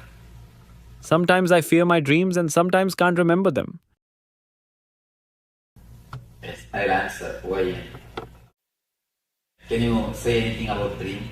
Some of the dreams come, some of the things, like the relations you see tonight, the next day it does happen. Some of them don't have any meaning and they come and go. And, some of the things they say that it is more basically the subconscious thing, and whatever you are thinking about, it will give you your problems are coming in your dreams. And the other people, some of the things I was reading about this is like a parallel world. It does happen. It's true, and sometimes they don't come true. Some of the things, they don't come true. So I don't know exactly how to interpret these dreams. I think part of the dream is completely what's happening, and part of the dream is I am confessing. Most of the time, dreams come true. Sometimes I have noticed I play all the characters in my dreams and act out things, but I am everybody that is in the dream, and it is me. And other times, I don't know if I'm just partially awake or I will be in the middle of the dream or sort of something will make me wake up and I will say, oh, well, that's not finished. I need to go back, and I'll go back. I will go back into the dream and start doing it again, but then I forget how it ends because I go into a deeper sleep or something. When you remember, I am only playing the character of all the persons in the dream, you will wake up from the dream. Have you observed? Now let us analyze. Dream is nothing but the expression of whatever you suppress, your suppressed desire and fear. You suppress these two things. Whatever you suppress, when the steam pressure becomes too much, there is a safety valve which automatically opens and steam is released, the pressure is in a manageable limit. Same way, if your suppressions are too much, if you suppress the desire and the fear too much, it comes out automatically and gets released. First thing about the dream. Next thing, we are all bothered out to find out right dream or wrong dream. An important thing you need to understand, any dream, if you can remember it with 4 colors, it is not dream, it is a vision. Early morning when you remember, if you can remember in colors, see, this is very subtle technique. When you see the dream, you will always see only in colors. If you can remember the colors clearly, be very clear, it is something related to vision. It is bringing some message. It is the ray of light from superconscious. It is not dream. If you see any divine personalities, master, God, guru, try to remember. If it is in multicolor, then be very clear it is a vision. But if it is just 2 color or black and white, forget about it. It is nothing to do with vision. It is the usual dream. It is a usual, just dream. So, what is the purpose of vision? It teaches you? It can teach you, it can bring you intuition, it can give you more clarity or some information about the incident. Anything it can be. Some person. It comes from our own subconscious? If you can remember with 4 color, it is not from subconscious. It is a ray of light from superconscious. If it is just 2 color, when you remember, then it's a subconscious. What do you mean color? Like if I see you in my dream, I remember your orange robe. Is that one color? Not only orange robe. Yeah. Are you able to remember the other things, colors of the other things? Colors of the other things? Are you able to see, are you able to remember just like this 4 color?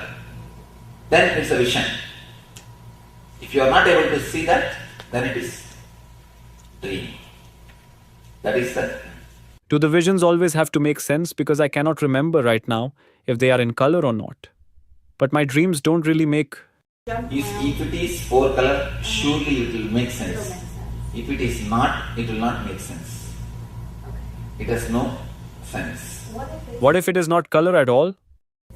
Then it is just steam going out. Extra steam is getting, you need to less dream. you need to dream less. It is just actually, when the steam is too much, if too much of suppression is there, of fear and the greed, there is automatic mechanism which opens, automatic safety valve, which opens and releases the steam. And automatically, you maintain your steam pressure. The automatic safety valve is what we call dream. Is there any significance of seeing death or sometime you dying? There is no other significance except this 4 color and 2 color. No other meaning, interpretation for any dream. Should we just ignore them as... Simply ignore. Because people say when your dreams are falling makes some sense or something like... No.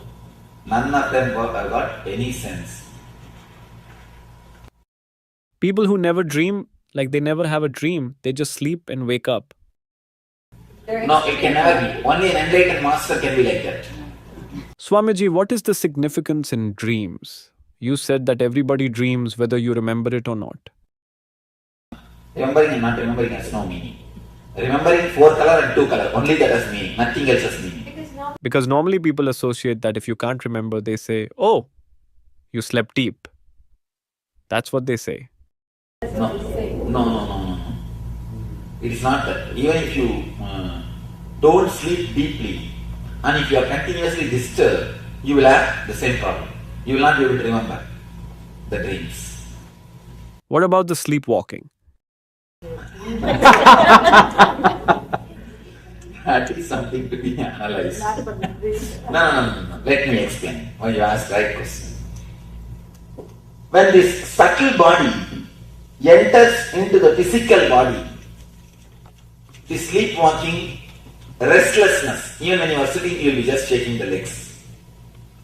All these problems starts happening when the subtle body enters into the physical body as an uninvited guest.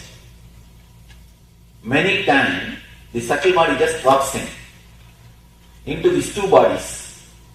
When it walks into the waking body, then it starts creating trouble. You see, sometimes you will have a nightmare, get up, and you will see still the heart is beating and sweating. And the same way, if the subtle body enters into the causal body, it enters into the causal body also sometimes. If it enters into the causal body, it causes insomnia. You will be lying in the bed, rolling, you will never sleep. You will never sleep. You will be just rolling on the bed. So whenever the waking body enters into these 2 bodies, it creates this type of problems. Settling up here, and when I got home I thought I should be able to fall asleep well, But instead, I thought I would be exhausted, and I didn't feel exhausted. But it was like this. I couldn't sleep all night, even though it was so late. And I was so tired from, working a long day. Standing up. You have done ASP? Mm-hmm. In the ASP, I speak about the second layer energy. Do you remember? When you work beyond your capacity, whenever the emergency things are done, the second layer energy opens. If you have a deep love or desire, then again second layer energy opens. If you do some service with a deep love for me, it has to be done. It has to be done. I cannot use the excuse I'm tired. I have to do. When you have the excuse, oh I'm tired, oh dear, Shantipai, I'll come tomorrow, Shanta Reddy, I'll come tomorrow. Then first layer energy over. But when you decide, no, I will do something, I have to do, then naturally second layer energy opens. That is what you feel. Even after going to the house, you don't feel sleepy. What about the recurring dreams that come back? Come back again and again? If you see them in color, again they have some meaning. Otherwise, they have no meaning. They have no meaning. Of course, you have to totally release the steam. You should not maintain the steam in the optimum pressure level. You always maintain the steam in the optimum pressure level. Steam means a suppressed desire and fear. That is why you are in sickness. Better open the safety valve once for all and let the steam go out. We will be doing that. Today we will be doing the technique to open the safety valve. Swamiji, you said we will move in sleep or when we are awake. Even anytime. The subtle body actually enters into the physical body by force. See, the subtle body enters into the physical body by force. It means the physical body also don't have so much of awareness. It gives place. So people that bite their nails all time, is it the same thing? But what causes that to happen? Like what are the some things that cause them? Suppressed, that's what you see, the suppression, suppressed desire and the fear. If it becomes too much, it is just on the verge level. Any moment you can become this or that. That is the thing which keeps you in the restlessness. Swamiji, whenever I have a bad dream, why is it that when something undesirable is about to happen, I am able to realize it as a dream and I can either stop that from happening or I wake up? If some bad is going to happen in the waking state, it comes in the dream. You mean? No, when I am dreaming, if something bad like I'm about to fall off a cliff or whatever, in the peak of greed, in the peak of desire and the peak of fear, you wake up. Because desire and fear brings you to your consciousness, brings you to the present moment. The moment you come to the present moment, you wake up. And many times people come and tell me, I had such wonderful dreams on. I was seeing that person whom they want to see. Suddenly they wake up. They come and complain, oh, I woke up. Why some dreams come true, some don't come true? That's what. If you can remember in the fourth color, it will come true. Otherwise it won't come true. It will never come true. Any two-color dream will never come true. You can do research on your dreams. Yes. Sometimes you do have a dream that you like and you want to continue. That is what. You see, that's what the deep desire or the deep fear will bring you to the present moment. The moment you come to the present moment, you are awake. You are out of the dream. So you were just saying the deep desire and greed. In other words, could you say that whatever it is true, live it to the best, and you say that will bring you back? That is what I mean. When you live totally, your greed comes to maximum. Then you fall in the present moment. You fall in the present moment. You are out for a single moment. You get a glimpse of the higher consciousness. Whenever you fall in the present, you come out.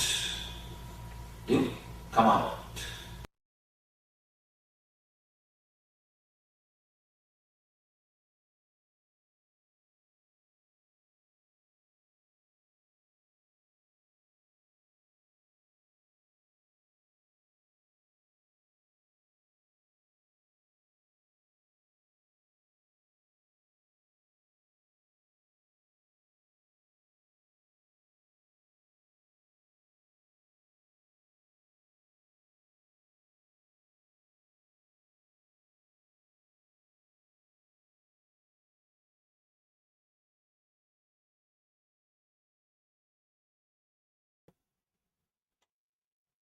We will enter into the second session, which is related to dream body, which is subtle body. Let you understand few things. Whatever you suppress, whatever you wanted to happen, and whatever you don't want that to happen, whatever you want to happen, whatever you think that it should happen, whatever you think it should not happen, both happens in the dream. Whatever you think you want to happen, the desire, the greed, whatever you think it should not happen, the fear which you suppress, both comes up in the dream.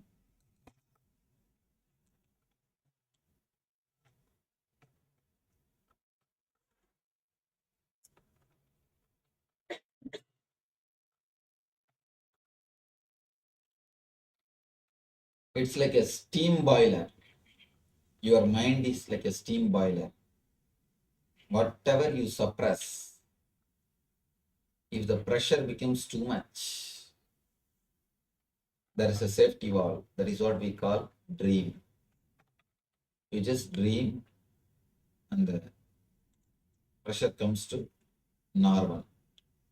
The moment when the pressure is normal, no more problem, no more dreams, no more fear.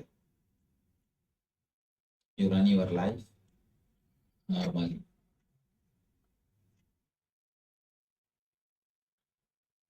This is the way basically we dream. This is the way basically dreams happen. There is one more thing. If just dream comes and goes, there will be no problem. But this dream body doesn't keep quiet. If dream comes only in that time, in a particular time, if your dream body is active and your extra steam or extra pressure is released, as long as that happens, no problem. Things go very smoothly. But it is not that only this happens. Something more happens. There starts the whole trouble. This dream body unnecessarily starts entering into the waking body and deep sleep body. When the dream body unnecessarily enters into the waking body, that is the time you get restlessness. You will be sitting physically in one place, but mentally you will feel deeply restless. It will be moving here and there, here and there, here and there, this side to that side, here and there.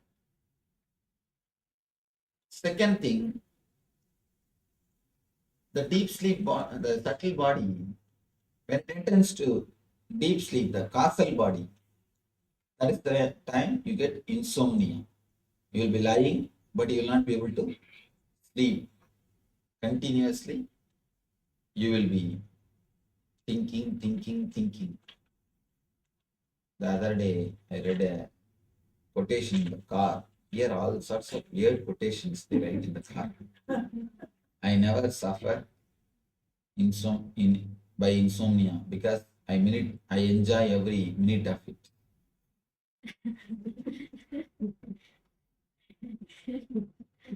I think the guy not only is having insomnia problem, must be having insanity.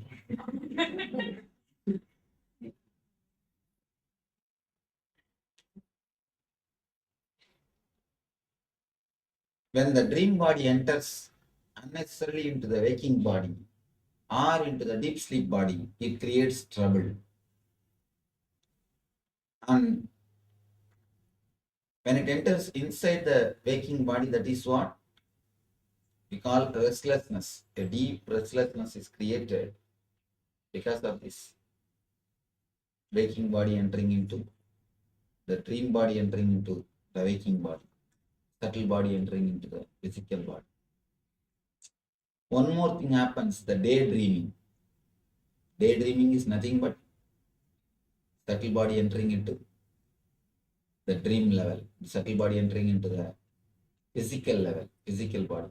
When you are sitting, but your mind will be somewhere wandering, somewhere dreaming, almost as it is now.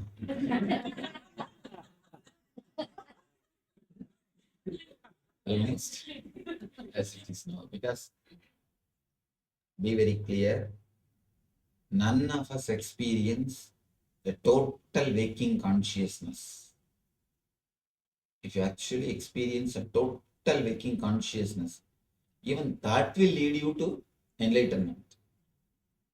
But we never experience a total waking consciousness. We always keep a certain amount of dream body, so that any time enlightenment comes, we can escape. Anytime suddenly super consciousness starts happening, we can escape from it. It's like you keep a continuous shield. Anytime super conscious starts, you start moving towards super conscious, or super consciousness starts moving towards you. You keep that buffer and escape. Continuously, one portion of you goes on thinking, daydreaming. If the height of the daydreaming is too much, then depth of the night dreaming also will be too much. The amount which it interferes with the physical body, the same amount it will interfere the deep sleep level. If you have too much of daydreaming, you will naturally have too much of night dreaming. Only these two, three important things, if you know about the dreams, that's enough. First thing, verify whether it is color or black and white. Whenever you want to know the meaning of the dream. If it is four color, understand, then it is a dream from superconscious, dream from samadhi, not from conscious or deep sleep. Whenever it is just two color, you don't remember the dream at all. You don't remember anything, just some vague pictures are seen. Two color, black and white. Then be very clear, it is from conscious state, waking state. Whenever it is just words, if you are introvert, you can understand, not even two color, just few words will be coming up. You will be dreaming in words. Whenever it is words, it is just from causal body. You need little more sleep, that's all, nothing else. You need little more sleep. Don't bother at all about that type of dreams. These two dreams has no base. There is nothing to know, nothing to bother. Only these four colored dreams has got some meaning in your life. These four colored dreams has got some vision, some intuition in your life. One more thing. Can we sleep without dream? Yes, we can. And that is one of the healthy way of how to be. If you can sleep without dreaming, you will have a perfect health, not only physically, even mentally. Or if you can sleep so deeply that early morning you don't remember your dream, again you have perfect health. The more you are out of dream state, the more you have health. If we remove the dream part or the subtle body from our core state, if you can remove the dreams, you will never go through the dream and causal body. You will directly fall into super consciousness. There will be no 3-4 differences in your state at all. In your whole three state, there is only one thing. There is only one border line which creates all these four states. an important thing. The fourth state is not created by two lines. No, it is created by just one line. It will be difficult to understand because always mentally 4 means you need at least 2 lines to create 4 level. Above, center and below, and at least 3 lines you need to create 4 levels. But it will be difficult. But truth, here only one line, only one portion, when it is inserted, it creates all the 4 level. If you don't have night dreaming, you will not have what is daydreaming, the so-called waking state. And naturally, when you don't have waking state and dream state, you cannot have deep sleep state, because the deep sleep state by the time will become super conscious. It is deep sleep as long as you have a dream and waking state. When these two are not there, what exists is enlightened state only. Automatically, there will not be anything called deep sleep state. Because the difference between the deep sleep and enlightenment is only one thing. The deep sleep, you don't have awareness. In enlightened state, you have awareness. Otherwise, both are one and the same. A small example, it's a mystical truth. When you are in a waking state, your consciousness stays in Agnya Chakra. When you are dreaming, it goes to Vishuddhi. When you are in deep sleep, it goes to Anahata. It just sleeps. That is why you can never sleep if your neck is straight. Even lying on your bed, just keep your neck straight. You can never fall asleep. Unless you relax your neck, you can never fall asleep. And if you relax your neck, you don't have to do anything. Now itself you will fall asleep. If you relax your neck, immediately you will fall asleep here itself. If you don't relax your neck, even in the deep sleep state, even if you lie down, you can't fall asleep. You will not be able to sleep. Deep sleep state, it goes to Anahata. And just a small turn, Anandagandha, is the area where Anandagandha Chakra is there. In the enlightened state or Samadhi state, it goes to Anandagandha. That's all. Very small turn. From here it goes to Anahata, here Anandagandha. That's all. Anandagandha is what we call, of course, if you are a healer, you know what is Anandagandha. It's one space, one chakra, where all the 7 chakras collapse. If you fall into Anahata, you will sleep. If you fall into Anandagandha, you will meditate. That's why so many people, they feel like sleeping when they go into meditation. Somebody was asking, I felt like continuously yawning. So, when you travel towards sleep and meditation, sleep and enlightenment, majority distance is same. For example, from here, if I go up to the door, majority distance is same. Only 3 steps. If I take that side, I'll go through that gate. If I take this side, I'll go through this gate. Just like that. From here to there, from here to Anahata, the distance is same. If I take 3 steps towards Anahata, I'll fall asleep. If I take 3 steps towards Anandagandha, I'll fall into Samadhi.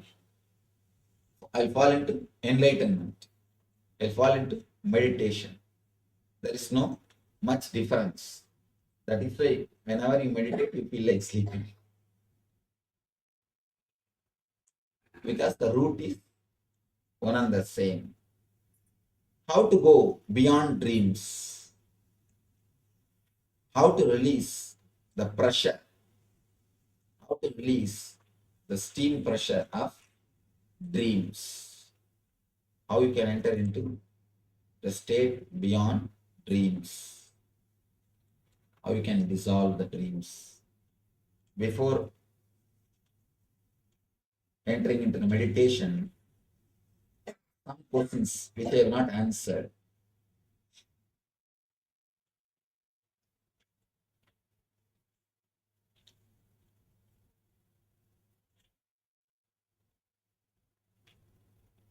Some questions worthy of answering. I'll try to.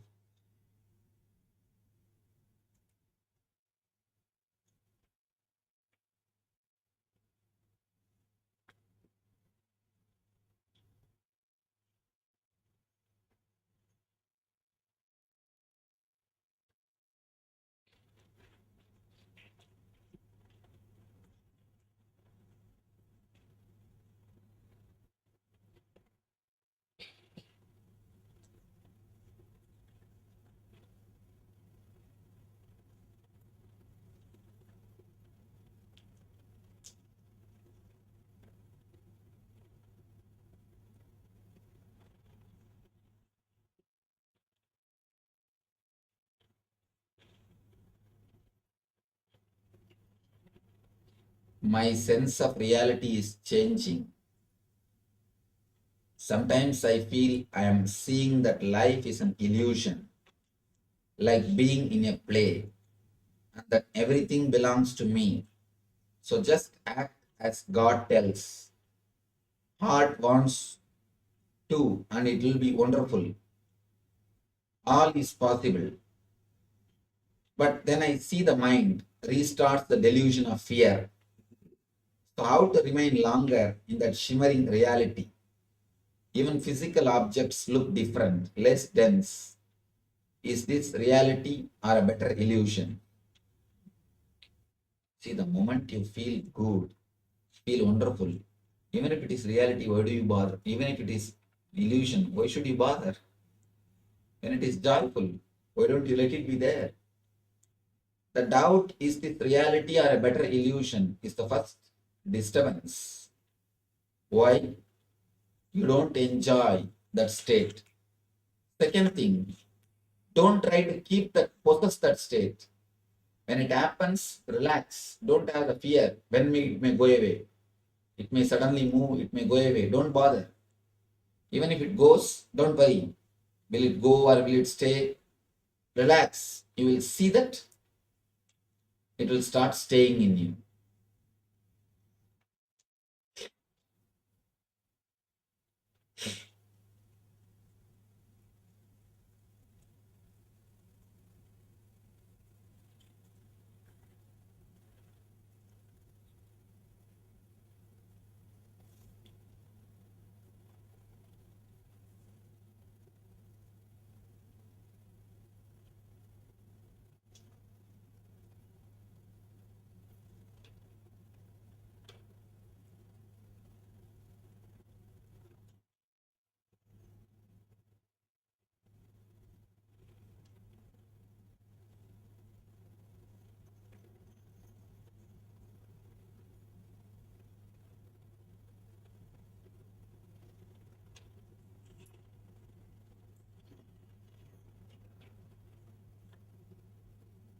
Here are these questions. Sometimes I wonder, how do these people live with their head and logic? See, the same question, the question starts with one logic, by the time it comes to an end, the logic turns and they contradict themselves. I'm surprised. There are few questions. You can't answer that question. You have to answer the questioner himself.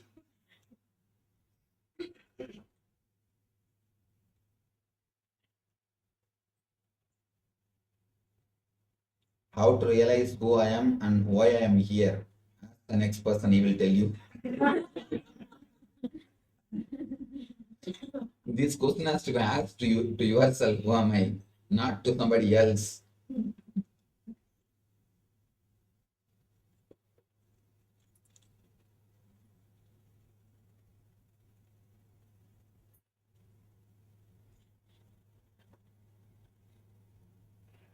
Usually I have no dreams, but recently I had very distressing dreams.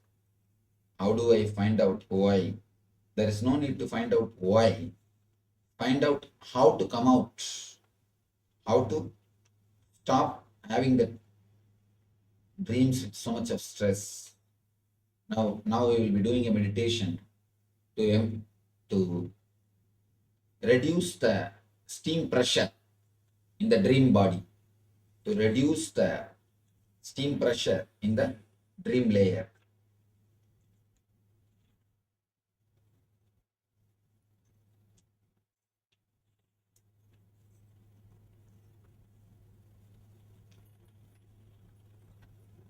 Is a deep fear cause for repetitive dreams of animals biting me? Yes, that is true. It's a deep fear only creates a repetitive fear. Animals biting you.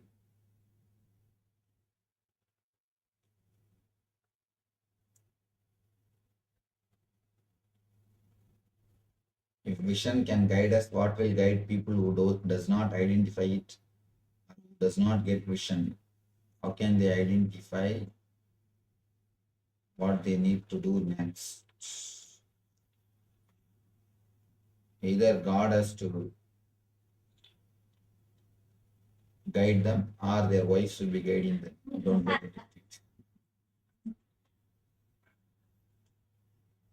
In my dream, I always enjoy myself, no worrying at all. Is it good or bad? It is good. It means you wanted always to not to worry about anything, but your conscious mind continuously creates some worry. There is no need unnecessarily to worry. At least in that state, let you be without worries.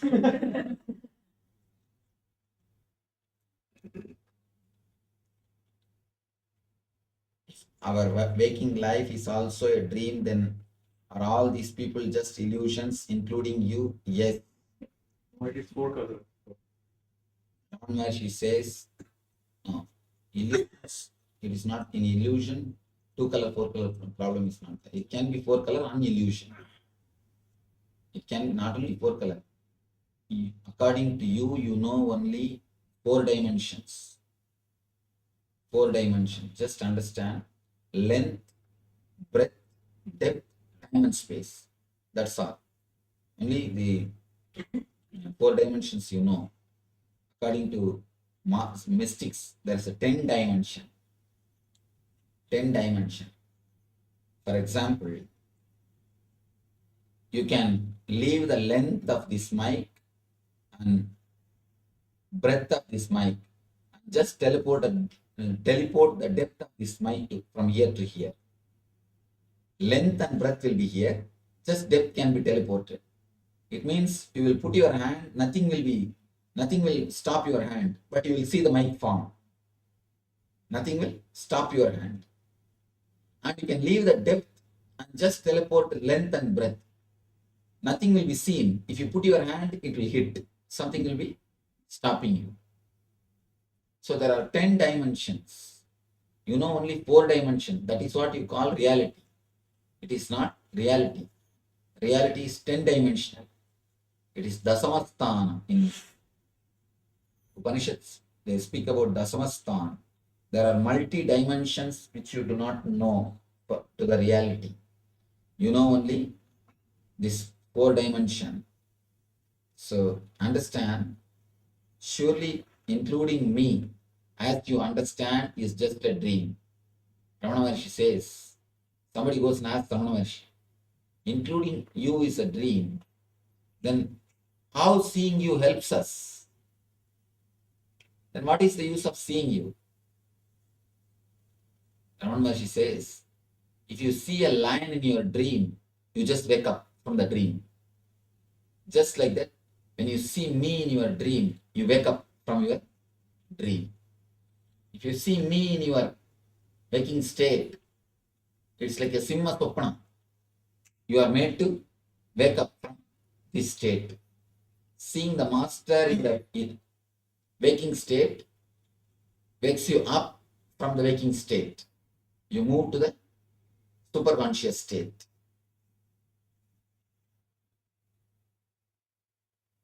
Ramana Maharshi never had dreams. Can you remember any of your other lives? And can you tell us about them? I've already spoken about my past life. There's a book coming, Echoes from Laughing Temple. Read that, you will have a clear detail. Is it important to be vegetarian? It will help your growth. Can a human be reborn as an animal? These are all I have answered in common questions to common answers to common question. If the future can be seen, how can it be changed? If one person sees the future, then another changes it. Then the first person did not see the future correctly.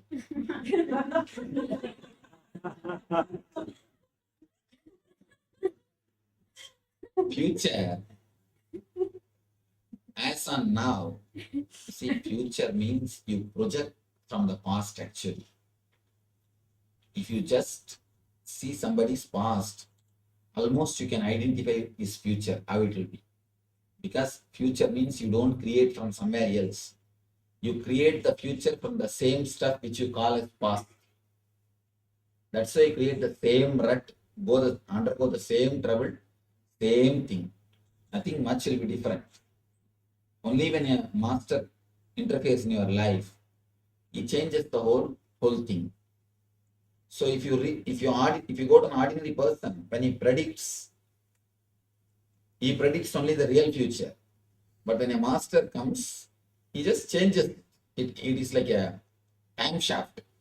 If you go to an ordinary guy who does prediction, he sees the time shaft, what is printed, and he says. And if you suddenly meet a master, and if he erases, how can the person who predicts can be responsible? So he is not responsible for it. Can drugs be useful for a spiritual person? No way it can be useful. It can only be harmful. Can sex be useful? It can be used when it is used with the proper tantric techniques. But as on now, it's very difficult to get a proper tantric techniques. All the tantric techniques available now and all the tantric masters at least available now are like astrologers. Astrology is great shastra, but astrologers are, just like the tantra is a great shastra, but the tantrics have spoiled it. Can you see auras? Do you see unusual things? I can see auras, but I don't see unusual things. I see usual things. You see actually unusual things. You see unusual things. I see only the usual things. Yes, so Swamiji beautifully answered that when you meet a master just changes the very course of your life. If you go to another person who tells about your future, he just tells about what is going to happen in your life. But when you go to the master, when you meet a master, he just changes, transforms you. The very time shaft, because he is connected to the time shaft, so he changes from the very consciousness itself. So with this, we'll be actually entering into the internalization exercise, as Swamiji was revealing previously on the reality versus dream. So master is like a simha sapna. When you see a master, you just wake up from the dream. So understand that even this waking state, we see through the eyes, but we are not the eyes. Eyes are just an instrument. See, many times you can see your eyes may be open, but you are not seeing. If you just look back in your life, you must remember few of the instances where you must be seeing, but you are not registering the scene that you are seeing. So just remember that you are seeing through the eyes. And if you look through the eyes, suddenly you will see you are witnessing everything. Yes, so when you step back and you realize that you are seeing through the eyes, and the whole attention becomes on the seer. That, Somji tells us beautifully, is innocence. So innocence means having a clear understanding that whatever you see in the outer world is made of the same stuff of which your dreams are made of. So let me just repeat that once again. Whatever you see in the outer world is made of the same stuff of which your dreams are made of. So this means that if you can manipulate your dreams, you can also manipulate your reality. And how you can wake up from your dream, in the same way you can wake up from the what we call as reality. So there are steps. The first step is getting the idea that what you see is a dream. The next is having the Shakti. First understanding that what we are seeing is a dream, then having that Shakti, the energy to change the dream. And third is Buddhi, the intelligence to know it is a dream. So there's no need to change it. So three things Swamiji is mentioning actually. First, getting the idea that whatever you are seeing is a dream. Second, Shakti, the energy to change the dream. And third, or the Buddhi or the intelligence to know that it is a dream, so there is no need to change it. An important truth, you should know that dreams are made of the same stuff out of which this waking world is made of. If you think dreams are ordinary, then this world is also ordinary. Yes, and similarly, if you think this world is a reality for you, then dreams are also a reality. Because once again, the dreams are made of this, or reality rather, is made of the same stuff as dreams are made, and vice versa, yes. So understanding this will give you the energy to make your dreams into reality. And it will give you the intelligence to understand that whatever you think as reality is nothing but one more dream. So yes, we can wake up from our dreams. We can also wake up from our reality. We can get awakened by the master. Yes. So this is Swamiji revealing on the reality versus dream. How even when your dreams has no meaning in the same way, and the whole even the waking state is made of the same stuff out of which the dream steps are made.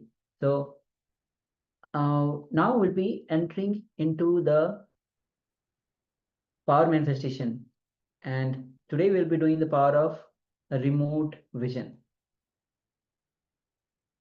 So let's get ready to enter into the power manifestation. So the power of remote vision is the power of third eye. So requesting all of you understand the power of manifestation is your time to be in oneness with Paramashiva. So we the acharyas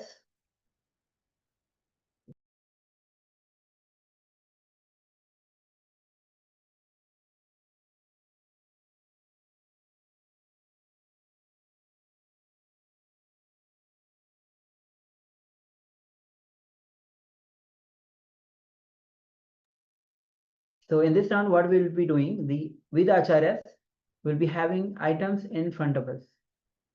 And through the power of third eye, as you sit with your eyes closed, connect with Swamiji, and through the power of third eye, see what Swamiji is revealing to you as the acharyas are having some items. So look through the third eye, the items which the acharyas are having in front of them. So hope the instructions are clear. This is remote scanning. So we the acharyas have some few items in front of us. You will be manifesting the power of seeing or getting these details of the object which is in front of us through the power of third eye remote scan. So let's get ready to enter into this round of power manifestation. Sit with your head, neck, spine in a straight line and just connect with Swamiji. Forget the world, forget your stress, forget your work.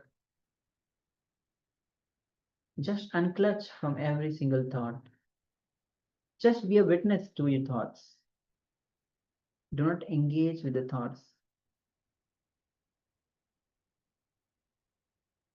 Whether you think it is a good thought, unclutch. Whether it is a bad thought, unclutch. where there's some sweet emotions that you want to cherish, just unclutch. Be a witness to the thoughts. Do not engage with any of the thoughts, whether it's a good thought, good emotions, bad thoughts. Just unclutch.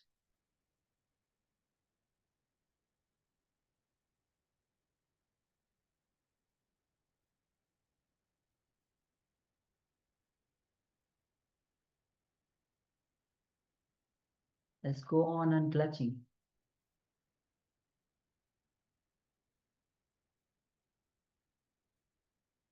As you remember Swamiji in your space, now gently bring your awareness to the third eye and connect to Swamiji through your third eye. As we start chanting the Mahavakya, Om Nithyananda Paramashivoham. Om Nithyananda Paramashivoham. Om Nithyananda Paramashivoham. Keep chanting the Mahavakya, the cosmic code that Swamiji has given us to connect with him. And let's enter into this round of our manifestation and scanning the items which are in front of the Acharya. Let's begin.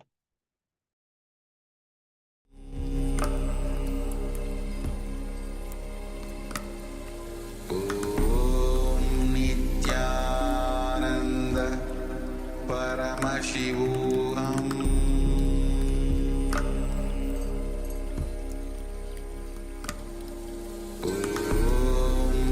Nithyananda Paramashivoham.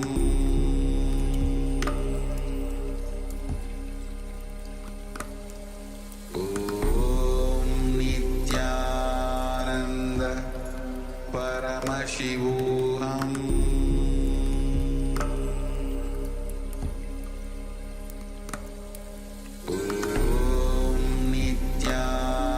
Nithyananda Paramashivoham. Nithyananda Paramashivoham.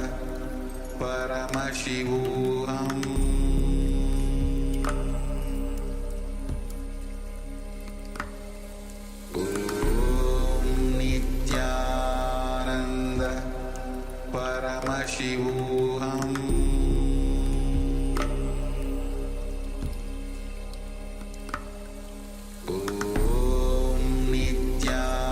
Nithyananda Paramashivoham. Nithyananda Paramashivoham.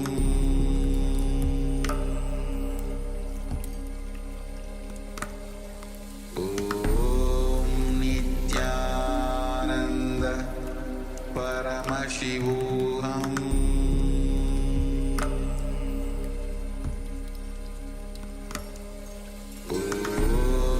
Nithyananda Paramashivoham.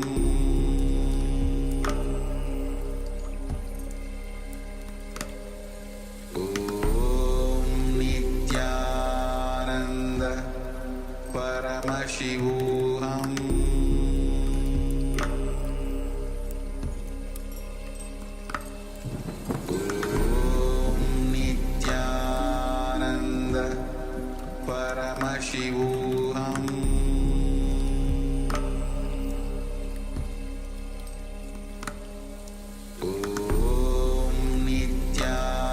Nithyananda Paramashivoham.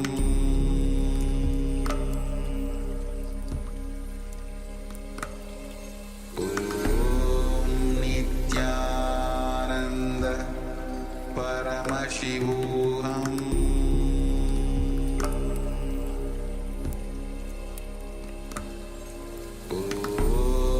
Nithyananda Paramashivoham.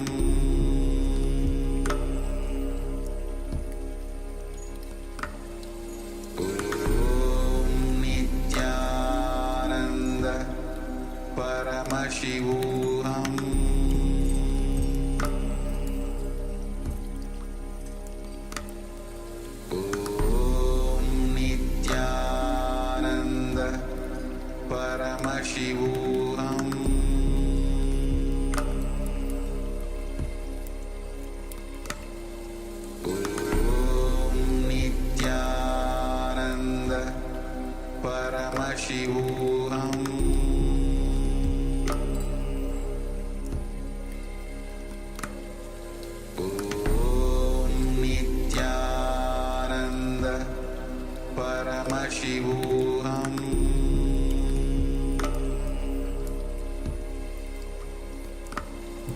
Om Nithyananda Paramashivoham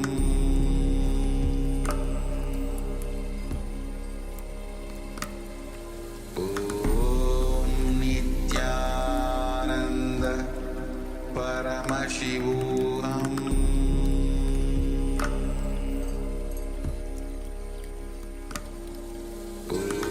Om Nithyananda Paramashivoham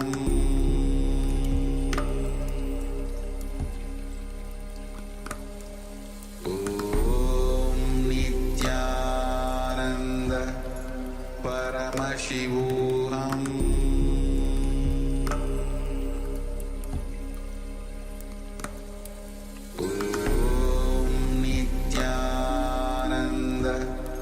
Paramashivoham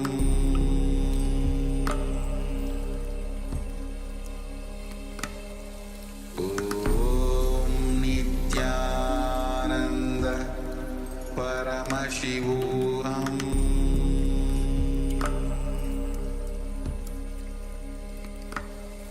Om Nithyananda Paramashivoham Paramashivoham Om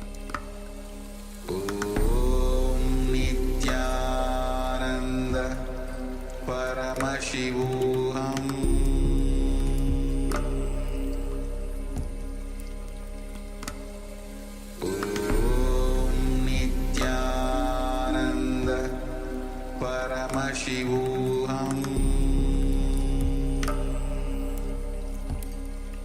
Paramashivoham Om Nithyananda Paramashivoham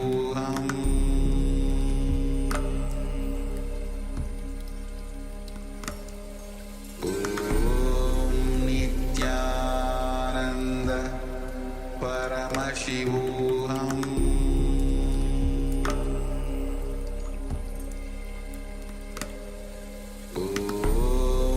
Nithyananda Paramashivoham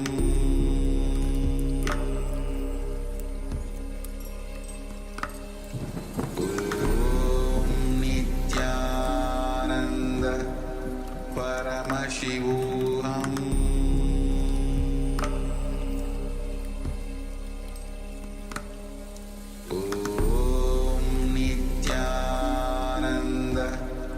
Paramashivoham Om Nithyananda Paramashivoham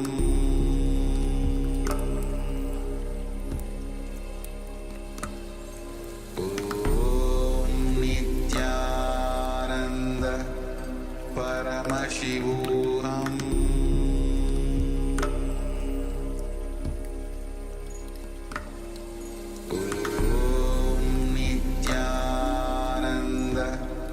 Paramashivoham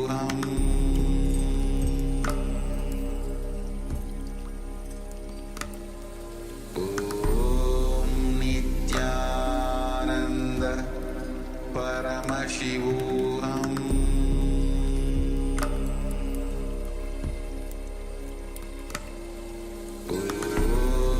Nithyananda Paramashivoham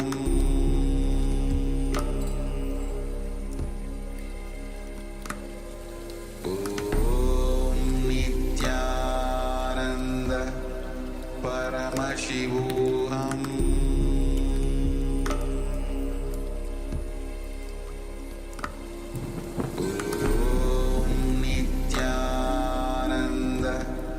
Paramashivoham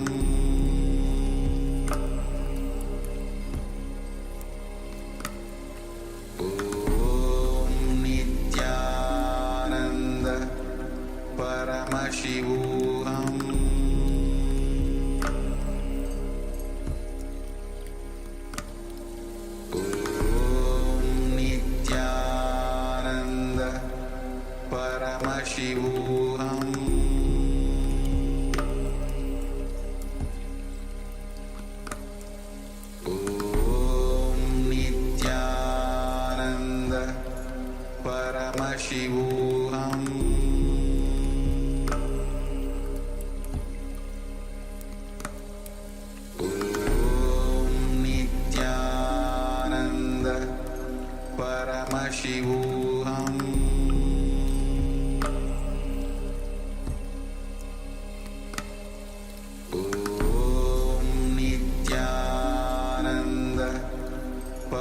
Paramashivoham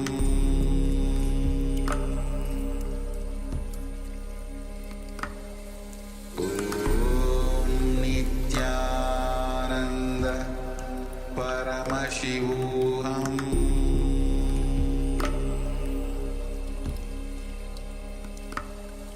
Om Nithyananda Paramashivoham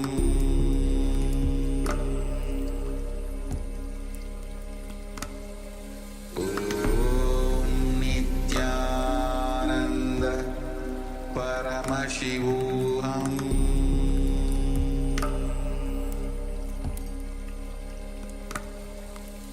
Om Nithyananda Paramashivoham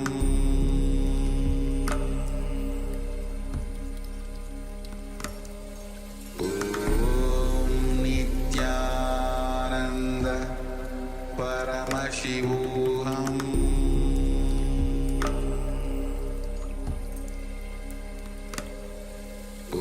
Om Nithyananda Paramashivoham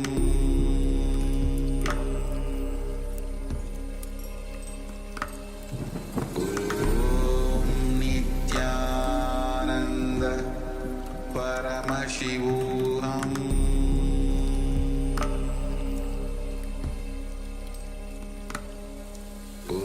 Om Nithyananda Paramashivoham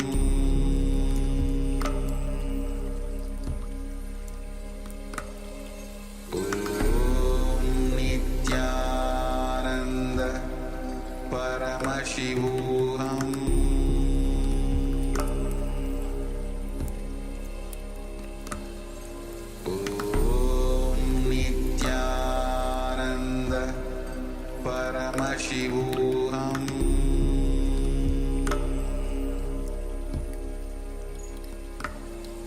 Om Nithyananda Paramashivoham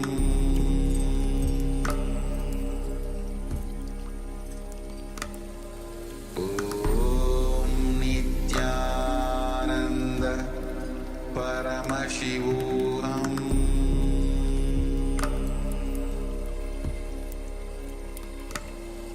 Om Nithyananda Paramashivoham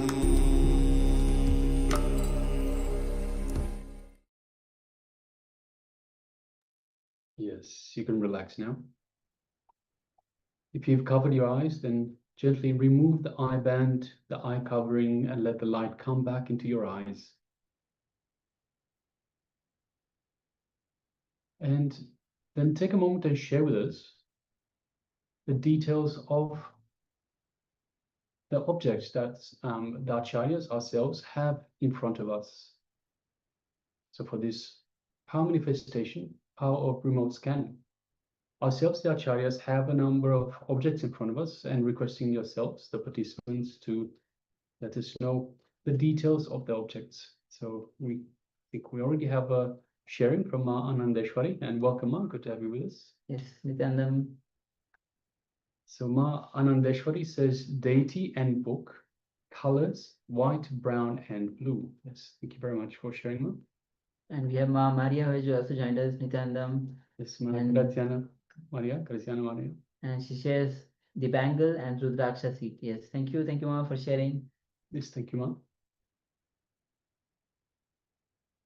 And all of you others also, you can also start sharing here. You don't need to hesitate whether the power manifestation, whether your sharing will be wrong, right? Understand, just leave everything on Swamiji. Yes, Ma Magdalena shares an umbrella, some sculpture like lion. Yes, thank you very much for sharing, Ma. Thank you.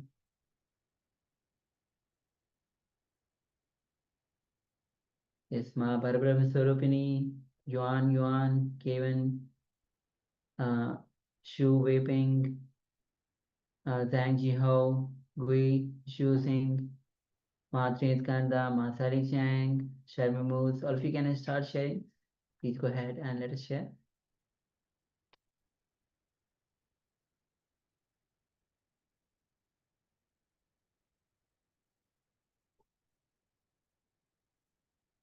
right. So if you're still sharing, please continue to do so. Meanwhile, let's start revealing the objects that we had in front of us. So first of all, let me start with a book. It's a United States of Kailasa book. So it's not the USK book. It is just a book for notes. So it's a note book with the United States of Kailasa. And Man and Shreya shared book. Yes. All right. So the next object that I have, if you can see, this is a kind of a Rudraksha plus jewel mixed together. It's a used for Abharanam as in the puja kit. Yeah, Spatika. So Spatika, Rudraksha, and thread in that. You can see some golden structures just to decorate for the decoration. So yes.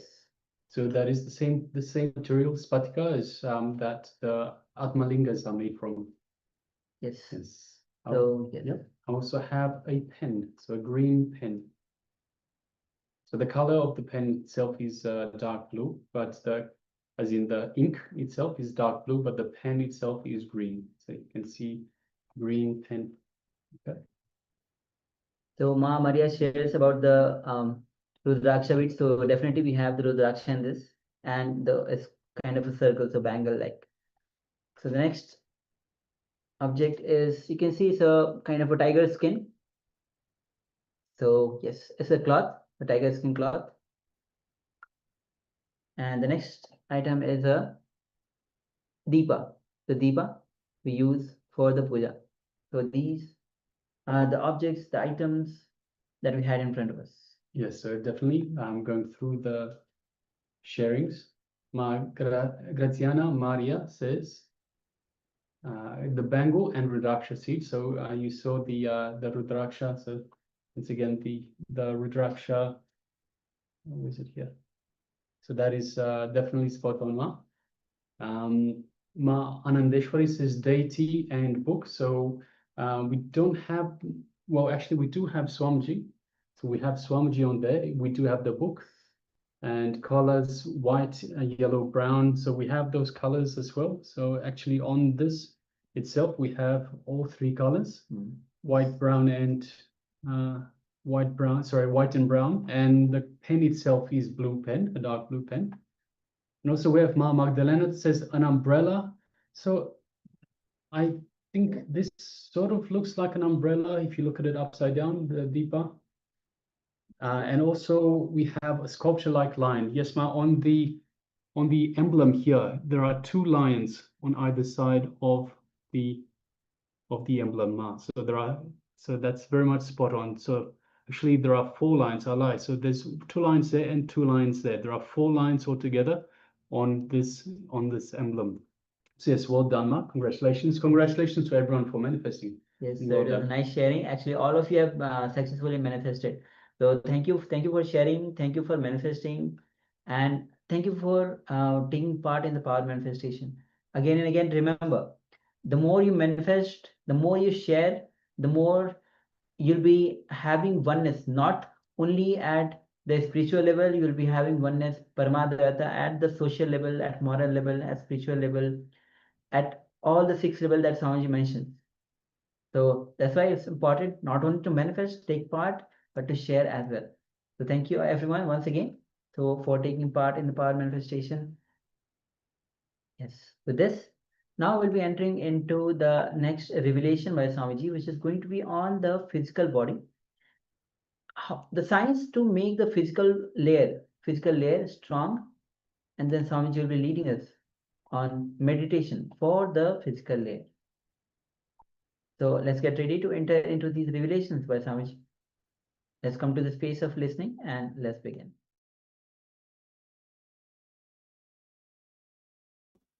And if you allow the whole body to breathe, inhale and exhale, if you allow the whole body to take the prana in and release the ashuddha prana out, you will have a different well-being. Different well-being. Now we are going to have the technique. It's a very simple technique. Whenever you find time in the house, even when you are driving, when you are sitting, when you are watching the movie, when you are watching the TV, when you are eating, try this meditation technique. Just allow the body to inhale the prana and exhale the Ashuddha prana. It's a simple technique now we will be doing. You will see immediately the whole body is refreshed. Whole body is flooded with energy. Actually, you are allowing your whole body to work in its own rhythm. See, when a child laughs, you can see the whole body will laugh. When child does anything, the whole body will be involved. Have you seen the child eating? In the left hand, right hand, applying the whole body. It eats. Anything, the whole body is involved. When it laughs, the whole body is involved. Started.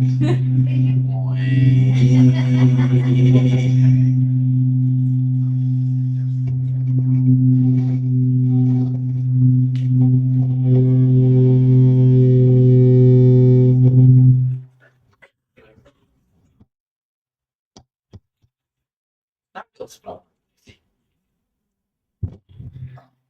As long as it is held in the hand.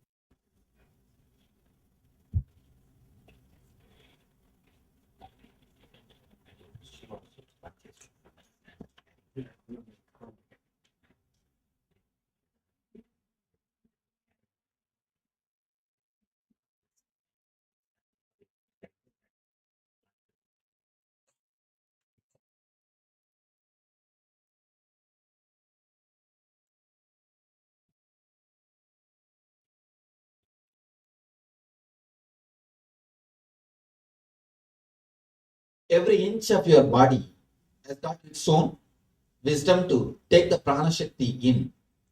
One more thing, prana does not mean air. Prana is not air. Prana is air energy. It can take in, breathe, inhale and exhale, not the air, but the energy. Energy which you gain through the air. What are the reasons we don't breathe? First thing, we don't live throughout our body. Why we don't live throughout our body? 2-3 reasons, 2-3 main things. Why we don't live throughout our body? First reason, an important reason. The moment you start thinking somebody else's body is beautiful, you stop living inside your body totally.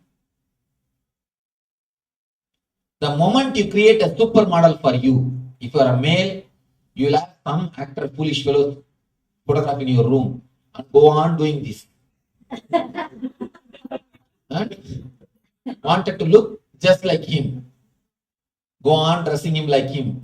Dressing like him. If you are a female, you have some actors, Miss Universe or Miss World or something, continuously applying the lipstick just like her.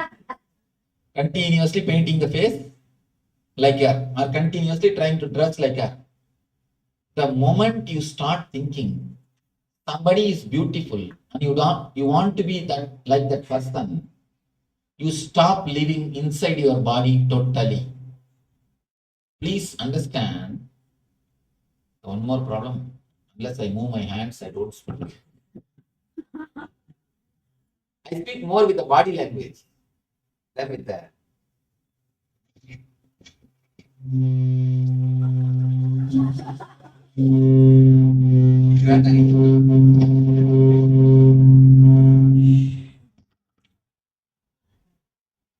The moment you start thinking, I think I will read here. The moment you start thinking that somebody else's body is beautiful than your body, you stop living through your body. you start living, you stop living inside your body. An important thing. Completely.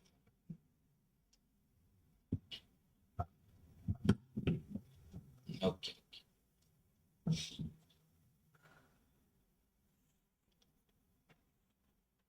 The moment you start feeling somebody else's body is beautiful, you should look like somebody else, you stop living with the whole area of your body.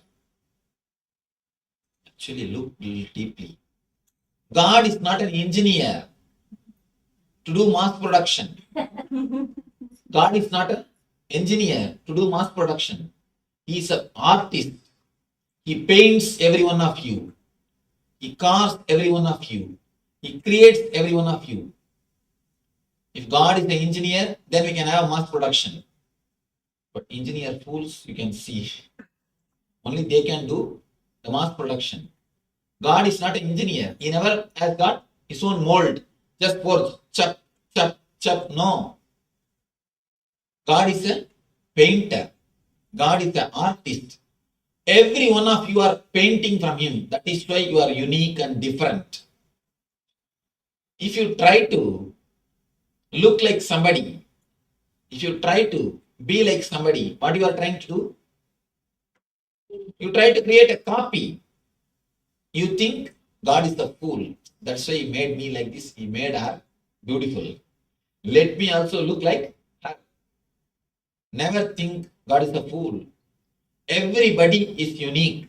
You are beautiful unto yourself. Where is the scale of beauty? Tell me.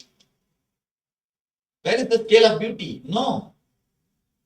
You are beautiful unto yourself.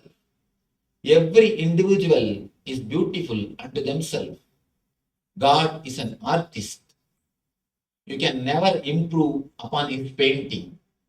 The moment you want to improve upon his painting, the moment you want to do final touch upon his carving, the moment you want to do something more in his art, naturally you are in trouble. It is painted by him. It is carved by him. It is creation by him. You are enough unto yourself.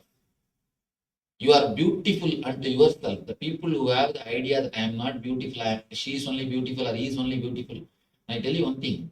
Even falling in love with the opposite person is all right. If you are a male and if you fall in love with some actress, it's okay.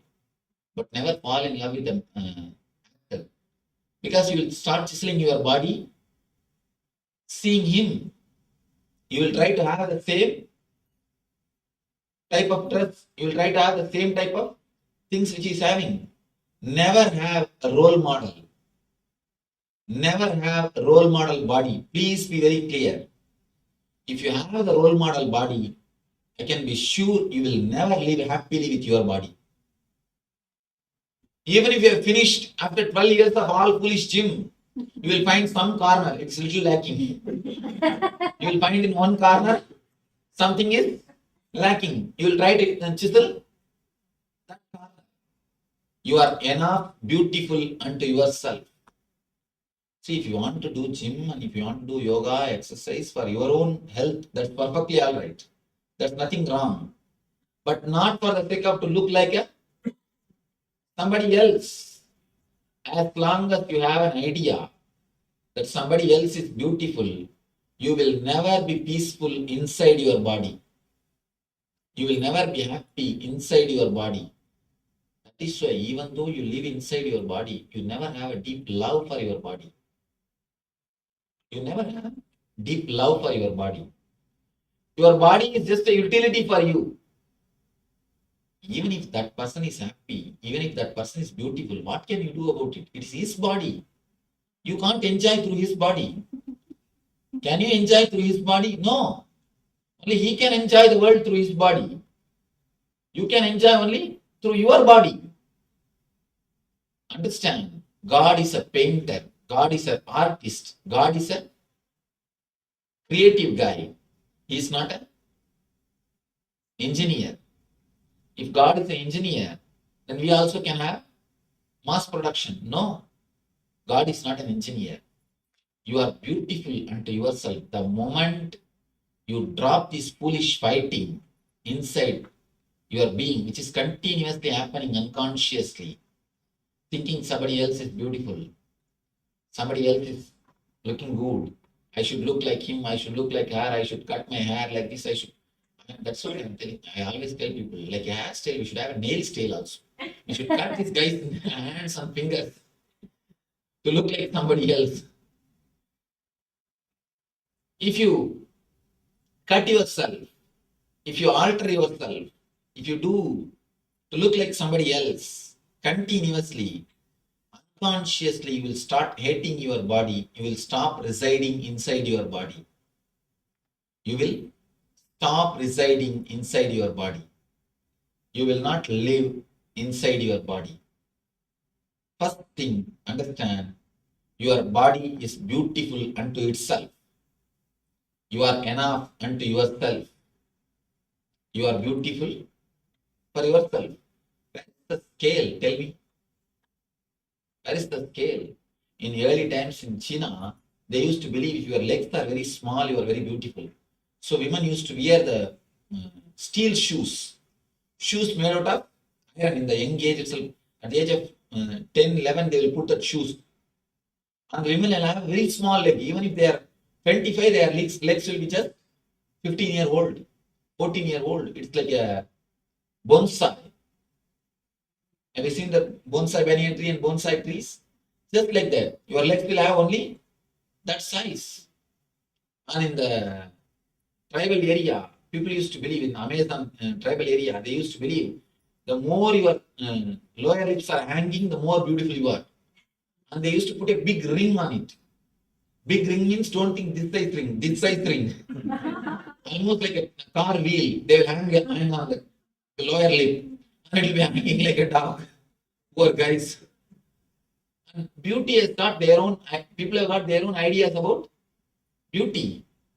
The moment you drop the idea of beauty and you start enjoying your whole body, a new grace enters into your being. A new grace starts happening to your being. People come and ask me, Swami, just after ASP and NSP, in 15, 20 days, my face has changed, Swami. So many people come and tell me, my face changed. My face has become more beautiful. My eyes have become so clear. Everybody is telling, my face has changed, my face has changed. I'm glowing. It's nothing. I have not done any makeup. At least I don't teach any makeup technique. in my courses, no makeup techniques are taught. No. When you start living inside your body, the new grace comes to you. A new grace happens to you. A new, different kind of beauty starts happening to you. See, the ordinary beauty comes by makeup.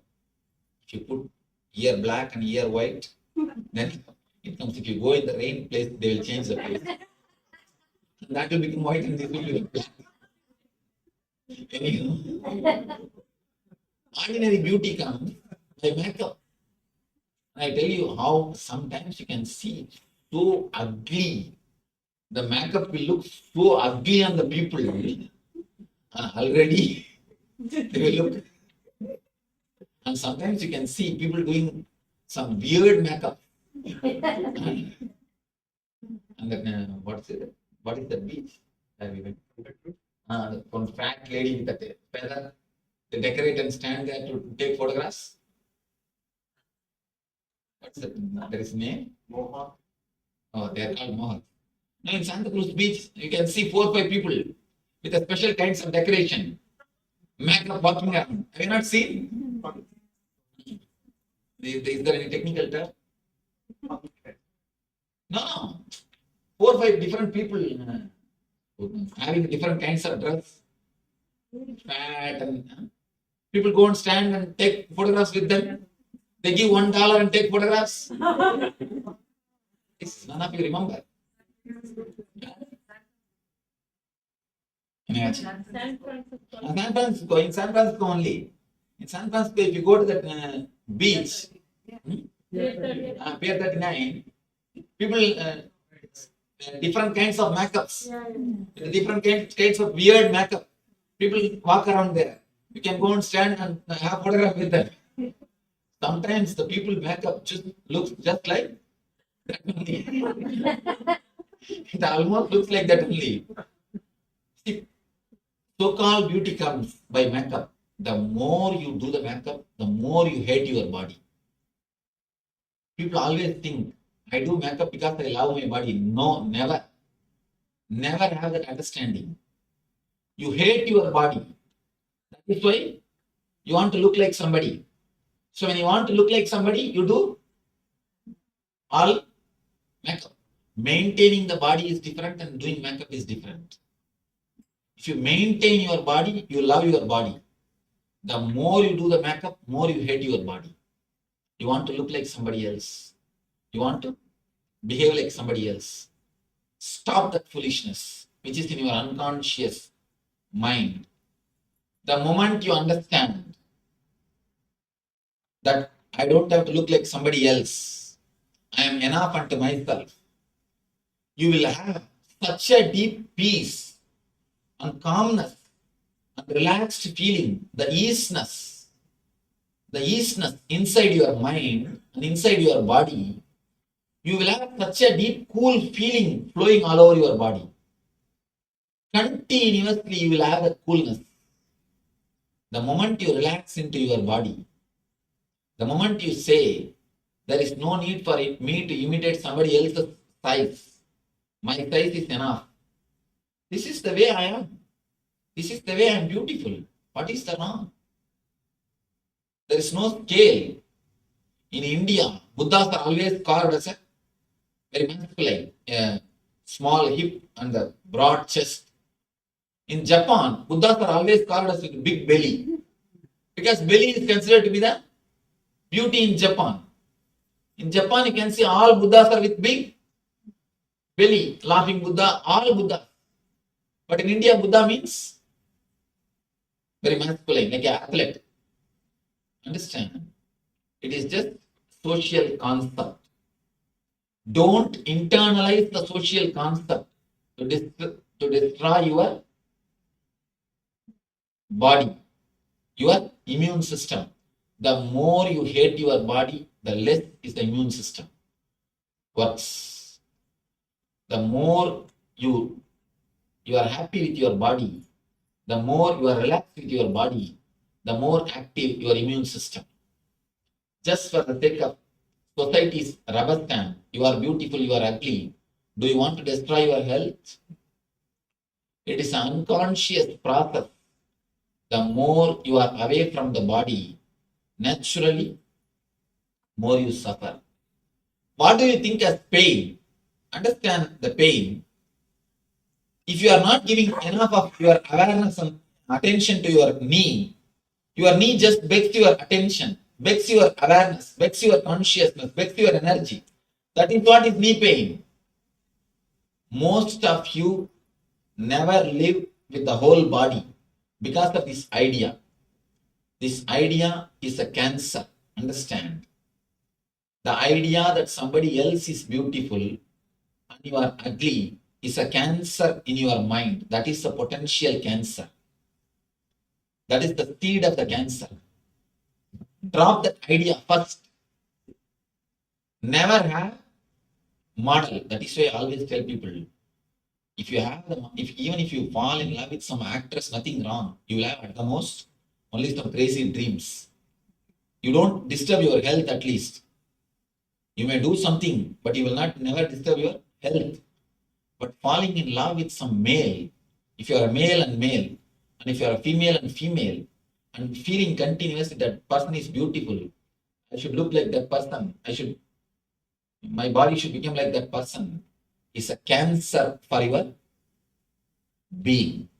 The root of the cancer starts in your being. Never do that, because that disturbs your whole immune system. Please understand, it's a very important thing, which is the main reason for the disturbed prana flowing. If you drop this only one thing, that somebody else is beautiful, some other body is beautiful, naturally you will start loving your body. You will start living in your body. You will start becoming more aware of your body. When you start becoming more loving, more aware, more sensitive to your body, the energy flow happens continuously 24 hours naturally. Kids don't have comparison. That is why their cheek and the feet are equally alive. You have continuous comparison. That is why your leg and cheeks are equally dead. Never compare with any other body. I have seen, even whom you think as supermodel, if you just stay and live around them, you will understand the whole idea of beauty will be lost. I tell you, all your supermodel idea, Miss Universe, Miss World idea is just your idea as long as the distance is maintained. If you go near and live just for 10-15 days, all the ideas will, all this concept of beauty will disappear. That is why they call honeymoon. Honeymoon how long? 15 days. And the concept of beauty also will disappear in 15 days. Have you heard the word honey sun? Never. It's honeymoon only. Because in 15 days, the concept of beauty will disappear.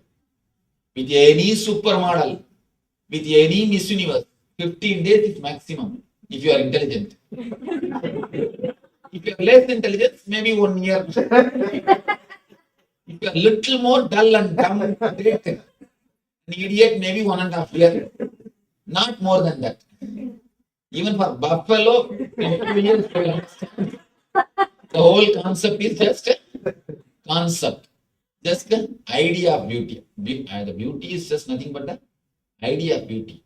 But this idea goes so deep inside you and makes you to do such crazy things, and totally your immune system stops.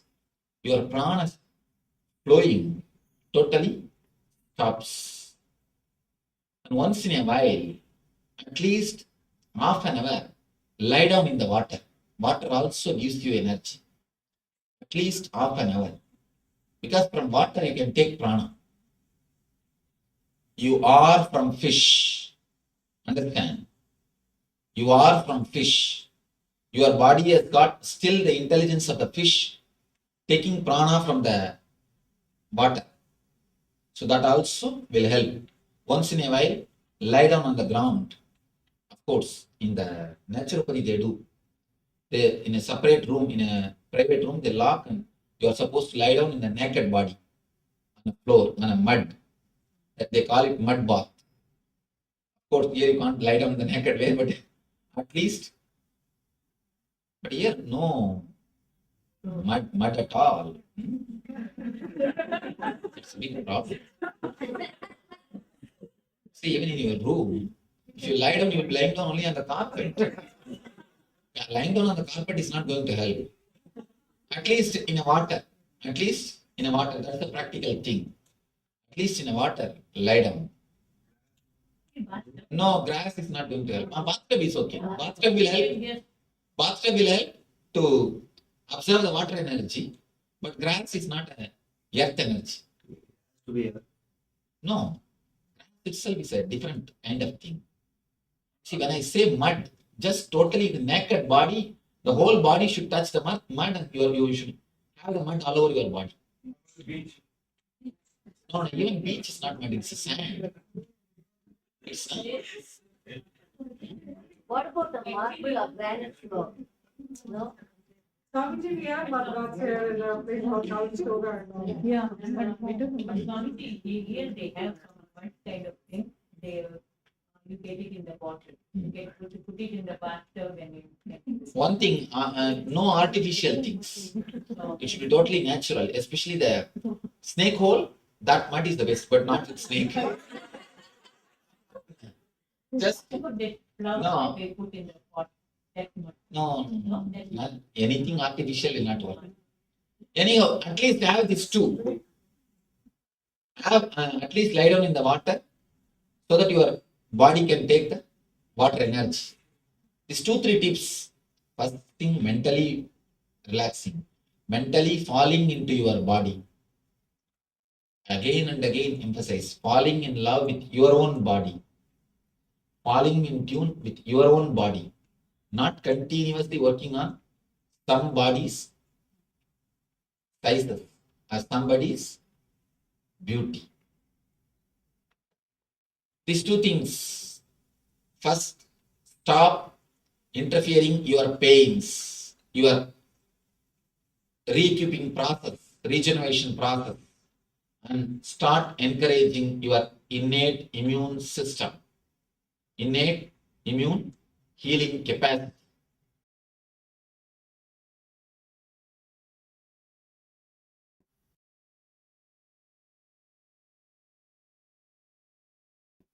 Now, this is the meditation technique to awaken, to make your whole physical body strong and alive. When I say strong, I don't mean the animal strength. Of course, you will have animal strength also. That is one side. But above animal strength, there is the thing called energy. When I say the energy, see, animal strength means just you can lift any weight for 10 minutes, that's all. But energy means continuously rejuvenating itself. 24 hours you will be alive. You will never feel tired, dull. This is the 2 difference. Understand the difference between these 2 words, energy and strong. Being strong is not more than enough. Beef and all this type of food gives you strength. You are very strong. I read a quotation in some vehicle. 1 week without beef, 7 days without beef makes 1 week. Week, WEEK. Beef advertisement. I was thinking, surely it is not true. Never think it is true. Surely it is just your idea. See, elephant. It's a vegetarian. There are so many animals who are vegetarian and more active, more alive. And you can see elephant, even though it has got its own energy, strength, you can see a calmness overall in its lifestyle. See the tiger, see the lion, you can see a deep restlessness continuously in them. Either they are asleep or they are putting somebody into sleep. That's all. That is the way they live. Now, it is time for us to enter into a meditation technique of physical body. It's a 2-step, 2-level technique. First thing, you are going to tense your body step by step from legs to toe. By tensing every part, step by step, you are going to create the maximum awareness. Whatever toxins you have collected, stress you have collected, energy clads you have done, you created, you are going to melt everything. You are going to clear everything away. All the toxins, all the tension, all the stress will be cleansed. Whatever toxins you have accumulated, actually, just like a blood clot, there is a thing called energy clot. The energy does not move in that region freely. That's why the pain starts, pains. This technique will remove the energy clots. It will remove the energy clots. Step by step, we will go from feet to the head. Next, we will come down from head to feet by breathing, inhaling and exhaling every individual part. You will visualize every part step by step, inhaling and exhaling individually, independently. Example, head means visualize. Just the head is shrinking and expanding. It is taking the prana shakti in, leaving the ashuddha prana, the vipana in. the apana out, taking the prana and it leaves the apana. The pure energy is taken and impure energy is exhaled. Step by step, part by part, feel your body is just individually inhaling and exhaling. Apart from your nose, your whole body, visualize step by step. This will awaken the innate healing capacity, innate healing intelligence of your body. It will awaken the innate rejuvenating capacity of your body. Understand? First, we will go from down to up by tensing it. Second, we will come from up to down by breathing, totally relaxed and utterly breathing every part of the body. So this will remove all the pains and it will totally awaken the healing capacity, healing intelligence of your body. Any doubt in the meditation technique? I'll guide you. A step mentally, create maximum pressure in that area. Create the maximum, if your leg means, just feel mentally you are creating a maximum pressure in that area. Feel as if you will burst. Create that much of pressure and tension in that area as much as possible. Step by step, I myself will guide you. Please get ready, remove the chairs.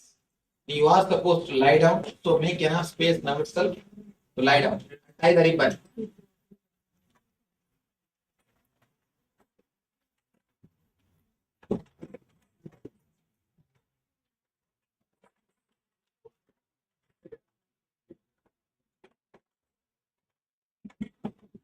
Seeing somebody pillows. No.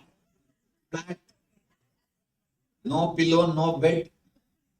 Flat.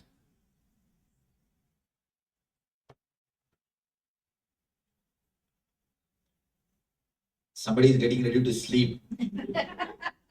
No side. You should be clearly on your back. And there are enough volunteers, they will come around and surely they will, if you snore.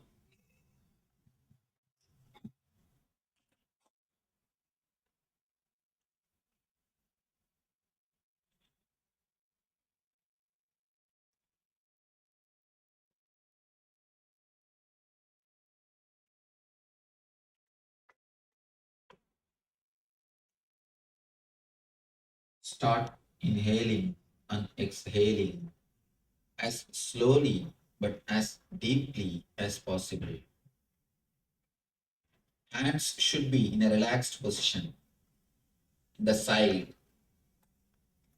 Put your hands in the side, not on your body. No pillow, no bed sheet.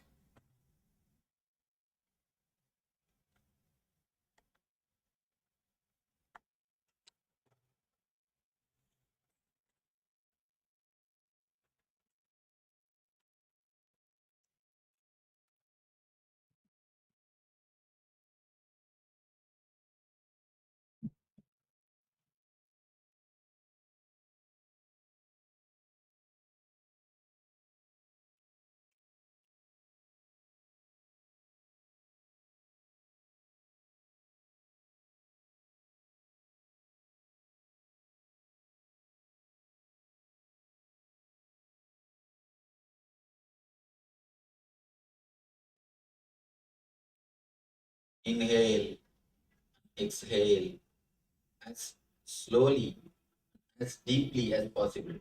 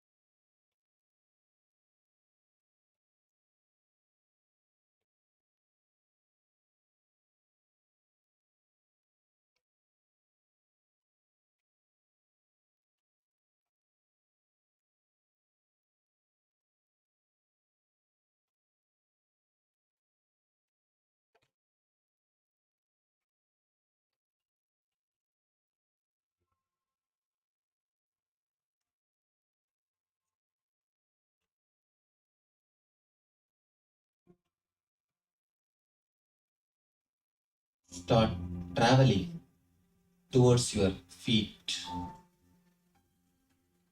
Slowly, very slowly, start moving towards your feet. Concentrate on your feet. Bring your mind to your feet.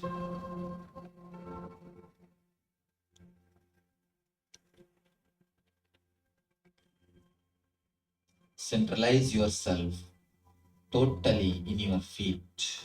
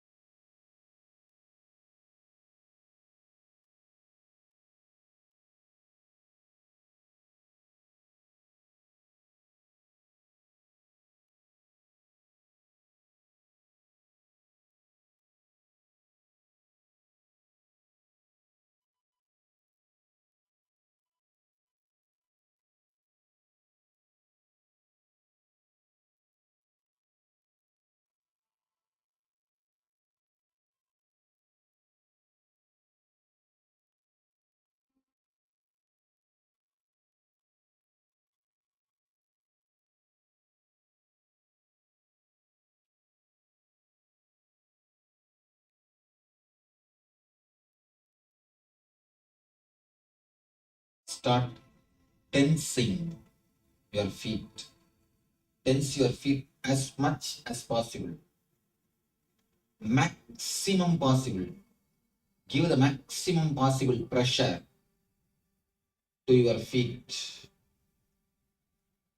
Feel as if it will burst. Create the maximum pressure.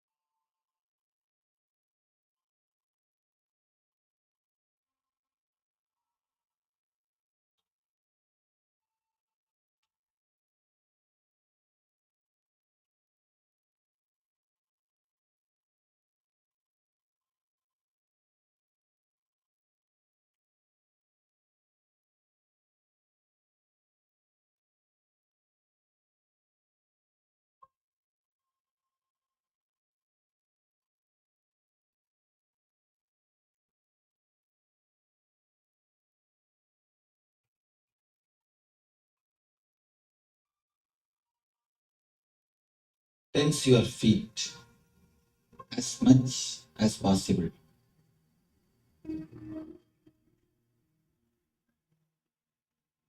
Create the maximum tension. Don't relax. Feel as if you will burst.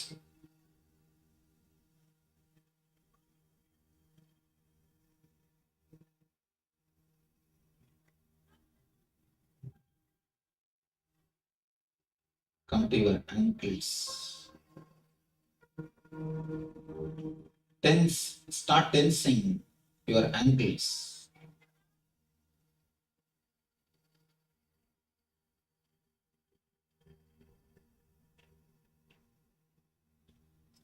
Below the knee, tense the whole body. Below the knee, tense your whole legs.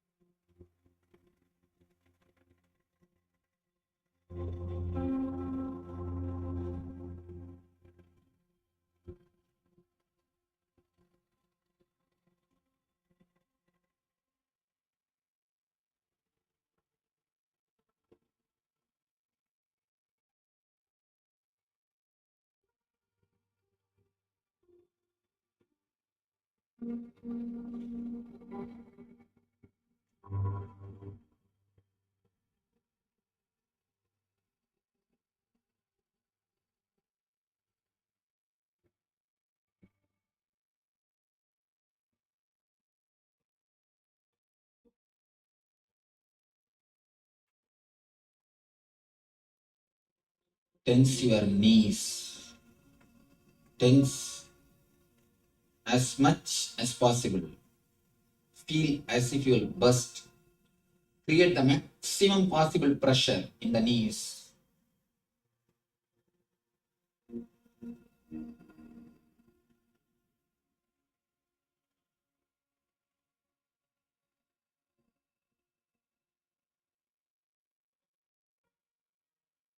Don't relax, just tense.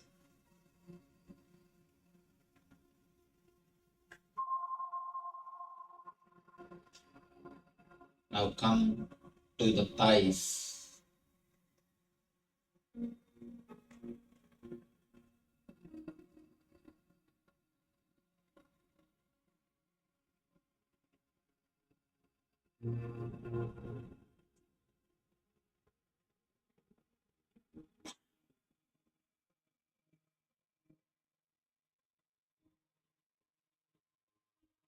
Tense your thighs as much as possible. Create the maximum pressure in your thighs.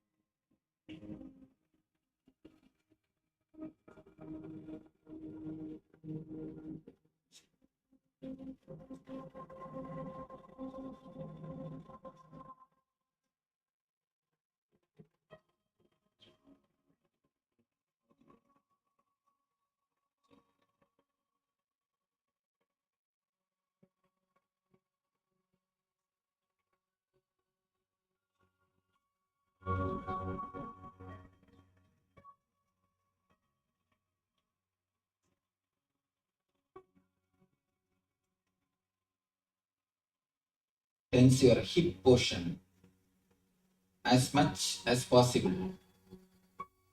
As much as possible. Create the maximum possible pressure in the hip region.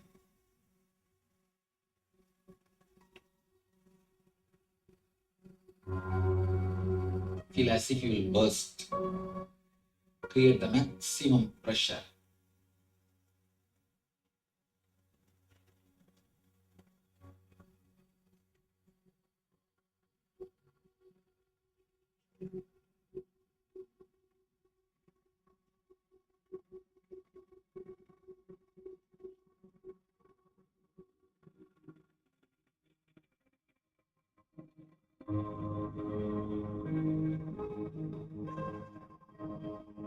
Come to your stomach, navel center. Create the maximum pressure in your navel center.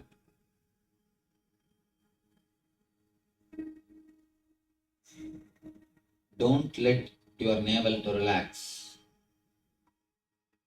Create the maximum pressure.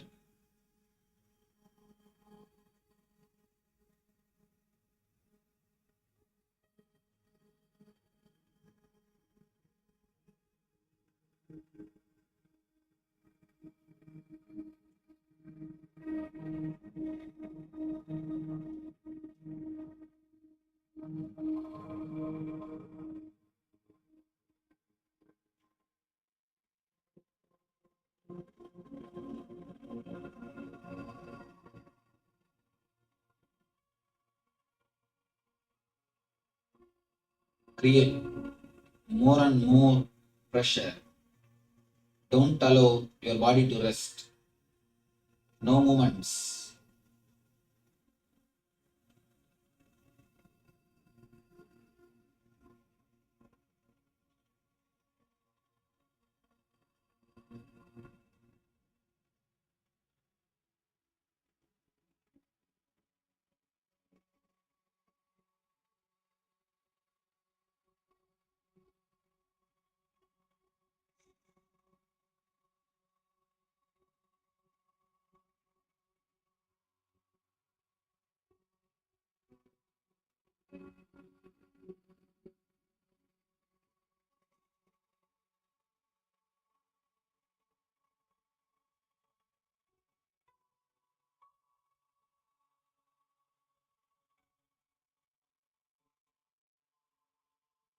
Tense the navel as much as possible.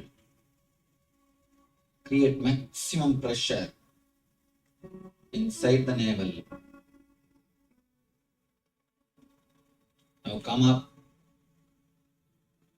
to the chest level. Create the maximum pressure in your chest region.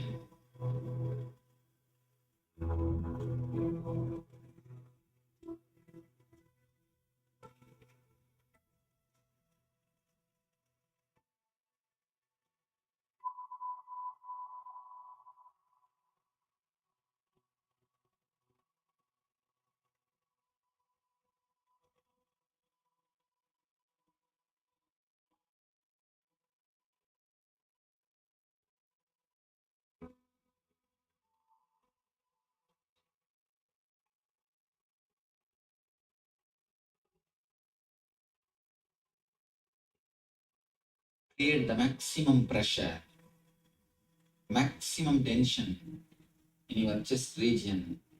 Feel as if your heart will burst.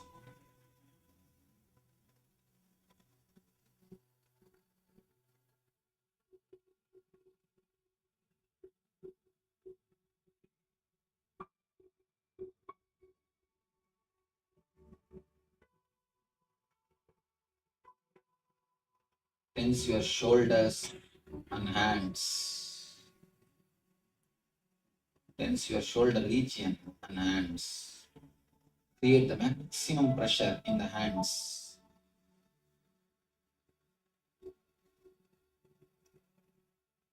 Tense your hands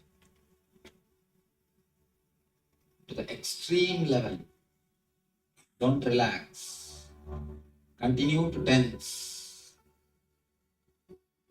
Again and again and again, continue to tense.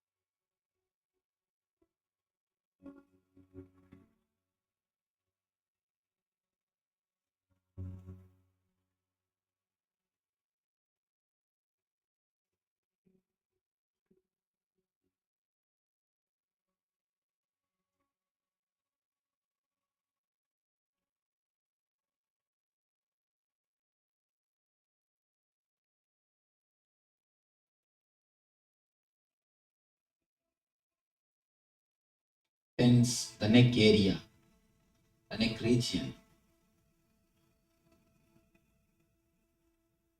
Bring the maximum possible tension.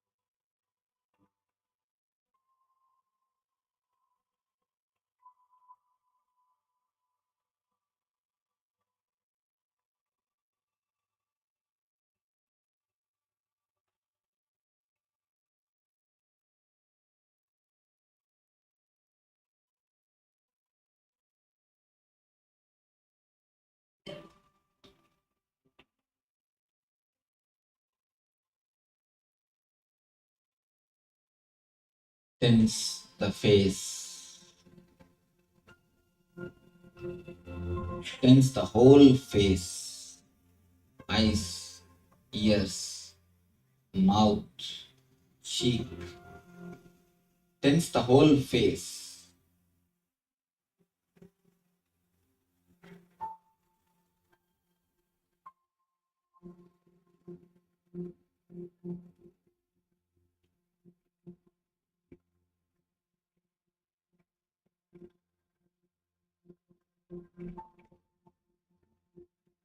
Tense the whole head.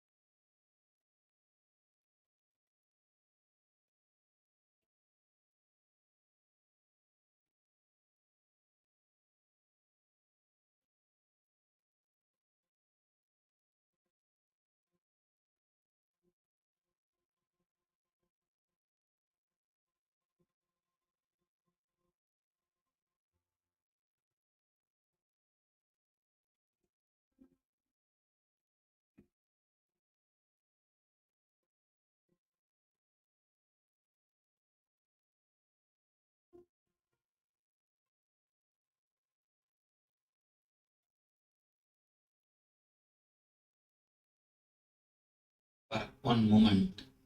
Tense the whole body, maximum. Bring maximum possible pressure and tension throughout the body.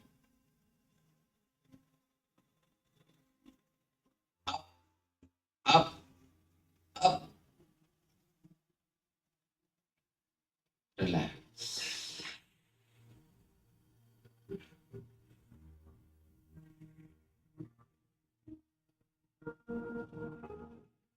Just relax.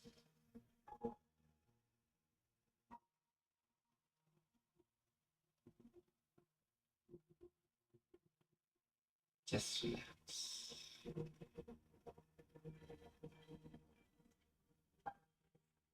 Slowly, very slowly, start visualizing your Sahasrara, the crown area, top of your head is inhaling and exhaling the prana, air energy. It is shrinking and expanding, inhaling and exhaling the prana shakti.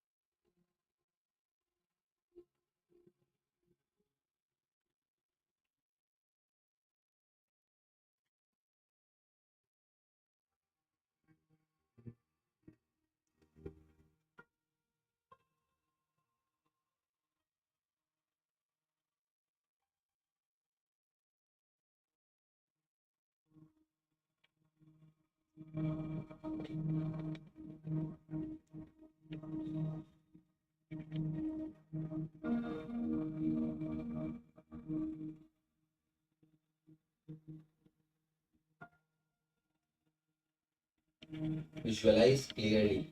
You are inhaling, exhaling.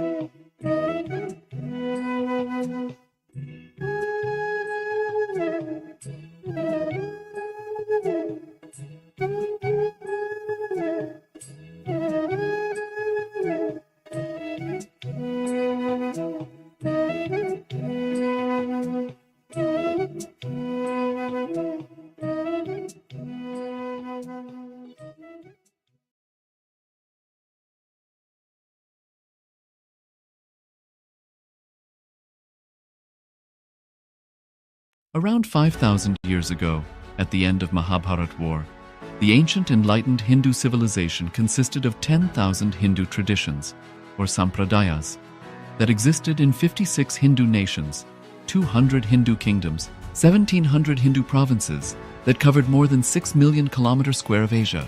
The Supreme Pontiff of Hinduism, SPH, Bhagavan Sri Nithyananda Paramashivoham, is the reviver of Kailasa, this ancient, enlightened Hindu civilizational nation. Kailasa is an unbroken cultural, religious, historical, civilizational, and sovereign continuation and revival of multiple of these historical Hindu sovereign states and Hindu ecclesiastical entities. The unbroken continuity of these ancient Hindu nations through Kailasa results in the legal recognition of Kailasa as per the international customary law, particularly the doctrine of continuity. The international law, the doctrine of continuity, implies that upheavals and revolutions within a country, changes in government, territorial adjustments, measures taken during military occupation, or other internal transformations do not negate the existence of the country, do not affect the legal personality and international obligations of the country or state. The Vienna Convention on Succession of States in Respect of Treaties, 1978, addresses these principles of the doctrine of continuity as it outlines international law during situation of state succession or continuation.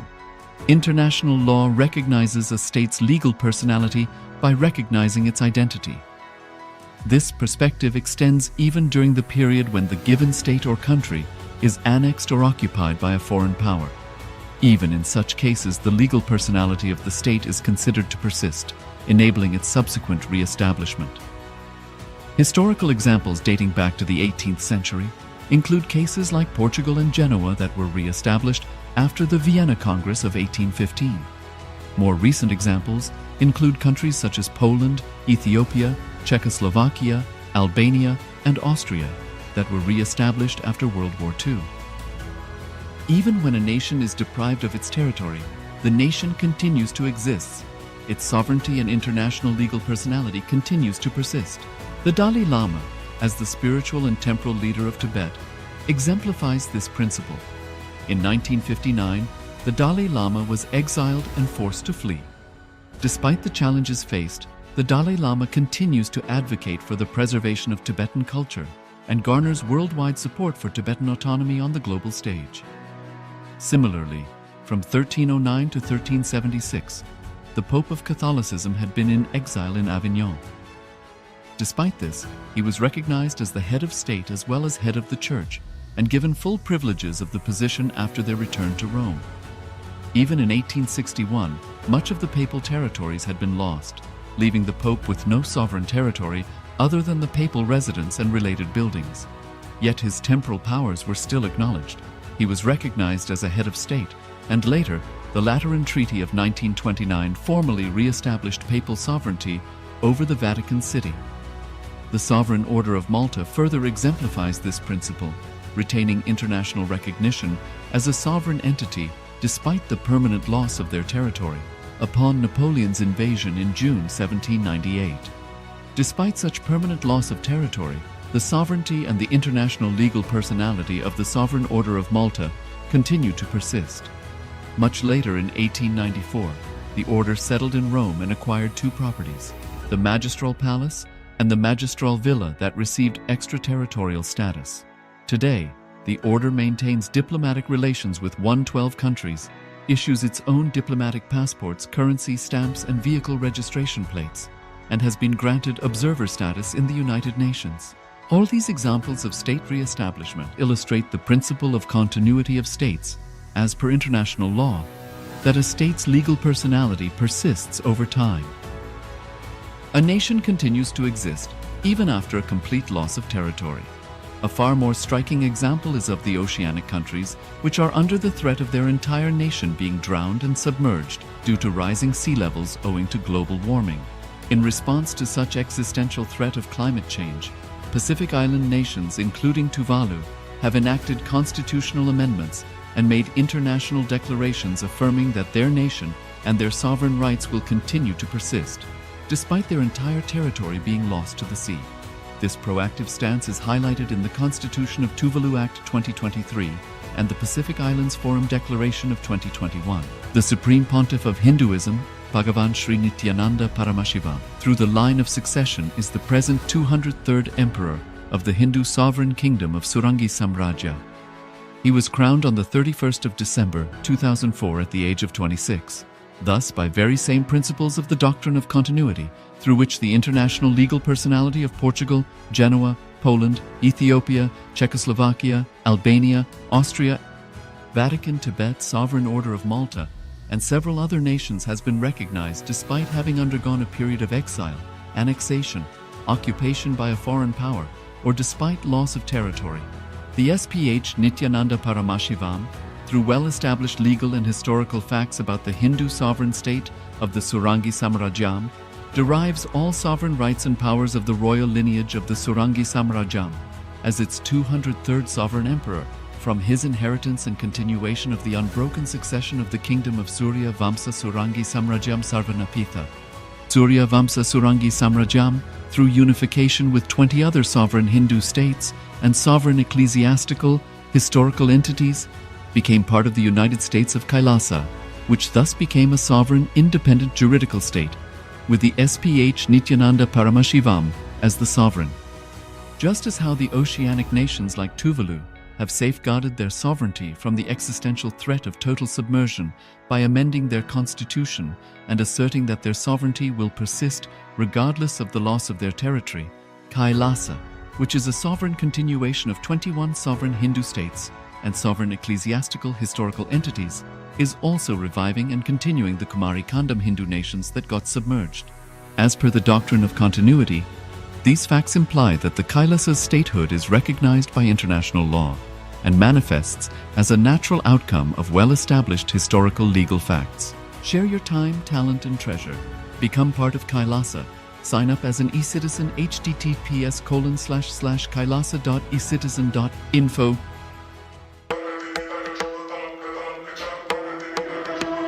With Paramashiva's grace, we have evolved UAN, United Nations for Ancient Nations. Paramashiva successfully manifested, and now he is introducing this to all of you, to the world formally United Ancient Nations. It is United Nations for Ancient Indigenous Nations. This is a profound intergovernmental body. More than 100 ancient nations are already part members of this UAN. It is to unite and support all the indigenous nations, indigenous kingdoms all over the world.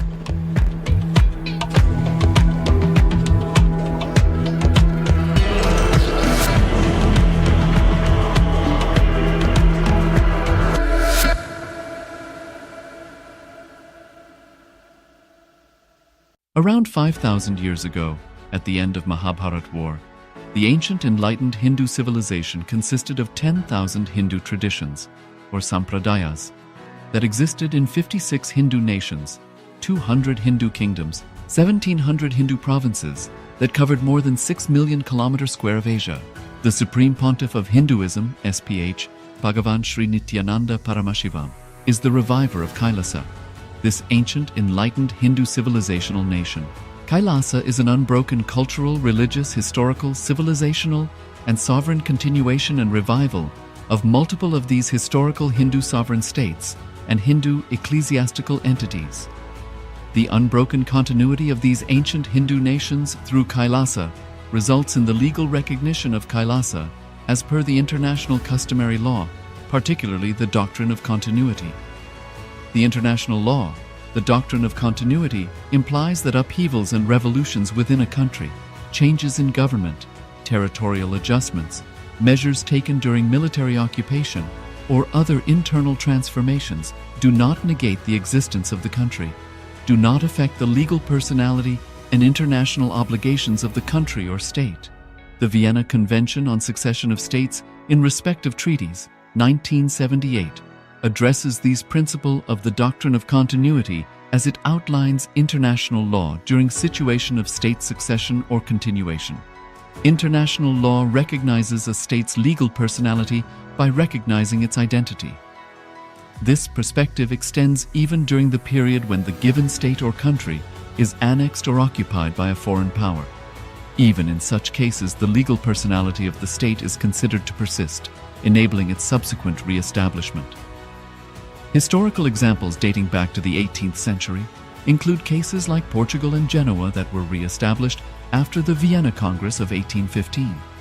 More recent examples include countries such as Poland, Ethiopia, Czechoslovakia, Albania, and Austria that were re-established after World War II. Even when a nation is deprived of its territory, the nation continues to exist. Its sovereignty and international legal personality continues to persist. The Dalai Lama, as the spiritual and temporal leader of Tibet, exemplifies this principle. In 1959, the Dalai Lama was exiled and forced to flee.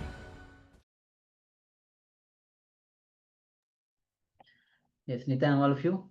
So, after this intense meditation, especially on the physical body, Swami revealed how to make your body strong, and Swami revealed on the meditation for the physical body.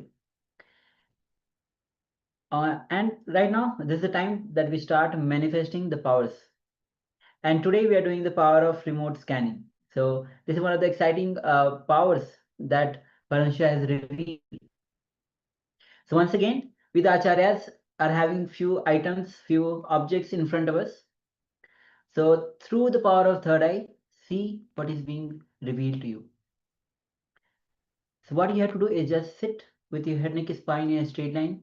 When you sit with your head, neck, spine in a straight line, you facilitate the kundalini to rise up. Generally, the energy goes from Sahasrara to the Muladhara.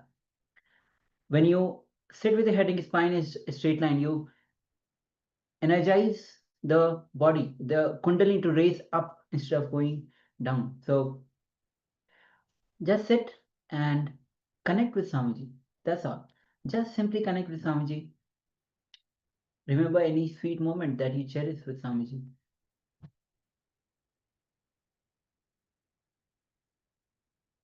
Any fears that you have, just unclutch. Whether any agitation is there, any anger, whether it is due to the work, relationship, your health, whether it is related to wealth, just unclutch. We just had the revelation by Swamiji on the dream versus reality. Just like when we wake up from the dream, we realize that dream was a dream. Suddenly, when we wake up from this state, we will realize that even this is a dream. So just unclutch. Just unclutch from every single thought that is seeking your attention. Just unclutch. Whether you feel you have problems related to health, just unclutch. Whether you feel you have problems related to relationship, just unclutch. And remember Swamiji in your space, as Swamiji says that master is like a simha sapna. When you see the master, you wake up from the dream. To have that intense declaration, to be in oneness with Swamiji, and to manifest the state, space, powers, and being of Paramashiva.